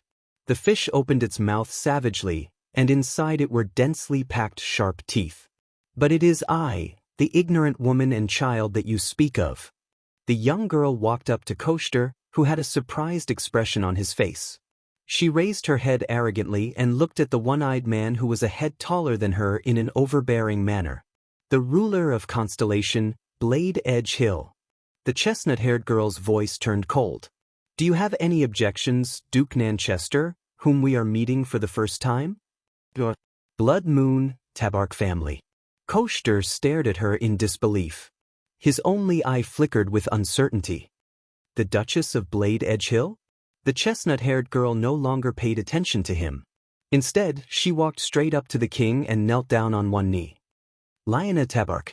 Kessel sighed. With a nostalgic expression, he extended his right hand. "The last time I saw you was about 12 years ago. You were only 3 years old then. I remember Sonia bringing John's body back to Eternal Star. She held you in her arms and tearfully told me that you were the next Duchess of Tabark." Duchess Lionel Tabark, the unsmiling young girl, kissed the king's ring gently and solemnly said, "Your Majesty, I will never dare to forget your kindness to the Fortress Flower and the late Duke of Star Lake." "Is this the orphan of the Tabark family whom the Duke of Star Lake rescued from the hands of the rebel army during the Bloody Year?" Duke Val looked at the determined young girl who was even younger than his own daughter and sighed. "The southwest is far and the journey is arduous. I thought you would not make it in time." "Is this young girl the orphan of the Tabark family who was slaughtered by the rebel army of the 6 southwestern cities during the Bloody Year?" Val glanced at Kessel and sighed. "This is really similar to the Jade Star family. It took some time to gather the vassals. It also took time to gather the soldiers." Lionel bowed respectfully to Iron Eagle. "Please be rest assured that when the kingdom is in trouble, Tabark will definitely do his best, regardless of the sacrifices, returns, and gains and losses." Upon hearing this, some of the counts stole glances at Koshter. The latter snorted softly and turned his head away. "Our vow is eternal. Even if we are attacked by swords and axes, even if blood is spilled on the ground, the Blood Moon will always stand on the side of the 9-pointed star family." Kessel V looked at the resolute young girl and nodded slowly. Then, he watched as the two nobles behind her walked forward and knelt down to kiss their rings. "Sukater and Kisen," Kessel said steadily, "I hope that the two of you will support each other and cooperate seamlessly in the southwest. I hope that the tragedy of the Bloody Year will not happen again." "Of course, Your Majesty." Bruce Sukater, who was in the prime of his life, smiled cautiously. "Although the morning sunflower is isolated beyond the sea, it will always be attached to Constellation. The piranhas will devour all enemies who harm the Blood Moon and the 9-pointed star, regardless of whether they come from within the kingdom or abroad." Gunther Kisen's gaze was cold as he looked around. "Oh my," as expected of the Constellation's general edict.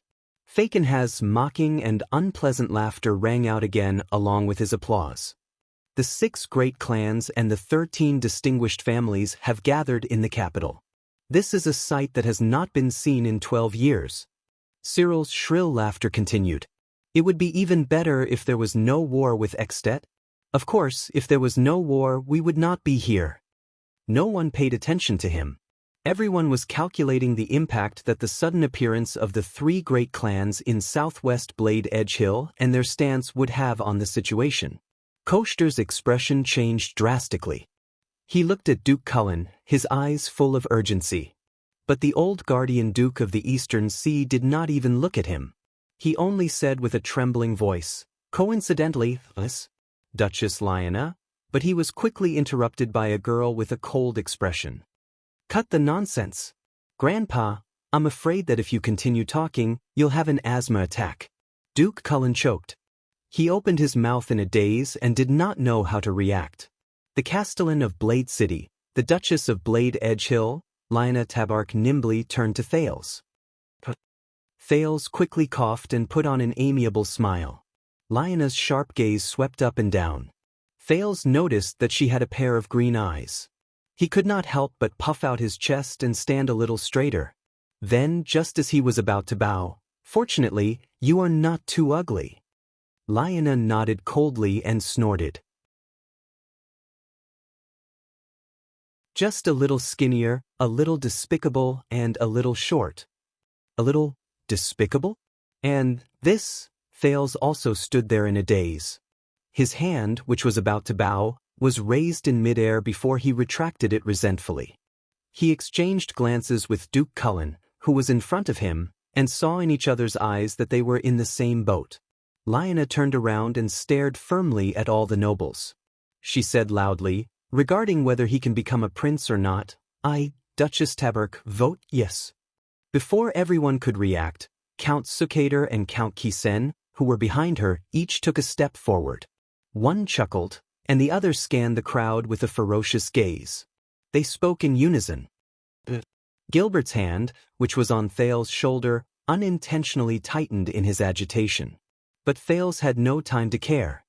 His heart thumped and started beating again. "She agrees?" There was another uproar in the hall.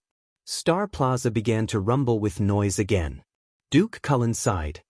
"Then 8 people are against, 7 are in favor, and 1 abstained. And because of the presence of Tabark, Sukater, and the Kisen family, the 19 members of the Heir Parliament have gathered together. So, up until now, less than half of the people in favor and against are in favor.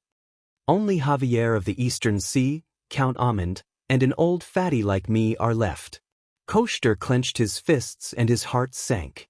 "Damn it. That little bitch who rules Tabark, the upstart Sukater, and the rabid Kisen. Are they the spies that the king has prepared?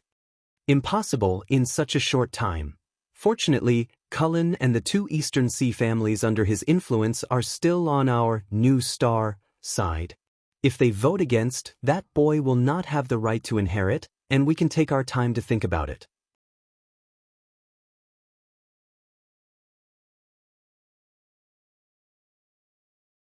Chapter 67. Cullen family, yes. Javier, yes. Amund, yes. 3 voices of agreement rang out one after another. Thales quivered and started counting the number of people in his head. He could not help but breathe harder. He looked at Gilbert, who was trying hard to suppress the excitement in his eyes. Koshter Nanchester, on the other hand, had his mouth wide open. It took him a whole 20 seconds to figure out what had just happened. He looked at the smiling old Duke Cullen in disbelief, his breathing quickening. Behind him, Dostan and Count Sorrel also looked at each other in disbelief. What happened? What happened? So, 8 people are against, 10 people are in favor, and 1 person abstained. Cullen had a smile on his face as he panted and counted the votes. More than half of the people in favor. Looks like we don't have to show up. Marat, the Black Prophet, sighed as he watched all this. The backup plan is cancelled. The situation was decided the moment the iris flowers turned on us. In the end, it was that child's trick that worked. Raphael flashed a relaxed smile, nodded, and pulled his gloves back onto his wrists. The Heir Parliament has made a decision. The treaty regarding illegitimate children does not apply to this child. Duke Cullen squeezed out a smile on his plump face. This child can have the Jade Star surname and all the rights of a prince. The Jade Star bloodline has been renewed, and Constellation has a successor. Congratulations, Your Majesty. Kessel V finally flashed a stingy smile. He nodded and gestured to Gilbert. Once again, the hall erupted with loud cheers one after the other. Applause, cheers, shouts, and the crowd that kept squeezing through the defense line of the guards and shields. Koester did not listen to what Cullen said.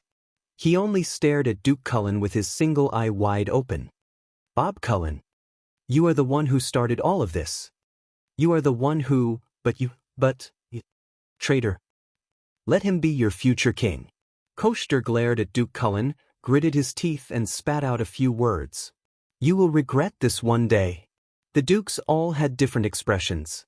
Val stared at Thales in a daze, Zayn sneered with his arms crossed, Fakenhas stared at the crowd with a ruminating look, and Lyona's expression was still cold, only occasionally glancing at Thales. As for Thales, his mind was blank. Did he pass today's test? Gilbert waved his hand with an agitated expression and took a plate from an attendant beside him. There was a rolled-up document on it. Your Majesty, young sir. Even though it's a little crude and rushed, we still need to have the necessary rituals. Kessel V nodded expressionlessly. With trembling hands, Gilbert handed over the scroll with the 9-pointed star-fire lacquer seal to the Supreme King. The nobles with different expressions slowly dispersed, leaving the center of the balcony to the father and son. Kneel. Kessel V still had a complicated expression on his face, but he looked at Thales with extreme seriousness. The prince adjusted his breathing and knelt down on one knee. Here it comes, he said to himself. On this day. Although this was not the future he could choose, wanted to choose. But in this dangerous and unknown world, he was like a small boat that was being battered by huge waves, and he was completely powerless to control his own fate. In fact, the fact that he was still alive was already a great fortune. And now? Thales looked at the other side. Kessel V took off the seal on the scroll and slowly pulled it open. The tens of thousands of people in Star Plaza saw a small figure kneeling in front of His Majesty. They excitedly cheered, roared, clamored, and clapped. Some people even began to attack the line of order of the city defense team and the police station. Jadestar. In the name of the 39th Supreme King of Constellation, the Southern Islands, and the Western Desert, Kessel Mindy's Eddie Jadestar. Kessel V read the contents of the scroll and stared at Thales with his sky-blue eyes. This person before me is a descendant of Jadestar, of the kingdom's bloodline. Sunset Goddess bears witness to his bloodline. The Jadestar royal family guarantees his identity. The Heir Council recognizes his rights. Gods. Suzerains. The 3 pillars of Constellation. Thales squeezed his knees even harder. He could not help but think of the national conference with its ups and downs. Regardless of your past, when you stand up, you will stand up as, that is, at this point, Kessel V suddenly paused. His hand holding the scroll actually trembled slightly. Thales furrowed his brows. He knew why the king stopped here. He knew. Thales' thoughts returned to a few hours ago. In the final corridor leading to the Hall of Stars, Gilbert confirmed Thales' name with him. According to tradition, members of the royal family have 2 middle names. The second one is your father's name, and the first one is an important person who has influenced you. Usually, they are famous members in the history of the royal family, such as the 3 kings of Constellation you met, the supreme class enemy of the wolves Kira Jadestar, or the great musician Sumer Jadestar. Are you sure you want to do this? You know, this name is even rarer than Thales. Gilbert followed behind Thales, feeling troubled.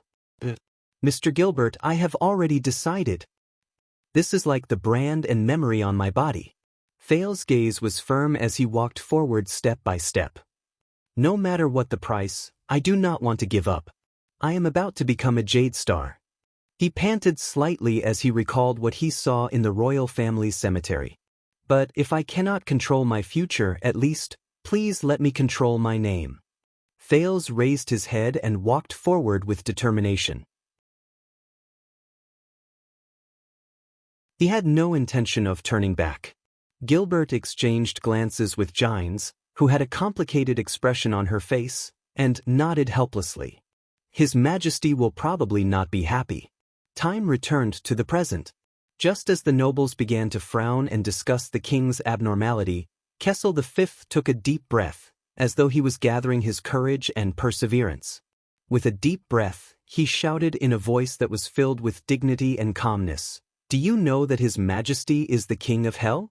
With a dignified and calm voice, he shouted, "When you rise, you will, Thales Therangerana Kessel Jadestar, the second prince of Constellation." Kessel V finished reading the contents of the scroll. His eyes looked at Thales, but he seemed to be deep in thought. The nobles began to discuss. "Therangerana? Who is that?" Thales Jadestar slowly stood up from the ground. He was a Jadestar, the second prince, also the only prince of Constellation, the only heir of the Supreme King. The guards hurriedly passed the message down to every corner of Star Plaza. Deafening shouts rose and fell, like waves rolling backwards and rose again. But this time, the chaotic and grand shouts of the crowd soon became clear and distinct because they had a target to refer to. Thales Therangerana Kessel Jadestar, second prince, Thales Therangerana Kessel Jadestar, second prince. Amidst the deafening cheers, Thales glanced at the sky in a daze.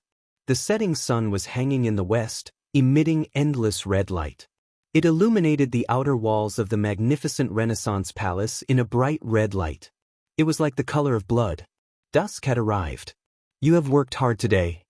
Gilbert walked forward excitedly and bowed slightly. "Please follow me." "Your Highness."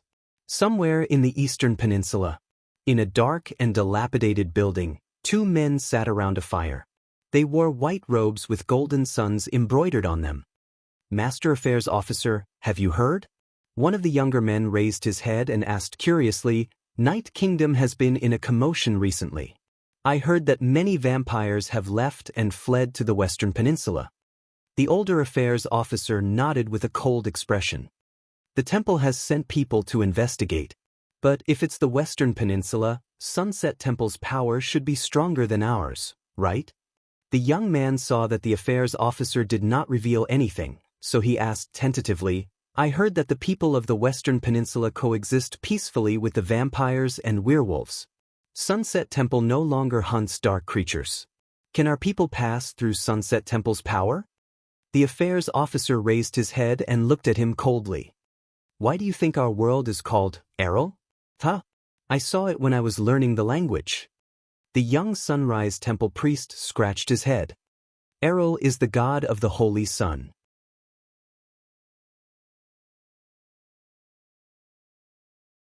He controls the rising and setting of the sun and determines the origin of all things.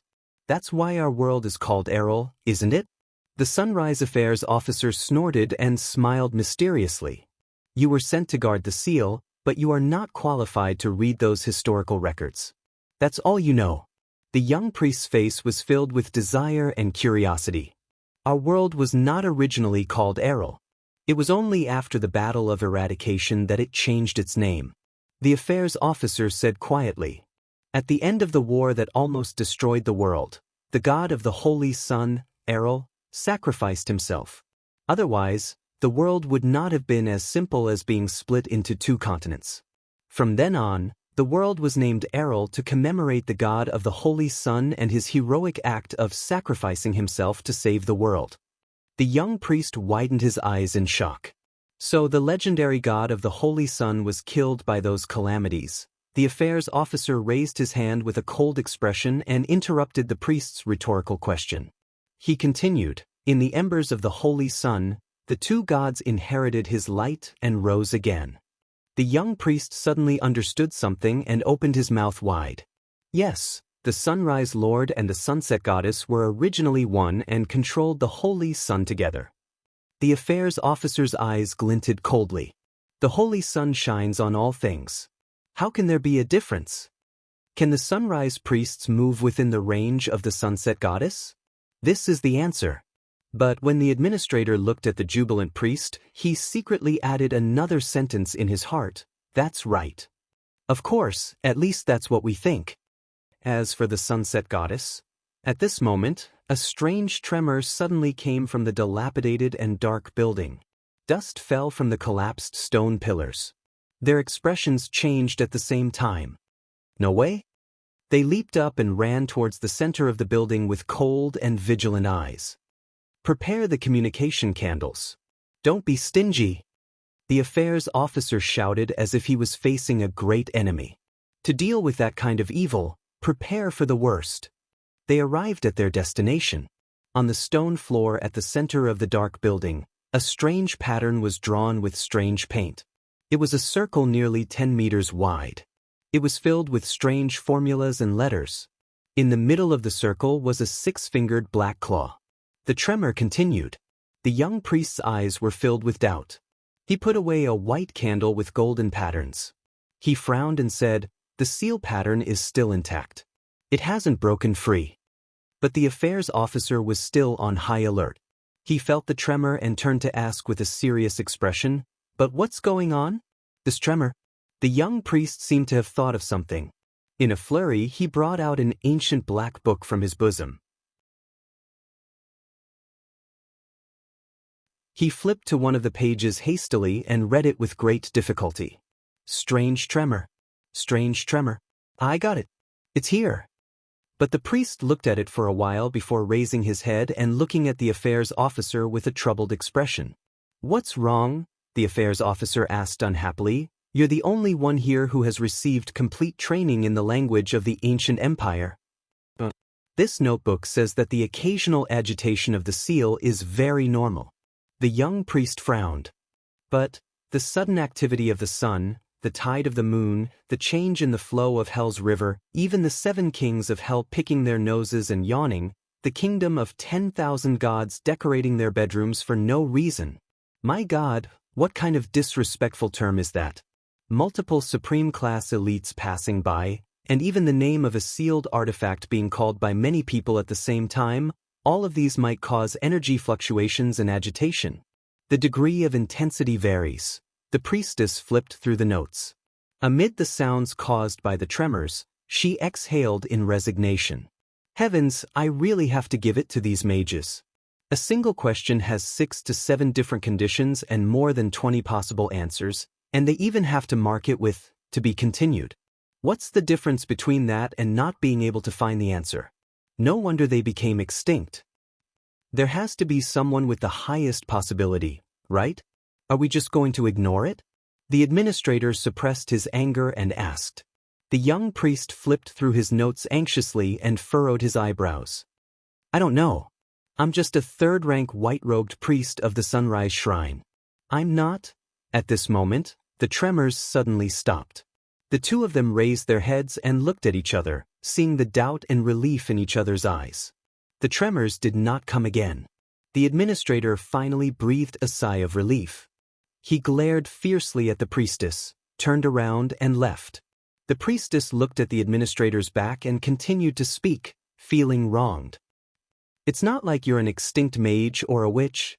You know everything and can use all kinds of methods to figure out everything," the administrator said without turning his head. "You should be glad that they're all extinct." His tone was filled with annoyance. The young priestess, who was the target of his anger, glanced at the 6-fingered black claw and rolled her eyes. If those mages did not go extinct. The administrator's back disappeared behind the stone pillar, but his displeased voice continued to travel.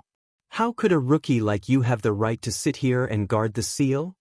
If the mages did not go extinct, of course I wouldn't have the right to be here, but..."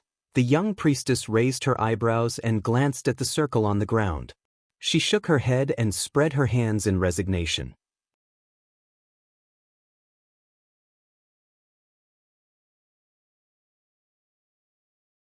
Chapter 68. Zadie, my dear friend and teacher, it's been half a year since we last communicated. I can't wait to share with you what I've seen and heard in Eternal Star City over the past 3 months. According to your advice and methods, I have already passed the battlefield withdrawal that you mentioned. I can now sleep on a bed, and I no longer subconsciously pull out my sword when I hear footsteps behind me. The sound of the blacksmith's hammering also no longer makes me nervous. My father arranged for me to enter the police station and work under his old classmate in the military academy. Have you heard of the name Horse Slayer, Lord Lorbeck Dara? With the superb sword skills you taught me, don't misunderstand, I'm praising you, not myself, and the rare power of eradication, this is me praising myself. I became a level 2 police officer and the captain of the city defense patrol when I first entered the police station. Although I understand that I got this position because of the Caribbean family name. You won't believe what I've experienced in just 3 months. There were too many accidents and I had to sort them out one by one. As I mentioned before, Constellation is an old and decaying country. As a descendant of the Empire, the past is no longer glory, but more like a burden. You can't imagine how many administrative disputes and shady dealings there are in the police station alone in a place like the capital. Its efficiency and effectiveness are so low that it's unbearable, let alone the common people. So much so that the street order and living functions of a few districts in the capital are actually maintained by the gangs. Because to them, the channels of the gangs are faster, better, more reliable, and more convenient than the government. Coincidentally, I obtained an informant in the Blackstreet Brotherhood. It was under such circumstances that I got involved in the life and death battle between the two major gangs in the capital. Once again, my understanding of the gangs and these non-government figures was refreshed.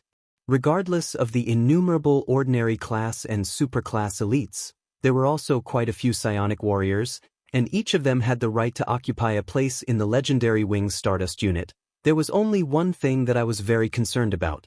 Do you still remember what you told me about the swordsman who abandoned the original heart of the sword and the mission of the Tower of Eradication's existence? You mentioned before that their swords have turned into pure killing weapons, and their power of eradication has also changed into the purest power of death. They are no different from the calamities that our ancestors swore to fight against. Even though it has been almost 100 years, I am certain that I met a swordsman of eradication from outside the tower. He is what you call a disaster swordsman. In the face of such a violent power of eradication that was filled with the desire to kill, even the glory of the stars that I was so proud of, which was endlessly growing, was no match for it. When that power invaded my body, it was simply, I could not help but think, what kind of lunatic would be able to endure such a power of eradication flowing through my body? If it weren't for the unexpected help you received, you might be receiving my funeral obituary now. In short, I've already seen the power of eradication where killing intent and violence coexist. That swordsman was from the Blood Bottle Gang. That's right, it was the gang that the two calamities founded 100 years ago at the end of Mindy's III's reign. It was said that one of them had already disappeared from the capital. I suspect that the kingdom's wrath had personally taken action. Other than him and that Bao, who else in the capital could get close to those calamities? My curiosity made me look through many books while I was recuperating. I also borrowed my father's reputation to read many forbidden books and police station records. I was shocked to discover the following fact. Ever since the Blood Bottle Gang was founded 100 years ago, mysterious superclass swordsmen of all kinds had appeared 17 times. The lethality and destructive power they displayed were not something that an ordinary superclass swordsman of eradication could compare to. They were similar to the swordsman I met. It seems that the disaster swordsman I met was not the only one who appeared out of nowhere. Another inference was that the two calamities secretly founded the Blood Bottle Gang 100 years ago. The disaster swords also betrayed the Tower of Eradication 100 years ago and established the Swordsman of Eradication's legacy outside the tower. Are these two really unrelated? What worried me even more was that the Tower of Eradication really did not know about the relationship between the legacy outside the tower and the Blood Bottle Gang. Why did we never ask about it? No matter what, Zadie, my dear teacher, I feel that the answer lies in the truth behind Crassus and his followers' betrayal of the Tower of Eradication. I need to return to the Tower of Eradication as soon as possible. At the same time, I would like to ask you to grant me access to the Inheritors' books. The Blood Bottle Gang stopped here, but there was another gang that was not inferior to it. My informant told me that the rise of the Blackstreet Brotherhood was very strange. They started during the Bloody Year. At that time, They were just a group of mercenaries and adventurers who survived on the edge of a knife, even though they were very powerful. In just a little more than 10 years, they had already invaded half of Constellation's underground world and were extending their tentacles towards Extet and Camus Union. The Blood Bottle Gang had the reputation of being a mystic, but it was also the product of the nobles and bureaucrats' evil deeds. What did the Blackstreet Brotherhood rely on to rise? The information from my informant was that they had a very secretive but abundant financial and human support. Speaking of which, I would like to ask, have you heard of the name Black Sword? It was rumored that he was the leader of the Blackstreet Brotherhood and had profound swordsmanship and realm. Some people said that he was the most dangerous king of assassins who was good at hiding. There was even a police report that said that his sword was some kind of cursed antique that possessed unfathomable power. However, there was one thing that was unmistakable. He was a supreme class elite. In the past 10 years, a supreme class Knight of Eradication and a supreme class Psionic Warrior were suspected to have died in his hands. They were both present at the time of the incident. Even though the difference in power between supreme class elites was huge and it was difficult to predict who would win, I could not help but wonder, to be able to kill two supreme class elites at the same time, outside the Tower of Eradication's field of vision, is there really such a powerful swordsman? I also suspected that he was the heir of the Disaster Sword, but he was also a member of the Blackstreet Brotherhood, the enemy of the Blood Bottle Gang. This puzzled me no matter how much I thought about it. An even bigger thing happened yesterday during the Constellation Conference. Teacher, you might have already received the message from the messenger crow. Constellation has a legitimate heir. He is not a noble, nor is he a branch of the royal family. Instead, he is a living prince named Thales Jadestar. I know that you were classmates with the Sword of Reversing Light, Prince Horus. What do you think of Jadestar? I witnessed the new second prince's elegance with my own eyes from behind my father. Even though he was only 7 years old, I can only say that Jadestar is worthy of being part of the royal family. However, he did not appear at a good time. The Jadestar royal family was facing a rare pressure. The Extet diplomat group was assassinated in Constellation. Yes, Zadie, my dear friend and teacher, I once again smelled the stench of war. In my father's opinion, no matter how he mediated, the conflict between the dragon and Constellation was inevitable. I'm sorry, teacher. The Tower of Eradication had worked hard to preserve the light of swordsmen and knights for mankind. These warriors, who once used their supernatural powers to open up the future of mankind and fought against the calamities with their power of eradication, will once again rise with their swords and fight to the death on the battlefield for their respective countries. If war breaks out, I can only pray to the Sunset Goddess that I will not meet Croche and Missadun. When I thought of the days in the Tower of Eradication and the thought of stabbing each other's hearts, I could not help but tremble. Also, Miranda has already arrived at Broken Dragon Fortress and is serving under the Fortress Flower with honor. However, this also means that if war breaks out, she will be the first to face blood. Also, I met Raphael at the National Conference. He is working in the Kingdom's Secret Intelligence Department and is also contributing his strength to this country. But please believe me, teacher, your worries will not come true. From serving in the military to being on duty, I have seen a lot, but reality will not change me. The ideals of me and the other two will never change. Especially me, after experiencing the cruelest battlefield, only then did I realize the value of life. After seeing the ugliness of the kingdom, only then did I desire the arrival of change even more. One day, we will use our own strength to rebuild this aging country. I wish you all the best. Chase after Teacher Chartier as soon as possible. This Constellation has already entered winter. It will soon snow in Eternal Star City. How is the weather over there? Your loyal friend and student, Cohen Caribbean Calendar of Eradication, Year 672, 18th of December, morning, at home. In front of the everlasting lamp, Cohen stopped writing. He looked at it for a long time and sighed. The blonde police officer hesitated for a while, but in the end, he still erased the sentence. He is working for the Kingdom's Secret Intelligence Department and is also contributing his strength to this country, and wrote, I will write to you after further confirmation of his current situation, instead. He stood up from his desk and glanced outside the window of his manor. It was 6 o'clock in the eastern city district. Early in the morning, the visibility on the streets was quite high.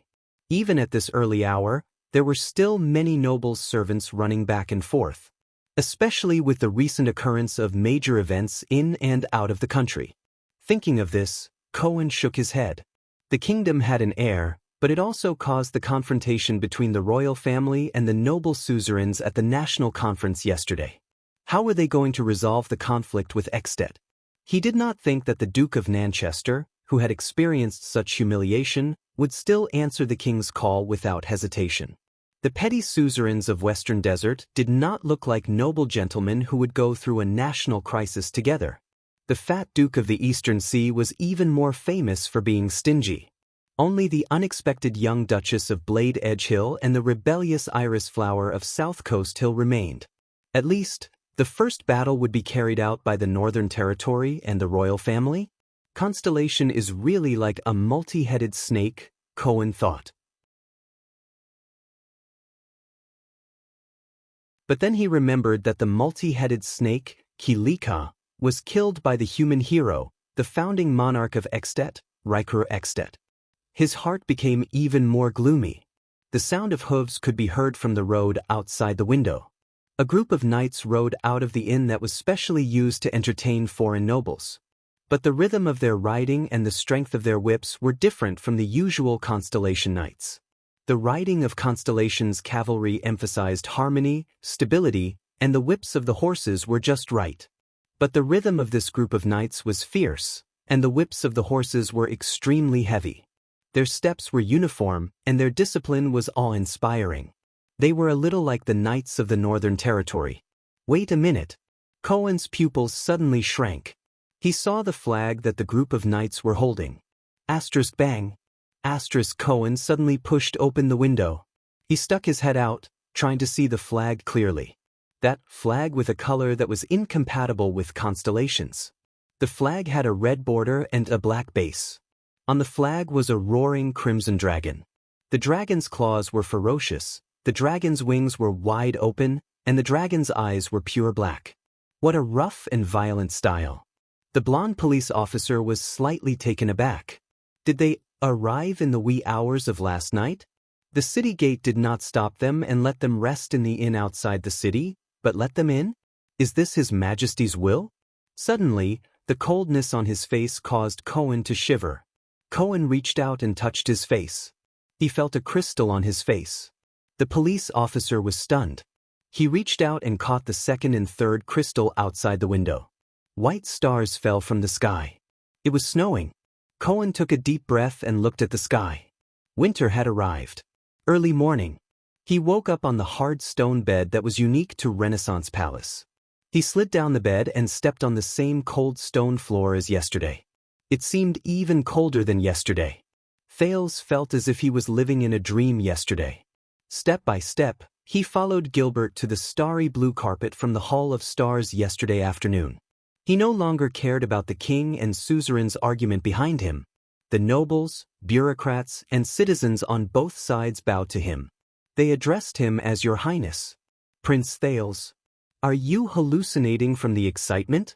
Thales suddenly woke up and looked up to see Gines. The mature and charming female official was leaning against the stone door with her arms crossed, looking at him quietly. No, I'm not. The prince answered flatly. I just feel that it's a little unreal. I'm also at a loss. Gines looked at him and snorted softly. Of course, you were just a nobody in the past. But now you are a prince, Prince Thales, the second prince of Constellation. No, it's not that simple. Thales sighed and smiled bitterly. He buttoned his shirt and grabbed his coat. In the past, I only needed to think about how to survive.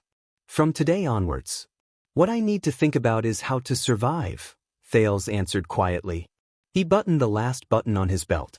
Gines frowned, then raised her eyebrows. Another jade star, she thought to herself. Pitiful jade star. Thales fastened his leather boots, but that sentence appeared in his mind again. Fight for constellation, die for constellation, and live for constellation. Am I really ready? He paused for a moment and fastened the sheathed JC dagger to the belt at the back of his waist. Are you ready, Your Highness? A familiar voice came from outside the door. Gilbert's figure appeared at the door. There was an unusually solemn expression on his face.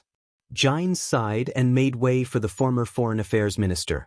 Gilbert took off his hat and bowed to Gines as he said to Thales, "Please forgive me for disturbing your rest the next day, Your Highness, but please hasten your grooming." Thales revealed a puzzled expression. Gilbert took a deep breath. "They are here, Your Highness. His Majesty hopes that you will stand by his side and receive those people with him." "Those people?" Thales asked, puzzled. But he immediately reacted. The prince also looked back at Gilbert with the same solemn expression. "Yes, those people." Gilbert tilted his head and pursed his lips. He hesitated, but in the end he firmly spat out a word.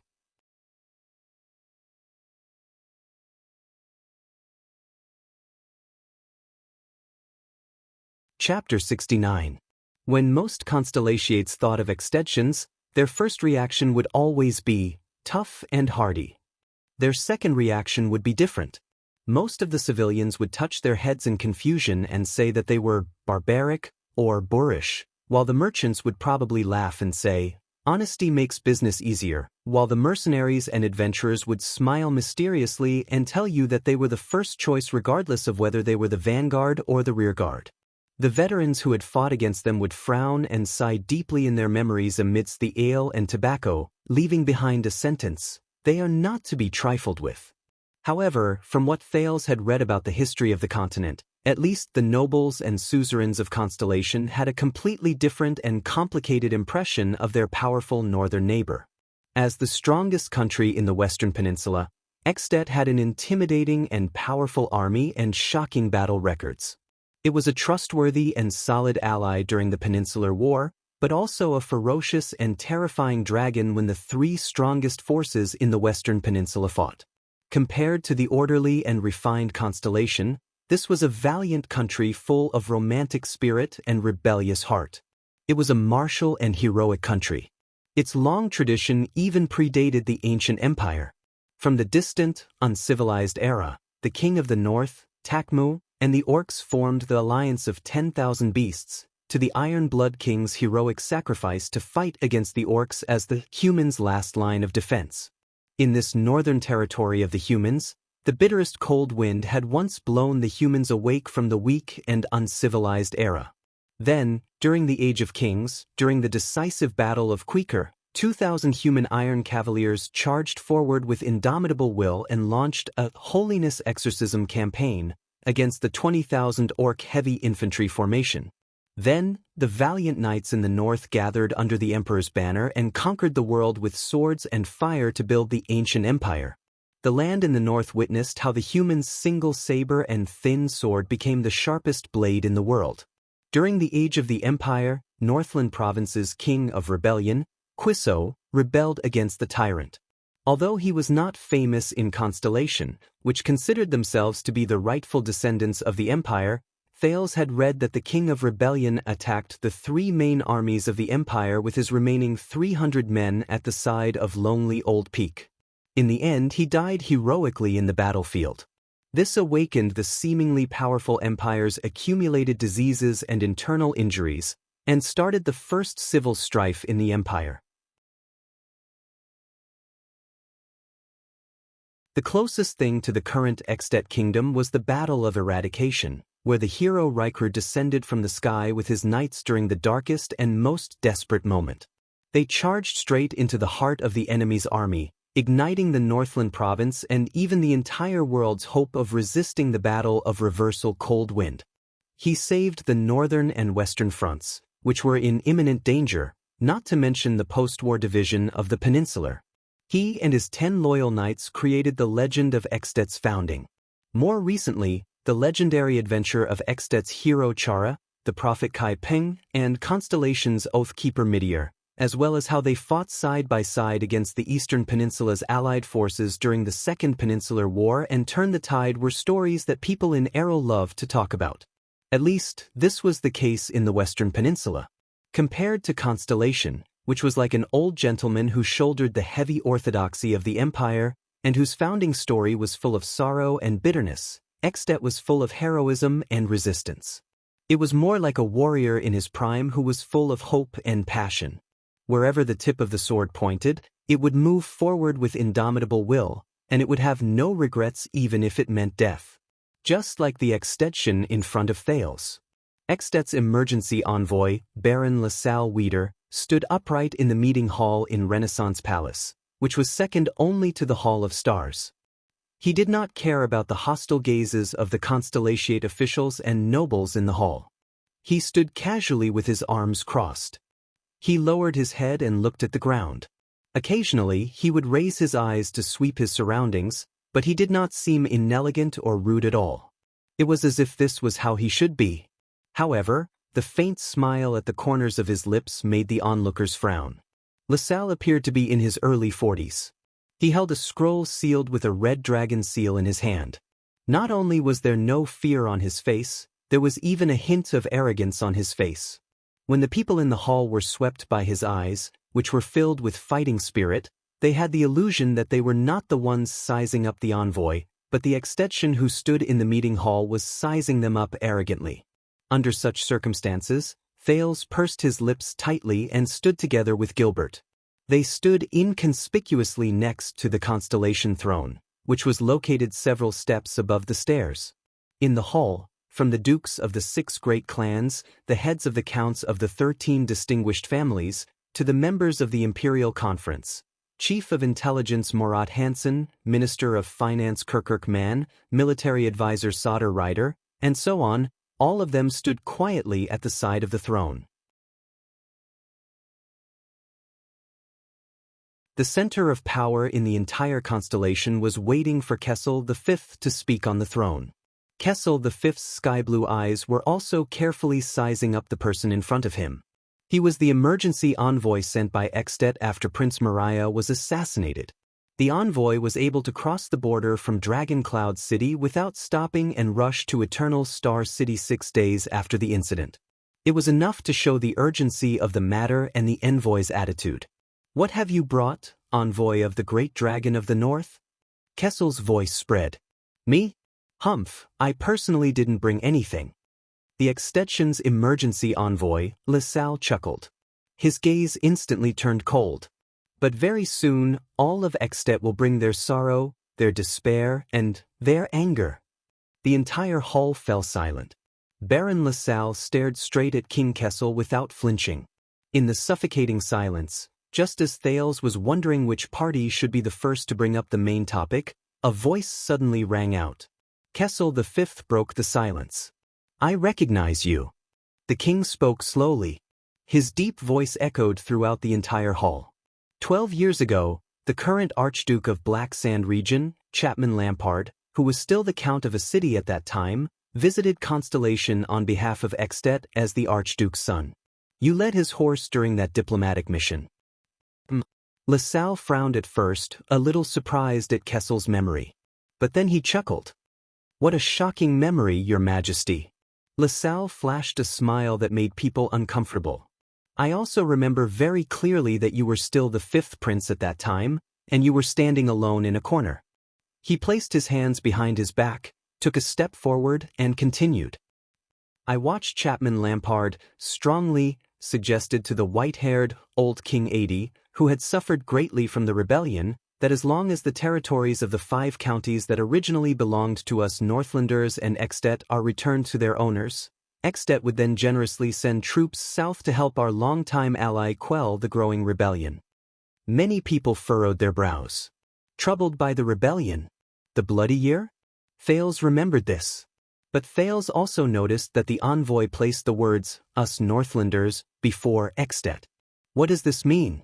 I remember that King 80 politely rejected Archduke Lampard's so-called proposal. Duke Fakenhas chuckled. "But even so, all of you still, generously, dispatched your troops to the south?" What a touching ally. LaSalle smiled mysteriously and did not reply. Archduke Lampard is probably illiterate. Count Zamunto's eyes were burning. The 5 counties you mentioned are ruled by the Arund family, Zamunto family, and the Fries family respectively. Our ancestors have owned them since the establishment of Constellation.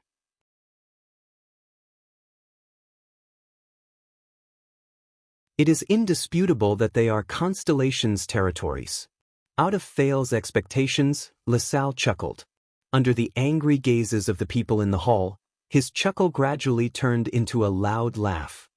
Over the past few years, the cold wind in Extet has become stronger and bitterly cold. Our shepherd boys and hunters have to grit their teeth and go out in the cold that can freeze their tears. When they return, they have to rub their almost frozen hands with snowmobiles to prevent their hands and feet from freezing. Under everyone's puzzled gazes, LaSalle sneered.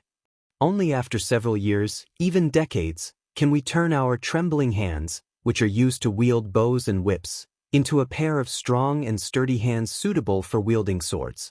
LaSalle paused for a moment and looked around. He laughed without any scruples. In comparison, the climate in Constellation is getting warmer and more comfortable. It is especially suitable for weaklings who only know how to pant on women's bellies.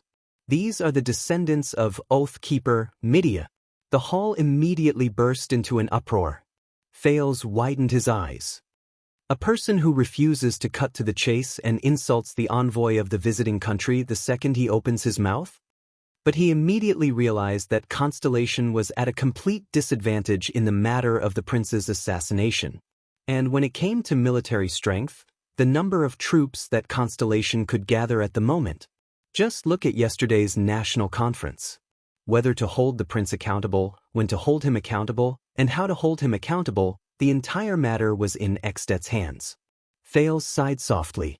Count Fries pressed down on the sword at his waist with a loud thud and said angrily, "What do you mean by this?" But Kessel V calmly raised his hand and waved away many nobles who stood out in anger. I mean, since when can a lame reason like, "My grandfather once owned that piece of land," become the standard for dividing territories? LaSalle took large strides and turned around. His eyes shone as he stared back at the nobles and suzerains of Constellation, showing no weakness. Whether it is Extet or Constellation, every inch of land is conquered. The strong leave after obtaining the spoils of war, and the weak hand over their chips to protect themselves. This is the international law, LaSalle said coldly. His expression was cold and unfriendly. As the king of peaks of the eastern peninsula, Qinjian said, only those who are capable can rule. Only Gilbert and a few others narrowed their eyes slightly and pondered over his intentions. King Kessel, on the other hand, looked at the nobles in the hall full of nobles. There was a thoughtful look in his eyes. Please pay attention, Your Highness, Gilbert said to Thales in a low voice. In diplomacy, there is no meaningless quarrel or words. This is a test and a change of pace before a duel. The other party is testing our footsteps and the truth of our situation, in preparation for the final moment when he draws his sword. He is not in a hurry to get to the main topic, which means that he may not be confident in directly raising conditions, or he may have found a better point of negotiation. But up until now, this has been his scheme. By infuriating us, he will lead the topic towards military affairs, military strength, and the law of the strong and the weak. He will plant a seed in us, and at the same time, he will observe our reactions to determine the direction of his next attack, Gilbert whispered. Also, when he brings out the real topic of discussion, we will unconsciously start to think about war and the price of war, and will relatively neglect other options. Thales frowned. Do we have other options? LaSalle took a step forward and looked at King Kessel with a burning gaze. And does Constellation have the ability to defend that so-called territory of yours? The anger of the nobles in the hall had reached its peak. Count Zamunto of the North patted his Northern Territory military uniform in anger and roared, "Have your troops let their horses pass." But he was immediately interrupted by an even more vigorous and steady voice. All right, Valerund flashed a steady smile. His deep voice drowned out Zamunto's and echoed in the hall. Just as well. As the Duke of the Northern Territory, I am also worried that our territory is not big enough. Archduke Lampard wants our 5 counties in the Northern Territory, but I also miss his Black Sand region. How about we each send out our troops and exchange territories based on our own abilities? Listening to the Duke of the Northern Territory's rebuttal, Ekstedt's emergency envoy frowned slightly, but he immediately smiled. The Duke of the Northern Territory has responded well, Gilbert said to the prince solemnly. But Count Zamunto's words earlier may have exposed some information to the other party. Thales nodded. He understood.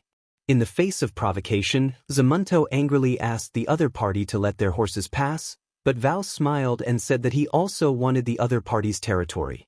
The hidden meaning and truth behind his words, as well as his attitude and determination in the face of an invasion, immediately revealed the difference between them. At this moment, a young girl's voice interrupted the conversation. Those who are capable will have the right to rule. If that is the case, your Archduke of Black Sand region should have mobilized his troops earlier, gotten rid of your King Nuven, and sat on the throne himself. That one sentence caused LaSalle's expression to change abruptly. Because I think that he is already stronger than King Nuven, isn't he? If he goes south, he will have to face an entire country, but if he goes north, he will only have to face a king. Why not give it a try? Maybe he will succeed. Under everyone's astonished gazes, the 15-year-old Duchess of Blade Edge Hill, Lyanna Tabark, stood prettily among the group of male suzerains like a lonely flower on a cliff.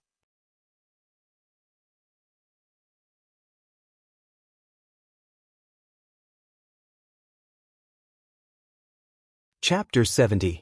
The ministers and suzerains in the hall began to whisper among themselves. Many of them even smiled. Good girl. Duke Cullen smiled and whispered to the unwelcomed Duke Fakenhas beside him, Did she learn to be mean from you? What are you talking about? Cyril Fakenhas smirked and said quietly, But in my opinion, this is a natural ability of women.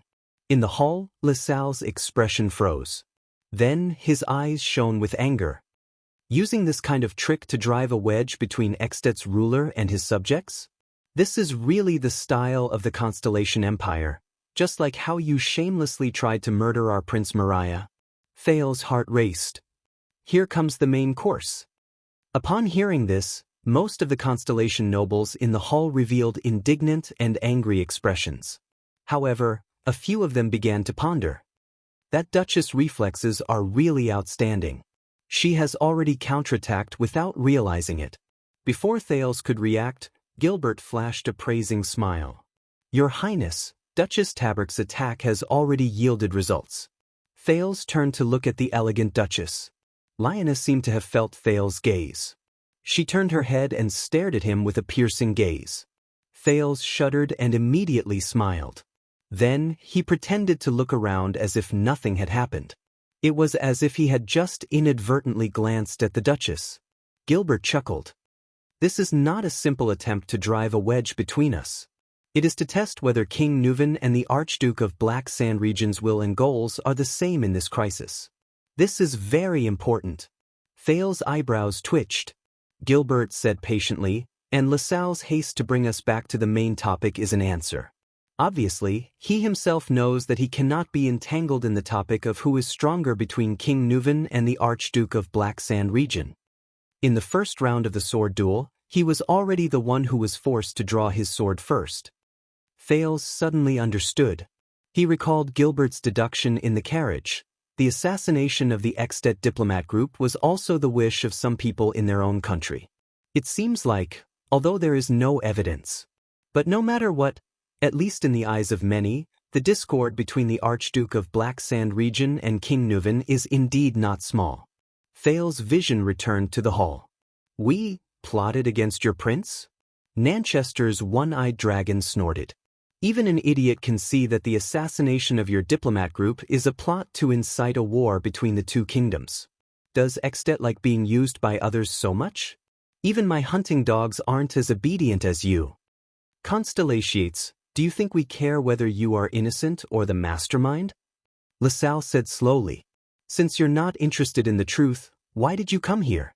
Why don't we just chop off a few heads on the streets and hand them over to King Nuvan? Duke Zayn of South Coast Hill sneered.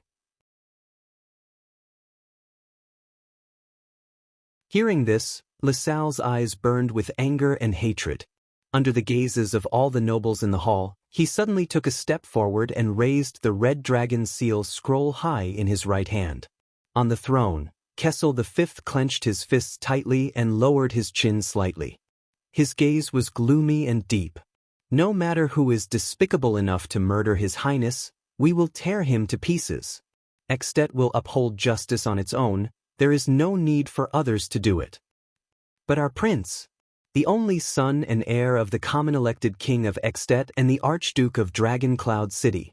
He died within Constellation's borders. LaSalle spread his arms and turned around abruptly.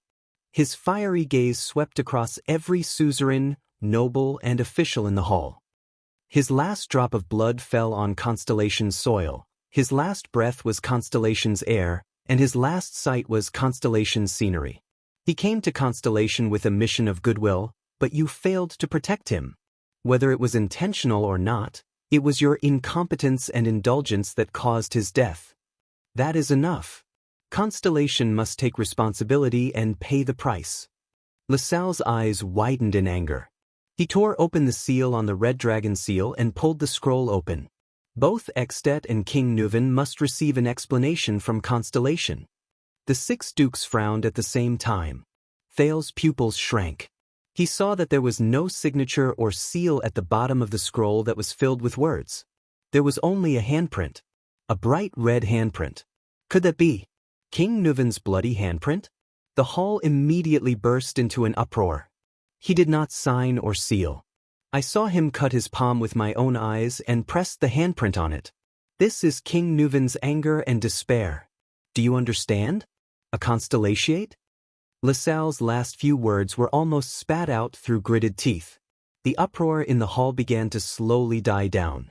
Thales had only heard that the Extet diplomat group had been assassinated.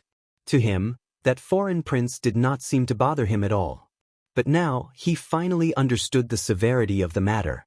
Then, the Supreme King's deep voice rang again. I understand King Nuvan's anger and despair. Believe me, I have experienced that feeling before. Constellation will never shirk its responsibility. Kessel said faintly. The one-eyed dragon Koester clenched his teeth imperceptibly. Is the king going to give in? How is that possible? If we do not pay a sufficient price and cut a sufficient portion of the Northern Territory's flesh, how can the evil dragon in the north be satisfied?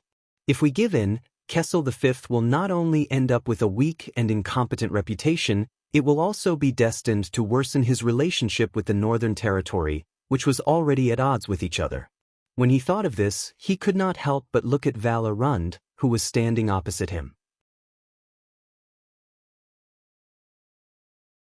However, the other only furrowed his brows and did not say a word. It was like the calm before a volcano eruption. Thank you for your understanding, Your Majesty.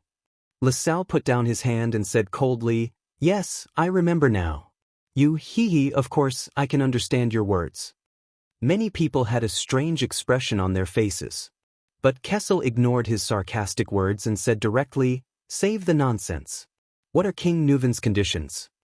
Under everyone's complicated gazes, LaSalle snorted coldly, opened the scroll again and began to read. Extet, from King Nuvan to the 9 archdukes, after learning of the tragedy, with great rationality, they endured the terrible grief and despair, and agreed that Constellation must bear responsibility for Prince Mariah's misfortune. After saying this, LaSalle raised his head and looked around. Then, Kessel nodded slightly. Very reasonable. The noble Prince Mariah met with misfortune in the kingdom. It is a disgrace to all constellatiates. LaSalle's cold eyes narrowed slightly. He then lowered his head and continued to read. First, appease the dead. Constellation must return the remains of our diplomat group in a complete, dignified and glorious manner, especially Prince Mariah's remains. Second, seek justice. Assist us in finding and handing over the murderer and the mastermind behind the scenes. Faken has snorted softly. Assist them? Oh my God, It sounds like a superior shouting at a subordinate. As if complaining, he said to Duke Cullen, who was beside him. But the latter, who was preoccupied, only stared at LaSalle solemnly. The words of Ekstedt's emergency diplomat continued. Third, recast honor. King Kessel, please personally issue a public apology to the entire Ekstedt kingdom. Thale's eyebrows twitched. Gilbert's words reappeared in his mind. Whether it is war or peace, His Majesty cannot escape the accusation of being cold-blooded, heartless, inconsiderate to the people, weak and easily bullied, and a disgrace to Constellation. This will greatly affect the reputation and authority of His Majesty and the Jadestar royal family in the kingdom. But LaSalle's cold and straightforward words continued. Fourth, compensate for losses. Regardless of whether it's land or resources, we must receive corresponding compensation. Ekstedt should receive a territory no smaller than the size of Pine Cone County and 2 northern counties that are adjacent to our country as compensation, or 30% of the priority quota of Constellation's Eastern Sea Hills Premium Eternal Oil, or 20% of the priority quota of Constellation's South Coast Hills Crystal Drop Mines. Fifth, maintain fairness. Ekstedt and Constellation must renegotiate the Fortress Treaty, especially the unreasonable borders from 12 years ago. Pine Cone County, Zalaton County, Levo County, Bear County, and Deer Cry County should unconditionally return to Ekstedt's rule. The Count of Overwatch City should withdraw his reclamation team in the northern pine forest. The number of hunters and herdsmen allowed into the pine forest every year should be decided after discussion with the neighboring Archduke of Black Sand region. The Count of Lonely Old Tower should withdraw his scout patrol line 6 miles away and no longer unreasonably obstruct extensions from entering the public hunting area. The hall was so quiet that even a pin drop could be heard. But Thales knew that this was just a facade. LaSalle gently put down the scroll. These are King Nuven's and Ekstedt's conditions. The eerie silence in the hall was finally broken. What kind of **tea are you spouting? Count Simunto could not take it anymore. He roared, Overwatch City will not take a single step back. Neither will we give up Pine Cone County and Bear County. Tell that bastard from Black Sand region that if he wants our territory, he can bring his troops to take it. Count Fries also said coldly, the same goes for Deer Cry County. Moreover, the lonely old pagoda can patrol wherever it wants. However, the Duke of the Northern Territory, who had the most authority to speak, did not say a word at this moment. He only stared at Kessel V. The people in the hall all looked at the Supreme King with different expressions on their faces. Nuven. Kessel stared at the steps beneath his feet. His expression was calm, as though what had happened was insignificant. Ekstedt wants to use a dead prince in exchange for our 7 counties. Isn't it too greedy? LaSalle raised his head and stared at Kessel. Without showing any signs of weakness, he said, Ekstedt did not just lose a prince. It also damaged our glory. We sent out a goodwill envoy, but were treated this way. Who will wash away Ekstedt's humiliation? Who will quell the great dragon's rage? Also, Constellation, you took away a father's only son. At this point, LaSalle gritted his teeth in resentment and said, King Nuven's only legitimate heir, who came to Constellation with friendship and peace, died in a despicable assassination. King Nuven lost his blood kin, his only son, his only heir. Ekstedt lost the next Archduke of Dragon Cloud City, the future hope of the Walton family. In the end, LaSalle practically roared. Despite such a blow, King Nuven did not launch an attack in anger. Instead, he proposed conditions. Isn't this the most restrained and rational choice? The hall was filled with the nobles' indignant inhales. Kessel's tone was still calm, but it was filled with an unquestionable meaning. The first 3 conditions can be satisfied, but the 4th and 5th, the king's cold voice resounded in the hall. Constellation will not cede our land, nor is it prepared to hand over the quota of resources. If I say so, what are you going to do? Val slowly furrowed his brows. Duke Cullen sighed deeply. Fakenhas let out an ugly laugh. Both Lyanna and Zayn pursed their lips and said nothing. Thales lowered his head bitterly. Is war still inevitable? Ha, your majesty, Kessel. LaSalle laughed in extreme anger. When we came to Eternal Star, we also brought King Nuvan and the 9 archdukes' requests. King 80 also rejected us. And then what happened? LaSalle spread his hands and looked around the hall. Many of the older suzerains, nobles, and officials tensed up. Yes, we generously dispatched our troops. Baron LaSalle's breathing quickened. His expression gradually turned cold as he gritted his teeth and said, "What it should have." He gritted his teeth and said, "The great dragon will take it himself." The people in the great assembly hall began to ponder the consequences of this sentence. 12 years ago, the flames of war and disaster that affected half of Constellation were still vivid in their minds. If justice cannot be served, fairness will unfortunately be covered in dust. LaSalle raised his right hand in an extremely oppressive manner and slowly clenched it. Of course, Extet can only choose to use war to protect our honor and His Majesty's dignity. He threatened, enunciating each word. When that time comes, it will not be a problem that can be solved with a few counties or some eternal oil. Enough, Kessel said in a seemingly profound tone. In your and King Nuvan's eyes, is there no other way to resolve this matter between Constellation and the Great Dragon in a dignified manner? Do you really want to see the subjects of the 2 kingdoms bleed at the border? War or peace, it all depends on you, Your Majesty, LaSalle responded quickly.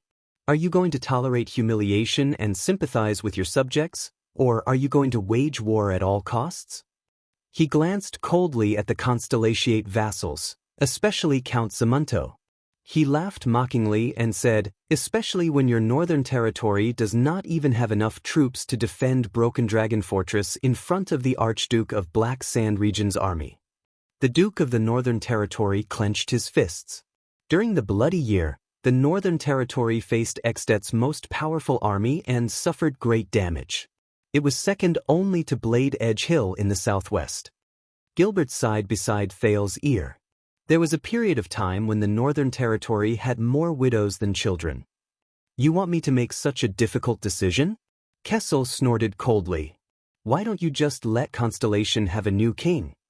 Your Majesty, you are the supreme king of Constellation. You are destined to bear this responsibility. LaSalle raised his head and smiled softly. If you can't do it, then as you said, among the hall full of nobles, let someone more responsible lead Constellation. Extet will be happy to see that happen. The people in the entire meeting hall were in an uproar. Many people cursed out loud. But Extet's urgent envoy had not finished speaking.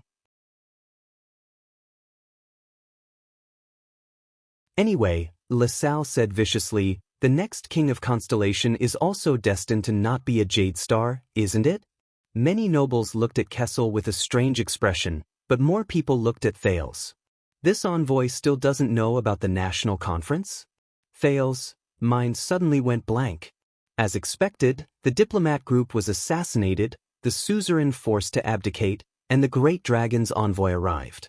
All of these were connected. If he had not appeared, this would have been a meticulously planned chain of events. Just as Gilbert had said, there were people in Constellation and Extet who had a tacit understanding with each other. Their intention was to determine the successor of the Iron Hand King and the successor of Constellation. But why did his father, Kessel, bring the topic up to this point? And the words that traveled into his ears made Thales' heart jump.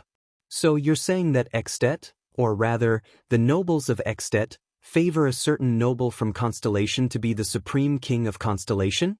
Under the astonished gazes of everyone in the hall, Kessel raised his head and stared coldly at LaSalle. LaSalle smiled in disdain and said, with all due respect, no one here meets our expectations.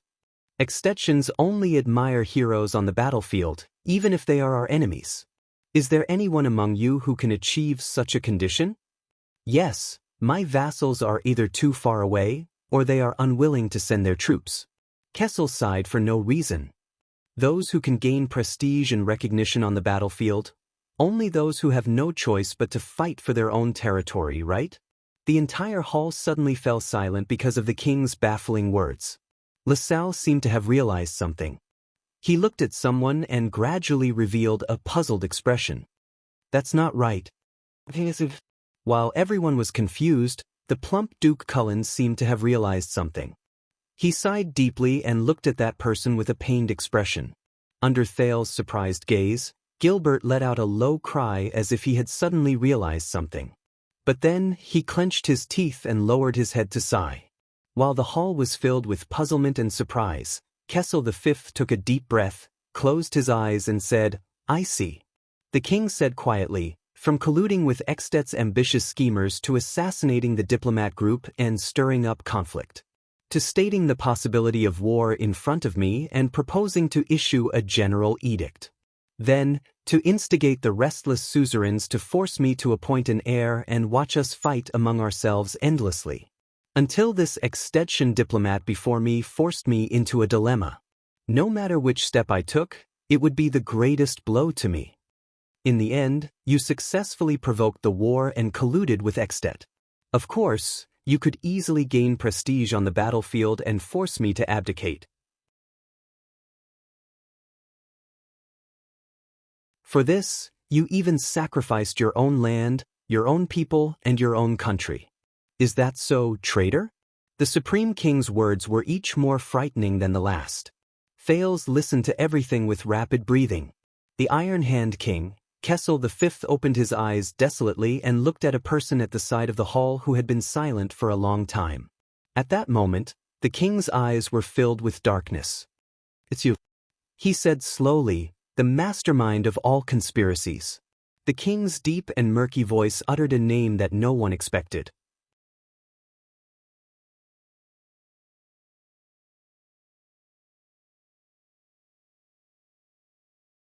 Chapter 71. The meeting hall finally erupted into an uproar. Even LaSalle furrowed his brows. This time, all the nobles in the hall, except for Duke Cullen and Gilbert, looked at the silent Duke of the Northern Territory in astonishment. What was going on? "Your Majesty? Lord Arund?" Count Simunto, who was also one of the suzerains of the Northern Territory, looked back and forth between the Duke of the Northern Territory and the king in bewilderment. Beside him, Count Fries looked at Val in disbelief and did not move. The commotion and uproar lasted for dozens of seconds, until the resolute suzerain of Coldcastle, Guardian Duke of the Northern Territory, Val Arund, raised his head and looked back at the king. He was no longer silent, but let out a long breath. Under everyone's astonished gaze, including Baron LaSalle's, the resolute warrior-like head of the White Eagle family looked up and smiled. "You are still as sharp as ever, Kai." The Duke of the Northern Territory immediately lowered his head and sighed. "Just like your damned elder brother." Thales widened his eyes. "What?" This time, everyone came to a realization. From the Duke of the Northern Territory's reaction, "God. But how is this possible?" Kessel lowered his head and let out a genuine sigh. "Aren't you going to explain, Val?" the king said flatly. "What's there to explain? It has already failed, hasn't it?" Val looked calm and did not care about the other suzerain's gazes. "You, on the other hand, when did you realize? The ones who intercepted and killed the diplomat group were obviously the other suzerains, weren't they? I appeared to be so innocent. The Northern Territory and the royal family were obviously the targets of the scheme." Zayn looked at Val in disbelief. "Yes, impossible. The assassination of the diplomat group was obviously done by the nobles in New Star.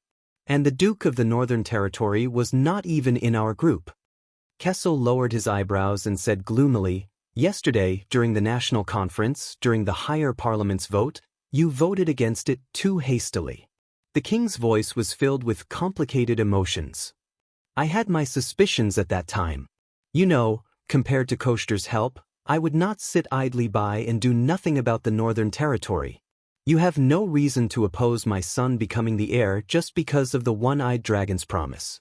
Koster, the one-eyed dragon duke, looked at the Duke of the Northern Territory in astonishment as he recalled the scene of the vote yesterday afternoon. "Is that so?" Val smiled sadly. "How do you know I have no reason?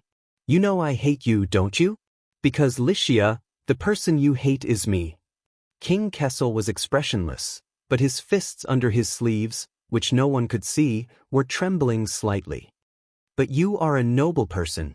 You will not vent your anger on my son. Many people immediately looked at Thales, especially Baron LaSalle, whose expression was unpleasant. Unless you have a special reason to stop my son from becoming the heir, the king said in a low voice. But this is just a suspicion. Under the complicated gazes of the hall, Val sighed and said, maybe it's just a coincidence? That is why I tested Extet's envoy today. The king raised his head. His voice was cold. Val sneered. As expected, after the bloody year, you've become more and more paranoid. The king ignored him and continued to speak. With just a few words from Lyanna, she managed to find out that he was Archduke Lampard's man from Black Sand region. Only Lampard's men would be so anxious to change the topic to avoid exposing Archduke Lampard's ambitions. The Duchess of Blade Edge Hill stared coldly at the Duke of the Northern Territory without saying a word. When he first arrived, he put on a show with you. He appeared to be an envoy who did not know the depth of the Northern Territory and was testing the defensive capabilities of Constellation's Northern Territory. You retaliated without showing any sign of weakness. Now, it seems that he was following the plan and stirring up a tense atmosphere, Kessel V said solemnly.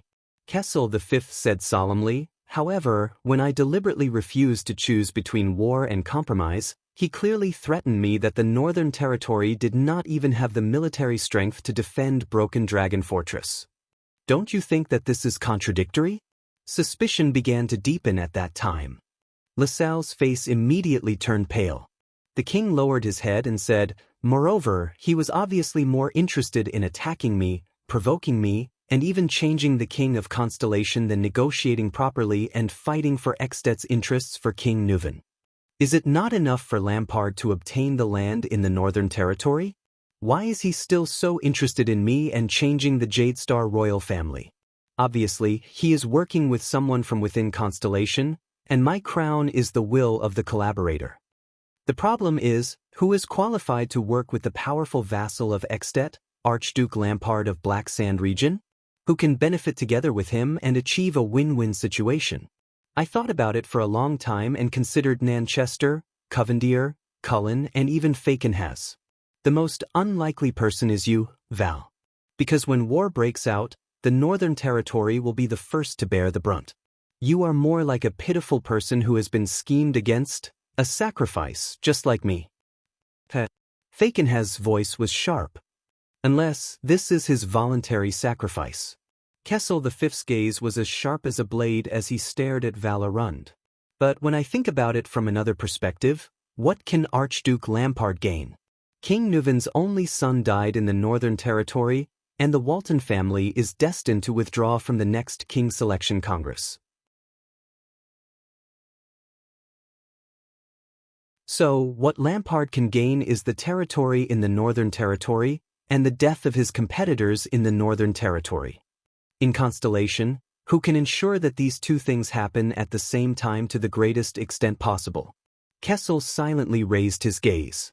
There was a sorrowful expression on his face. It is you, Val Arund, the Guardian Duke of the Northern Territory who controls the Northern Territory. But I still do not believe it. I would rather believe that this is just a coincidence.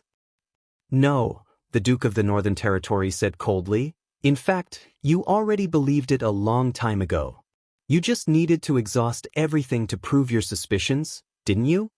The king snorted softly and glanced at the emergency envoy of Extet with a profound gaze. I sent someone to intercept Baron LaSalle in advance. Under the eyes and ears of all the suzerains, I sent them directly into Eastern City District with great fanfare. But until this morning, the hidden sentries of the Secret Intelligence Department ensured that they would not come into contact with any constellations. They also did not know about yesterday's national conference, did not know about the change in the air, and did not know that their collaborator in Constellation was actually in a terrible state. Take a guess. Under such circumstances, how many batches of people did the hidden sentries of the kingdom's Secret Intelligence Department intercept yesterday in an attempt to contact Baron LaSalle? Murat's hoarse and unpleasant voice rang out just in time. 3 batches, Your Majesty. The military scouts are very stubborn and unwilling to reveal their master's identity. He chuckled and said, "But what is the use of this? There are only a few places in the entire kingdom that have such tough soldiers. It is a piece of cake to track down the person behind them." Val lowered his head and sighed. "They are my most elite scouts." The Supreme King said coldly, "But I have not figured it out." "But I haven't figured it out yet.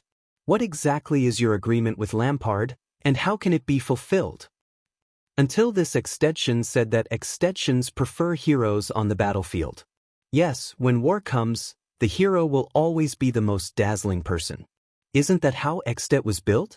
And in this possible war, who has a better reason than the Duke of the Northern Territory to fight to protect his homeland? If the enemy is simply your collaborator, then it will be even easier for you to gain prestige and reputation on the battlefield. When war breaks out, you pledge your life to defend the Northern Territory and become the hero of the fight against Extet. You are also the only person who can deal with them. With no heir to the royal family, aren't you the most suitable to be the next king? Val laughed coldly. King Kessel looked at Val sadly. "Did I say anything wrong?"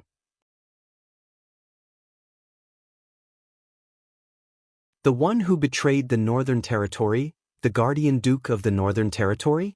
Is being king that important to you? So important that the originally noble and pure you will betray your territory, your people, and your country?" The hall immediately fell silent. Even LaSalle looked troubled and did not say a word. Valerun stared blankly at the floor for a long time, until he shut his eyes tightly. "Ah!" Amidst the desolate laughter, he finally opened his eyes and said sadly, "This should not have been like this." With a complicated expression, Val spoke slowly. "Everything should have gone according to my script." The king narrowed his eyes. "New Star. This group of suzerains of Constellation was originally formed after the Desert War 5 years ago to fight against your increasingly arrogant royal power. They, whether it was Cullen or Nanchester, all came to me, but I rejected them. But I realized that this was a once-in-a-lifetime opportunity. In the fight between them and you, I could achieve my goal. The goal that was so far away that even I did not believe it." Val walked forward to the center of the hall and looked into the non-existent distance. He sighed. "I took the risk to go to Extet and found Lampard. You should have seen the look on his face when I lowered my hood in front of him. That night, we formed an alliance. I was responsible for instigating Zamunto and Fries, inciting them to clash with Extet from time to time at the border. For this, I did not hesitate to confer Pine Nut County to Zamunto. The faces of the 2 counts from the 13 distinguished families of the Northern Territory were pale and ashen. They looked at the Duke who had fought alongside them for many years. Lampard went to Extet to operate. He made use of these conflicts to portray the diplomatic mission to Constellation and the revision of the Treaty of Peace as a great mission. This made King Nuvan decide to secretly send his only son to accumulate qualifications for his future king selection. He is old, and old people always want to arrange everything after their death. I leaked this news to New Star. There were many ambitious people like Nanchester and Covendier. They quickly realized that this would be a good opportunity to weaken the royal power. There was only one thing I did not tell them. That was, King Nuvan secretly sent his only son in the diplomat group. Now that I think about it, when they found out about this, they were probably quite frightened. Unfortunately, as the Far Eastern proverb goes, once you ride on the tiger's neck, you will never come down. Duke Cullen shook his head. Zayn snorted coldly. Only Koster stared at Val with gritted teeth. The suzerains thought that they were using Extet's questioning and anger to weaken the king's prestige and royal power. Only Lampard and I knew that they were provoking a war between the 2 countries. Lampard was Extet's source of information. He provided the diplomat group's itinerary and personnel. I, on the other hand, had the geographical advantage of the Northern Territory. I bribed the receptionists, monitored and guided them to the best assassination location. Then, those in New Star, who did not know about this, would deliver the final blow. With the 3 of us working together without knowing about each other, Even the supreme class elite by the prince's side was not spared. Lampard used the fastest speed to leak the news to the secret room and Dragon Cloud City. At the same time, he recommended LaSalle Weeder to the despairing King Nuven. I, on the other hand, did not stop to bring this news to Eternal Star. I used the war mobilization to exaggerate the severity of the matter. I had Kessel gather the nobles of Constellation to discuss this matter and obtain support. The more the better. LaSalle looked at Val with a pale face, then at Kessel. But no one paid attention to him. Val raised his head and looked at the young Duke of Iris Flowers. Zayn Covendier, boy, you should have died in the assassination the day before yesterday. The nobles of New Star were not the only ones who knew about your whereabouts. I, who had planned this beforehand, also knew about it. Zayn's expression changed. Yes. Duke Valerund nodded weakly. The one who assassinated you was not someone from New Star, but me. But look at your collaborators. They only learned about your assassination yesterday, and they began to suspect each other. It goes to show how fragile your alliance is. The dukes and counts narrowed their eyes slightly. Zayn slammed his palm on the armrest. The young Duke Covendier said hatefully, "So yesterday, when that boy... That's why you spoke up to support him, and sowed discord among the suzerains. Because this was your plan all along." Val laughed bitterly. Under Zayn's livid expression, he continued. This way, New Star, which was already internally unstable, would turn into a pile of loose sand amidst the suspicion. The pressure on the royal family would also increase rapidly, and I would have one less powerful competitor in the future. New Star's plan was to force the king to appoint his own heir when he needed their war support the most. But in the chaotic and mutually suspicious Heir Parliament, this plan was destined to fail. At the same time, Kessel and my proposal to resist Extet's invasion would lose the support of almost all the other suzerains. It would look as if we had all been schemed against. And a few hours later, LaSalle Weeder would come to Eternal Star City with Extet's wrath. He is destined to provoke us madly and propose conditions that Constellation cannot accept. There is only one goal, war. Thales looked at Val in disbelief. If Kessel chooses war, my previous plan would ensure that he would not have enough military strength. Lampard's rapid invasion in the Northern Territory would be like a hot knife through butter. With the tacit understanding between Lampard and me on the battlefield, it would be enough to let Kessel die in glory and dignity, just like Prince Horace in the past. At the very least, he would suffer a few defeats, be disgraced, and lose all his prestige. If Kessel chooses to compromise and cede the Northern Territory, he would become a sinner of the kingdom. I would urge the suzerains and the people to force him to abdicate, but I would still join the war in the Northern Territory. When Extet, especially when Lampard's army comes to take over the territory, the royal family and suzerains would shrink back and not come out. Only I would gather my troops and fight to the death. Only then would I appear more noble, like the only ray of light in the darkness. Hey, there's actually someone who calls me a hypocrite. Hearing this, the one-eyed dragon glared at Thales fiercely. Duke Arund crossed his arms and flashed a bitter smile. Yes, no matter which choice we make, we would suffer a catastrophic defeat in the Northern Territory. But I would reverse the situation and defeat Lampard in a few key battlefields during the darkest moment. After that, Lampard and I would appreciate each other's talents. After we formed an alliance, he would withdraw his troops in satisfaction with the territory that he had already occupied. I would become a well-deserved hero of the kingdom. Compared to Kessel, who was greatly condemned and had no suzerains to support him, I would become the most popular candidate to become the next king. Valerund. Count Simunto could not suppress his anger. That is our Northern Territory. The place that your ancestors have ruled and protected for generations. Stop talking nonsense. Count Fries looked at Val with a dark expression. Can't you see? He is no longer the Duke Iron Eagle we knew. Val's expression was desolate. He did not pay any attention to the two counts of the Northern Territory behind him. He continued in a daze, the suzerains are suspicious of each other. Only I, who is neutral, am the least suspicious. I am also the king's close friend, if he is still alive at that time, the brother of the head ritual master of Sunset Temple, and the hero of Constellation who resisted the invasion. I am destined to become the supreme king of Constellation. As for Extet, the Walton family has lost their last heir and is destined to withdraw from the next king selection in dejection. At the same time, Lampard will obtain a large territory in the Northern Territory, as well as the glorious achievement of conquering Constellation's Northern Territory. His power will expand rapidly, and with the support of me and all of Constellation, he is also destined to become the next common elected king. Everything was going smoothly. Val Arund looked at Thales with a strange expression. There was regret in his eyes. Until this boy's sudden appearance messed up all the plans.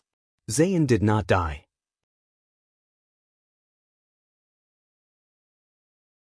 Instead, he stood on your side. The effect of forcing the selection of an heir was not good. The suzerains of New Star did not fight to the death for the throne. Instead, they confronted the royal family over the appointment of a new prince. Extet's envoy was trapped in your trap without knowing about the national conference and the new prince. But I could only continue walking on until... Val sighed and laughed mockingly. He shook his head indifferently. Just like that I failed.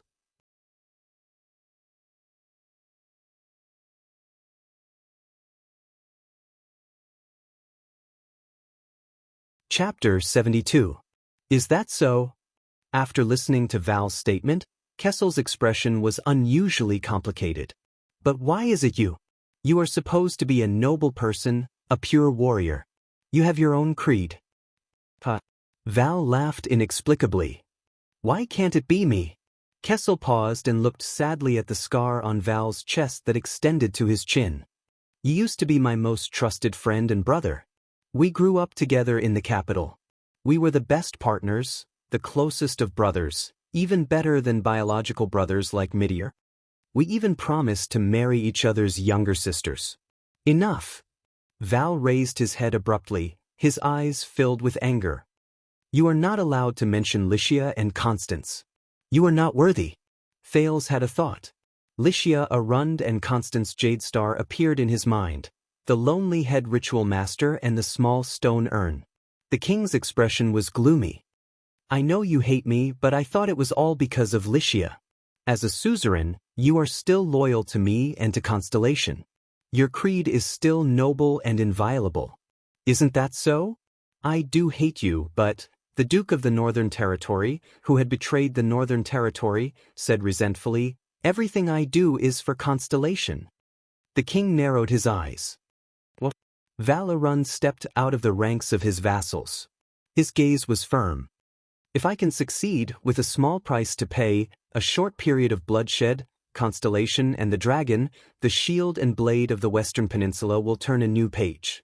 In the era of the ancient empire, Arund was the supreme family that ruled over the Northland province, while Lampard was the bloodline descendant of the king of rebellion, Quisso Lampard, who rebelled against the tyrant. Hatred and opposition have been passed down from 1,000 years ago until now, and have long been rooted in the blood.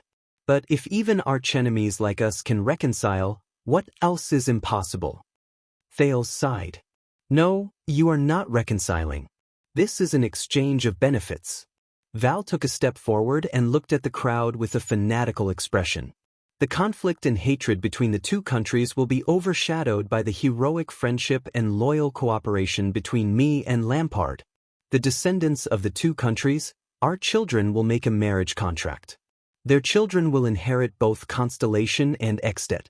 Constellation and the Dragon, two great countries, will become one. Think about it. The heroic blood of the great dragon of the north will be poured into the descendants of the great empire. Val said excitedly, we may not be able to restore the glory of the empire, but we can definitely put an end to the flames of war in the north. The flames of war will never be reignited, and disasters like the Bloody Year will never happen again. The Northern Territory will enjoy peace forever. To hell with your peace, Count Zamunto spat on the ground. Eva did not care and clenched her right fist.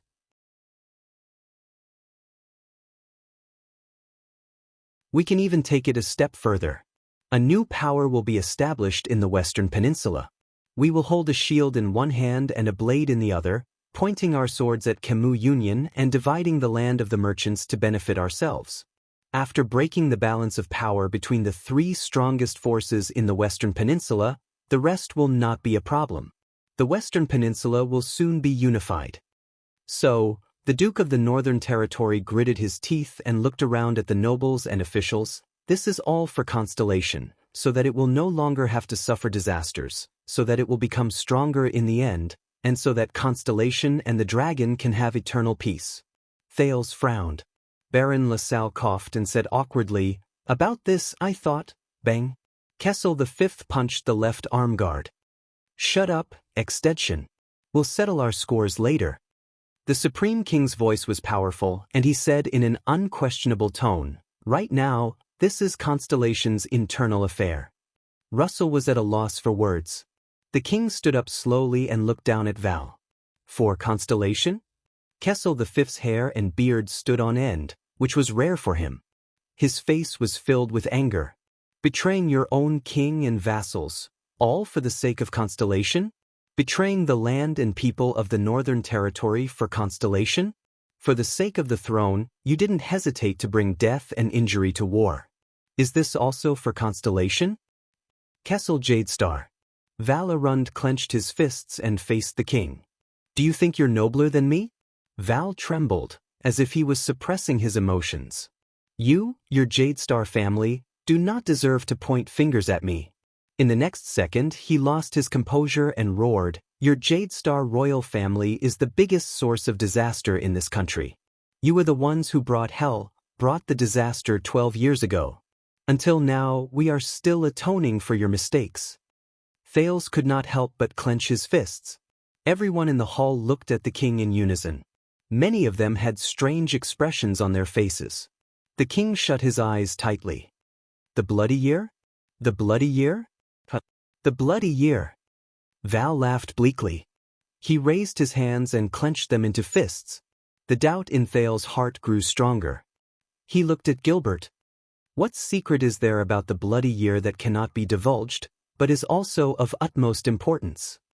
Val said angrily, "After that disaster, everyone only remembers that the Jadestar royal family was slaughtered, and that the Tabark family was left with only an orphan girl. Who will remember the Northern Territory's contributions and sacrifices?" The 15-year-old Duchess Lyanna took a deep breath and closed her eyes. "Who will remember how much blood, how many corpses, how many widows and orphans were left behind when Extet's vanguard plowed our land?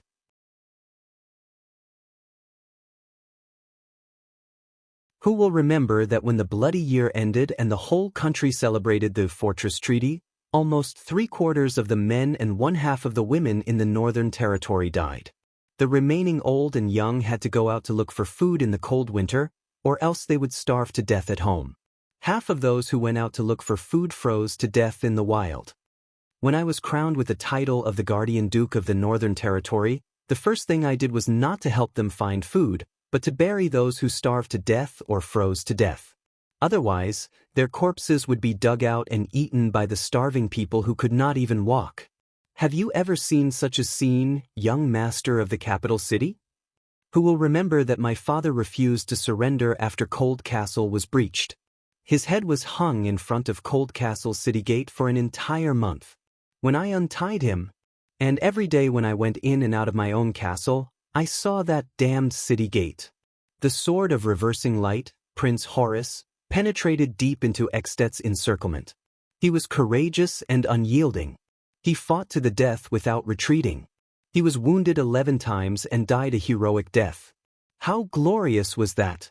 But who would have known that my brothers, Arun's sons, protected him closely by his side until they died? Rohan, Cure, and Nolaner. The Prince of Constellation's body was solemnly carried back to the capital city. Beside him, my brothers were chopped into meat paste by Extet's axemen. I could only scoop up that pile of sticky meat mixed with mud and flesh and bury it after the deed was done. Who remembers them? My sister and my wife's carriage disappeared in the chaotic wilderness. There was no news of them for 12 years. I had countless nightmares about them. God knows what they encountered. You still dare to say that I only have one daughter as my heir? Why do you think I sent my 7-year-old daughter to the Tower of Eradication? Was it to groom her to be my heir? T. I sent my daughter to the Tower of Eradication because I was afraid that when I was not around, Miranda would be eaten alive by starving people who climbed over the ruins of Cold Castle. Kessel V shut his eyes tightly. Many people in the hall recalled those days and could not help but lower their heads. Val trembled as he said, "After experiencing that kind of hell, the Desert War 5 years ago, how could you, Kessel Jadestar, still think that we have too few troops? Think that our army is not as strong as it was 5 years ago? Think that we do not even have enough cavaliers to form 5 vanguards? Do you think that the person I hate is you? Do you think that I hate you for not marrying my sister? Hate that you let her down and made her become a priestess who will never marry? I hate Jadestar. It's your damned family."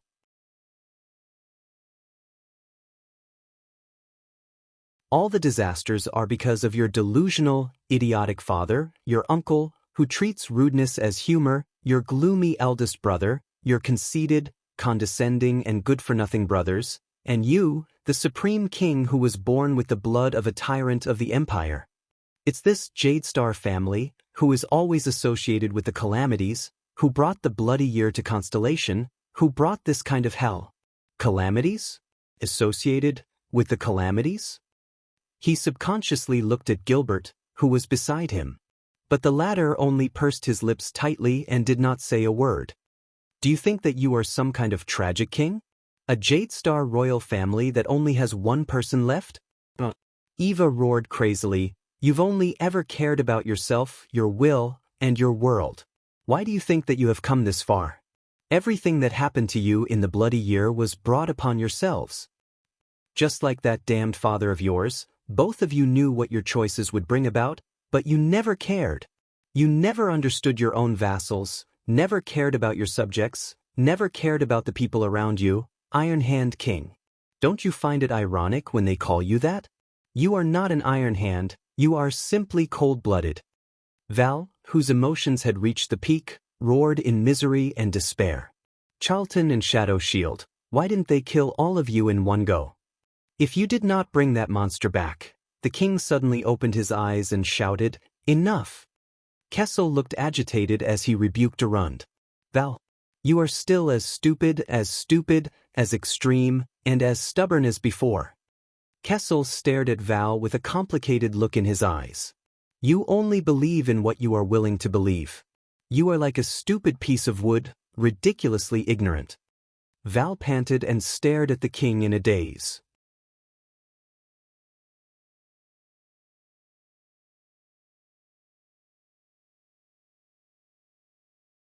Chapter 73. 2 members of the royal guards in eternally new silver armor walked to Val's side without a word. Duke Cullen shook his head helplessly. "Friends are heartless, brothers turn against each other. Is there anything more tragic than this?" No one answered him. After a while, Arund smiled faintly and raised his head. "At least I did something." He looked at Baron LaSalle, who had a strange expression on his face. "I brought war, didn't I? Even if Lampard and I planned everything, weren't the restless nobles of Constellation the ones who killed the prince?" In a split second, Zayn, Koster, and some of the counts all had strange expressions on their faces. Only Duke Cullen was still shaking his head and sighing, as if he was still immersed in the earlier falling out between the brothers. Val said mournfully, Kell, Constellation has yet to recover from its injuries and is no match for Extet. What are you going to do?" "Then you shall watch from here," the king said coldly. "Compared to a coward like you, watch me. Watch how the cold-blooded Iron Hand King faces the wrath of the great dragon." Val laughed miserably. "Are you going to recruit children under 14 as soldiers again?" The king ignored him and turned to Extet's emergency envoy. "Baron LaSalle, I fulfilled at least the third of your conditions just now. It's a pity that I can't hand over either the Guardian Duke of the Northern Territory or the Archduke of Black Sand region to you. Since the people from your kingdom are involved, it doesn't make sense for you to ask us for compensation for territory or resources. LaSalle replied with a heavy expression, "This is impossible. I only saw the Constellation Court arguing back and forth, but there is no evidence to prove that the Archduke of Black Sand region is involved. Extet insists on the compensation conditions just now. The specific amount can be discussed, but it must not be waived. Otherwise," he raised his head. "Otherwise, let us meet on the battlefield. Let our swords do the talking." The nobles in the hall began to whisper. Val, who was guarded by the guards on both sides, even began to sneer. Moreover, King Nuvin's anger and despair after losing his only heir cannot be quenched by a mere murderer. LaSalle added with a gloomy expression. The king sighed. "Yes," Kessel V said gloomily. "I feel it." Russell raised an eyebrow. "I can feel his anger and despair," the king said dejectedly. To King Nuvin, this is indeed unfair. The diplomat group was assassinated, the prince was unfortunate. No matter who did this, not only did they humiliate Extet, they also humiliated Constellation. Constellation's humiliation in this matter is 1,000 times, 100 times greater than the former. Many gazes swept towards Val. The king raised his head, his eyes cold. Constellation has never thought of running away from its responsibilities.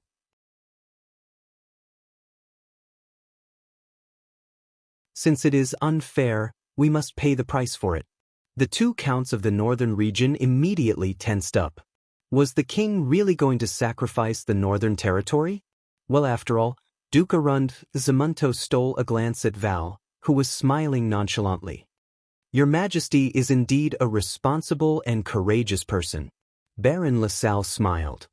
"Whether it is Pinecone County, Bear County, or the area around Cold Castle, the specific land and even the area can be discussed as long as we are satisfied. You will definitely be satisfied," the king said coldly. Under the watchful eyes of the crowd, the Supreme King of Constellation grabbed the scepter beside his hand, stood up from his throne again, and slowly walked down the stairs. With heavy footsteps, Kessel V walked towards the puzzled LaSalle. "Go and reply to King Nuvin and your master in Black Sand region. Constellation is deeply sorry for the assassination of the diplomat group. They are deeply guilty." LaSalle smiled and nodded slightly. "I will convey your message. As for compensation, we need a map to measure the territory." "No." LaSalle was stunned. The Supreme King said coldly, "Constellation does not have any territory to compensate Extet, and it cannot make up for King Nuvin's grief and loss." LaSalle's expression changed. Thale's breathing tightened. "Is this going to be a sign of this undus Sparta?" "But Constellation will not shirk its responsibility," the king said softly. The next moment, all the hair on the prince's body stood on end. Because the 39th Supreme King of Constellation, Kessel Jadestar, slowly raised the scepter that shone with strange starlight and pointed it at Thales. "You haven't met him yet, right?"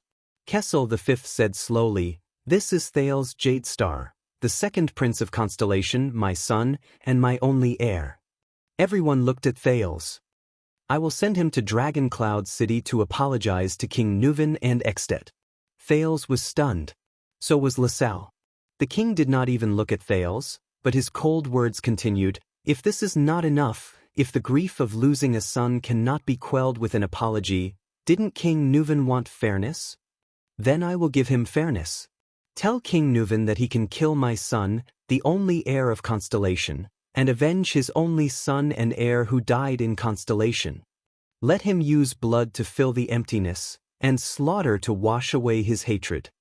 Use my son's life to exchange for his son's life. Use Constellation's blood to make up for Extet's blood." "What?" Thales stood dumbfounded. He understood the king's words, but he did not understand. At that moment, everyone in the hall, be it the nobles, suzerains, officials, guards, servants, or even the Duke of the Northern Territory, had their mouths wide open in shock. "Your Majesty!" Gilbert's face was ashen. He wanted to speak immediately, but someone was faster than him. "Your Majesty!"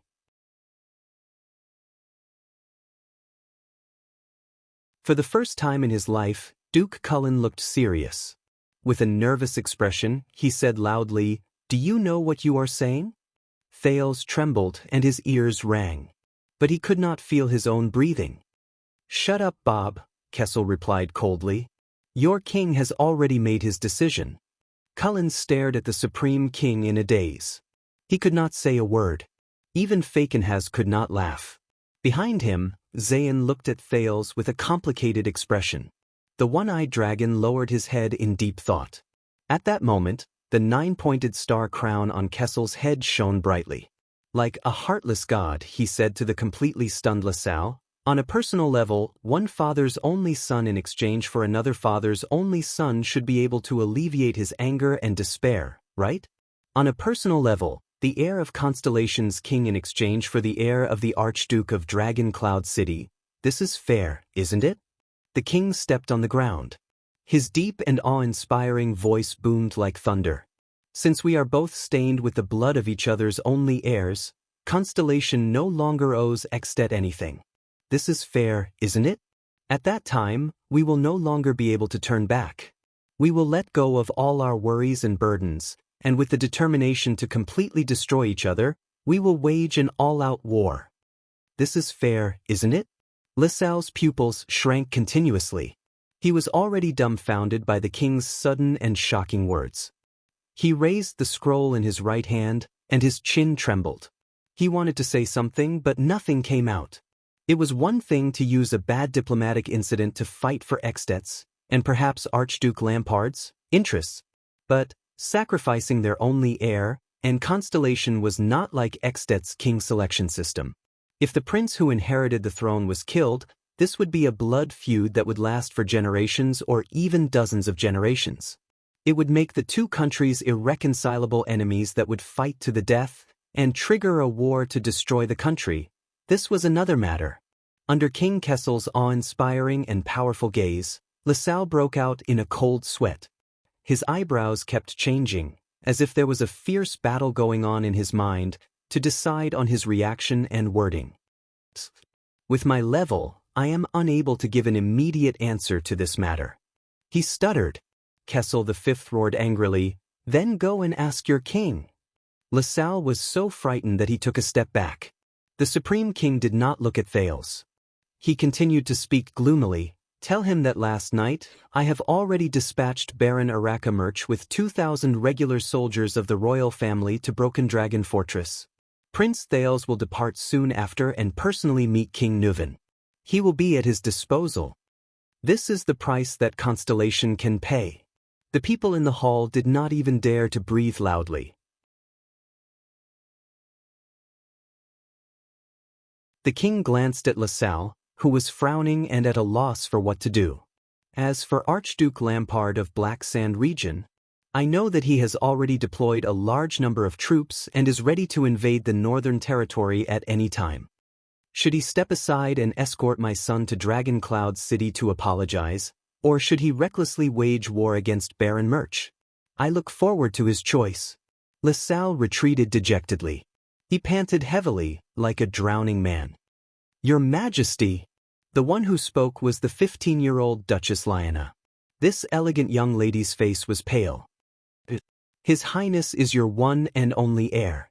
If anything happens to him along the way, your throne. Ha! The Supreme King laughed angrily and said, It's too simple. Thales shuddered and looked at everything in front of him.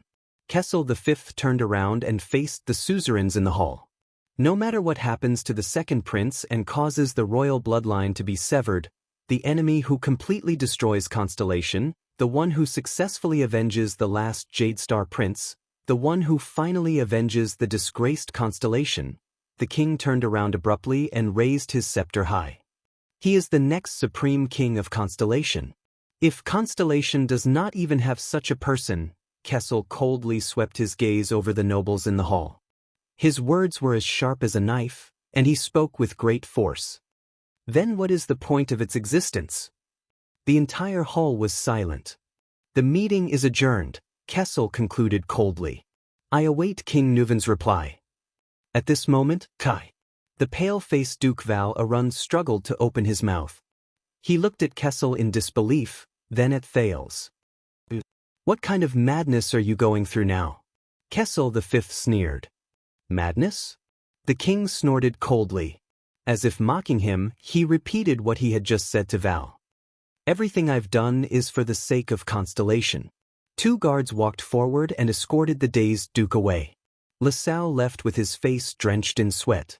The suzerains looked at the king and his heir amidst their whispers. Gilbert clenched his fists and looked at his majesty, who was wearing the astral blue cloak. The king strode away and did not look at anyone else. Only Thales breathed absent-mindedly. He was completely unaware of the gazes in the hall. Begging for my collection, Amway, leave a comment, tickets, add me to the group 397147168. You're tuning in to the Passion Pages YouTube channel.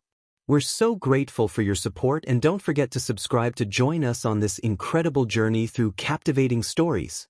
Your generosity through donations truly makes a world of difference, as it's the primary source of revenue that allows me to expand and enhance this channel for you. Thank you from the bottom of my heart for being a part of this adventure.